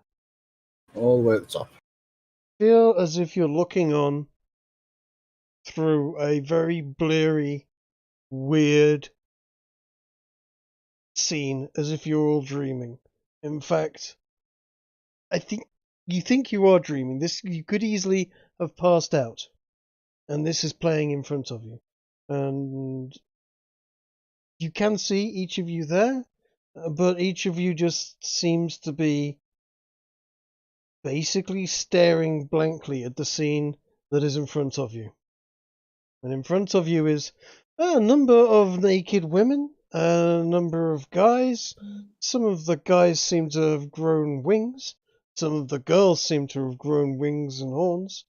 And on the table, in the center of what looks like a sacrificial altar, Garrow, roll me a perception check. Okay, perception. What's that? It's with disadvantage. 18. You know what? Actually, I'll let it go because it's worth it for the PTSD.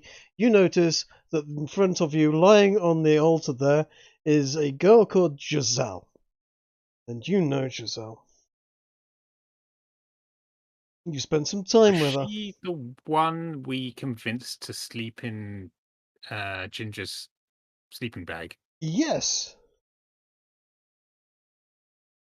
And just to confirm, it's you also the said one we that feel in danger. That's yes, but you can't move. And these guys I need to move for what I want to do. are walking. You just let me play this out. You can't move. You can't think. You are looking on. Think computer game cutscene that you are viewing. Yeah.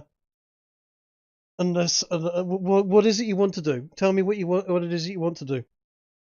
Activate rage. It doesn't require me to move or think. It's instinctual. Okay. And my rage causes people to get hit by lightning bolts.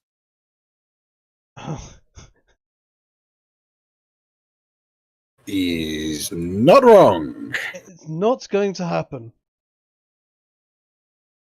These guys walking around this girl are pouring wine all over her.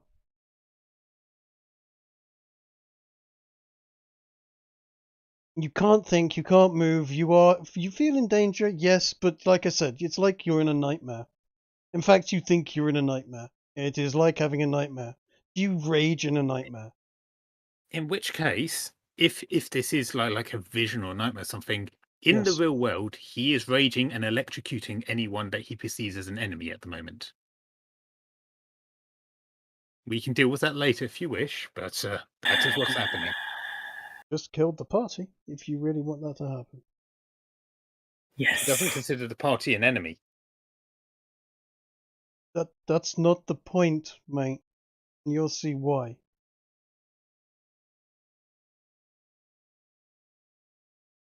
The princess, daughter of the King of France,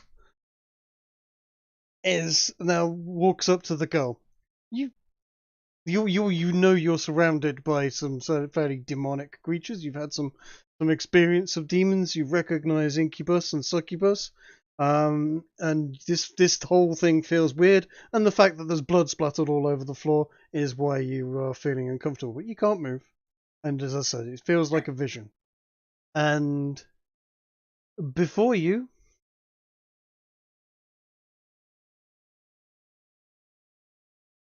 the princess transforms.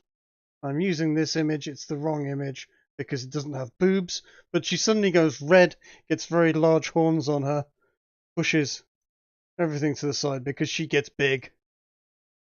And she pulls out a knife and just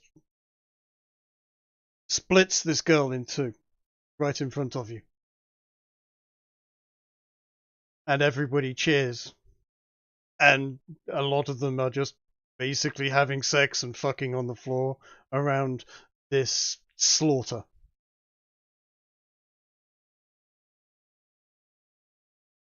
Hang on. Just to double check. Just to reiterate this. Mm-hmm. Guy went over to Garrow's ex, basically. Yep. Shoved his dick in her, transformed into a gigantic creature and split her in half.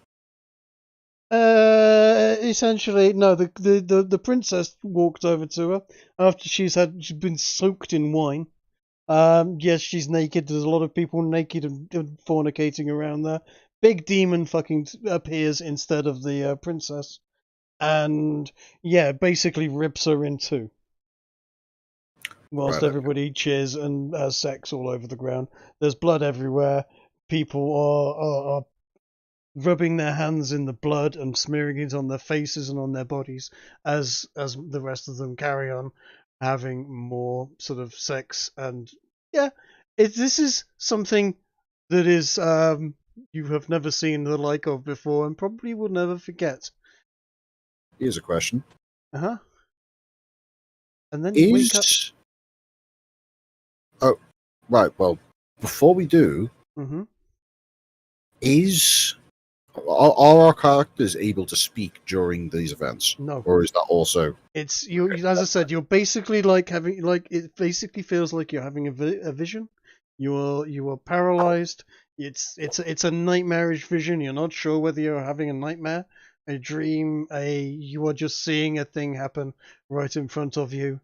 It could be a dream for Trig. Yuka, because Trig, the next thing you know is you've woken up. definitely 100% raging. Even if you're saying you'll kill the party, that's what you'll be doing.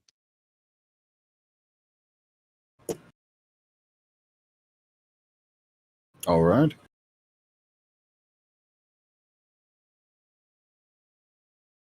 Okay.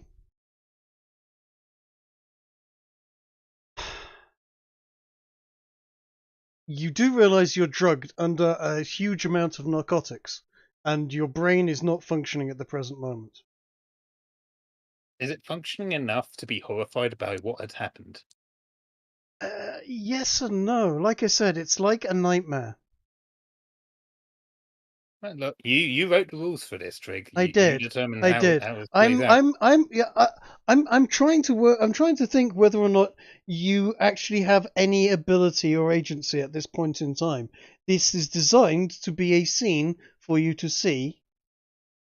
A cutscene, as I said, a thematic event that has happened for you to try and work out what has happened. If you want to rage whilst this is going off, that does change something quite significant. But If I can, but- there is definitely desire to do it. you have been you have no desire. You are drugged out of your mind. You have had huge amounts of alcohol and various other agents, shall we say. Well, in that case, let me ask you a quick question. Sure. During these events, Alistair would have basically have been completely overcome with fear, and fight or flight would have kicked in, and he would have wanted to run. Yes, but you're all paralyzed. Yep. But Dimension Door only has verbal components, which basically means if you can make a noise, it doesn't necessarily have to be spoken. You can't speak. Have to Your make brain is words. not working properly.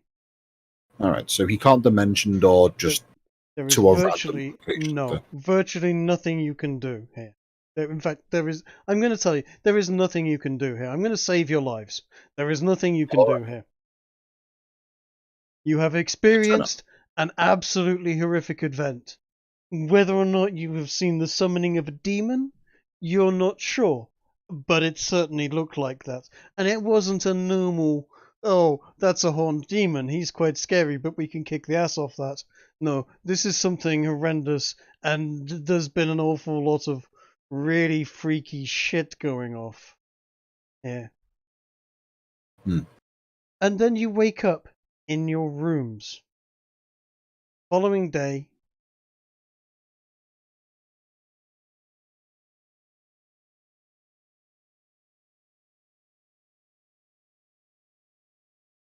you're,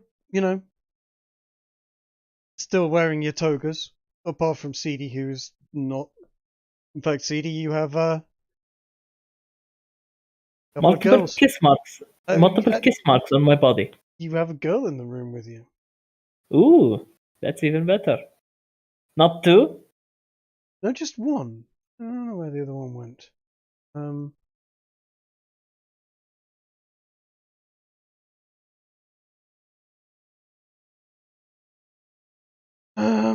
In fact, actually, I'll tell you what. Grace and Alistair, both roll me a charisma roll. Just straight charisma. Straight charisma.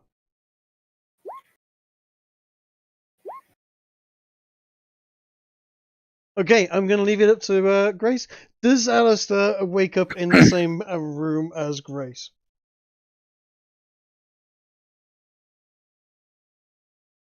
You know what? Sure, but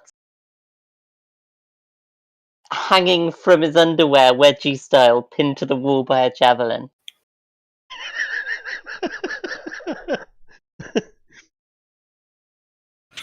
Well, I can say with a high degree of confidence that he would not have attempted to sex her. Because, as everybody may have suspected, Garrow isn't into women. Wait, no. Alistair isn't What? into women. What? Okay, that's news to me. But he isn't gay either. He is completely autistic to the point of just that's just not a thing on his mind. He's our token representation of a asexual community. I don't know, you put enough aphrodisiac in there and anyone will go for anything. Maybe. Or maybe he'll just kind of insinuate at it and then get introverted out and just, basically do the social equivalent of a spaz attack. All right. Well, you are going to hear if I'm allowed to do this, Trig. You are now allowed to. Yes, you are now all Garrow waking is up. basically going to be bang on everyone's door and saying, "Get out here now! Get out here now!" Like he's just bang on each person's door until they come out into the corridor, and he's basically going to order them to come with him. Would the javelin that Grace pinned Alistair to the wall with have been the javelin that he summoned in? It would probably be Grace's javelin of the Cow's Redemption. Right, okay. Fair enough.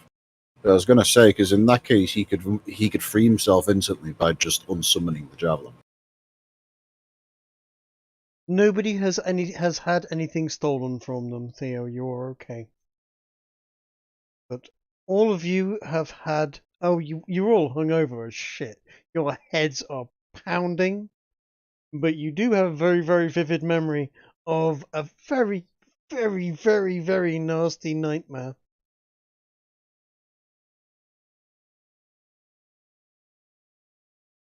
I'm just going to lay out what is about to happen.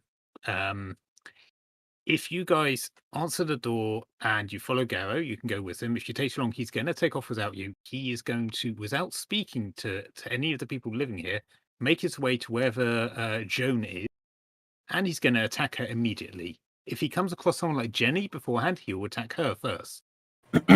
You could. That's just how this is going to go.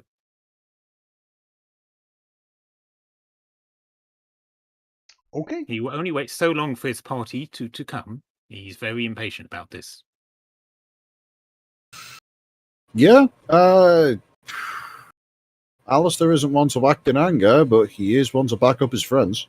So he would, as soon as Garrow bangs on that door, he would immediately respond to whatever demands Garrow made with a little help. I shall resummon the javelin back to Grace's hand and let you drop the probably 2 foot. Grace can summon javelins? Yes. Grace has got the returning javelin. That Yeah, Gunnar made it. Yeah. Gunnar made for her. Oh yes. Yes, I completely forgot about him. He never uses it. Yeah, I know, right? I do use it. I use it to hit people who are running away. Oh god! Oh no! I just realised what I'm doing. Well, I guess that means that both Grace and Alistair have summonable javelins. That's pretty cool. Though I can't The summon only mine time at will. I've ever seen you use it is to play darts. Yes. I've used it to play darts. I've also used it to hit people who are running away from battles. Very honourable. Right. But yeah, in that case, Alistair would join Garrow and basically just, without saying much, ask, "Is it about the party?" He when you open the door to see him, I guess he notices you're not fully ready yet. Obviously, he will make a kind of dismissal grunting sound. Said, "Get yourself ready. Come with me." You can tell he is very angry, and he's not really giving you much of an explanation. Yeah, fair. Well, I would ask, is this where the session ends? Because I have a feeling that Trigger's going to want to have some time to prepare. I am going to leave the session at this point. Yes, it is nearly 1 o'clock in the morning. All right, but just as a small retcon, I demand to have 2 girls in my bed instead Fine. of 1. Fine, you can have 2 girls in your bed instead of 1. How's that? But here you go. You can have this chick as well because she has particularly interesting outfit. Fuck yeah, I'm now satisfied. Because you know what this? Have you seen this one? I spent an extra 5 minutes or so giving her a full on camel toe.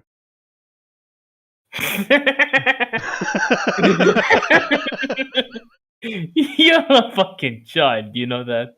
Yes, I know.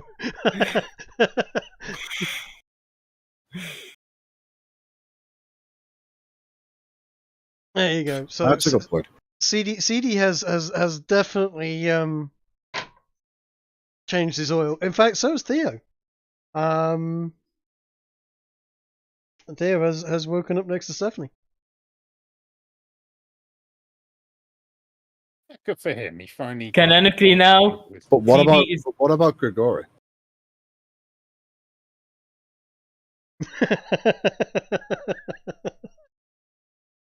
Canonically now, CD is now not a virgin. Yes, CD is definitely not a virgin, and you know what? That's a hell of a way to lose it. In a fucking demonic orgy, yes. Definitely one for the bucket list. Mm-hmm. Absolutely. Bear in mind, Garrett, or Ez rather, what I was explaining to you then, there is no way for you to know whether or not that was a dream, a vision. Doesn't matter. Okay. Doesn't matter. Doesn't matter. Garrow is almost certainly committed to this action. There are possibly ways to talk him out of it, but he's not really one to listen right now. Okay. And given that the girls that are in these rooms were present in that quote unquote vision, whatever it was, he may actually turn on them as soon as the guys open their doors. Interesting. In fact, that's definitely the way we're going to leave it in that case, because this could get very funny. A good session. I tried to give you a taste of what was to come, and let's hope it's not the end of the campaign. But certainly that was fun.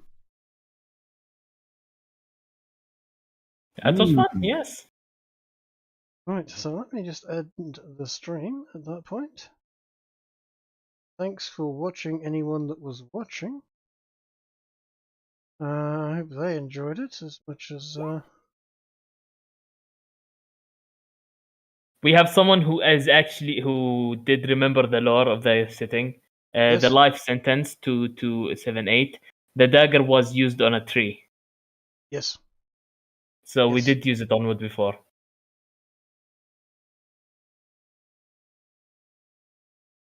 Cool. I'm ending the stream at that point, so good night everyone, and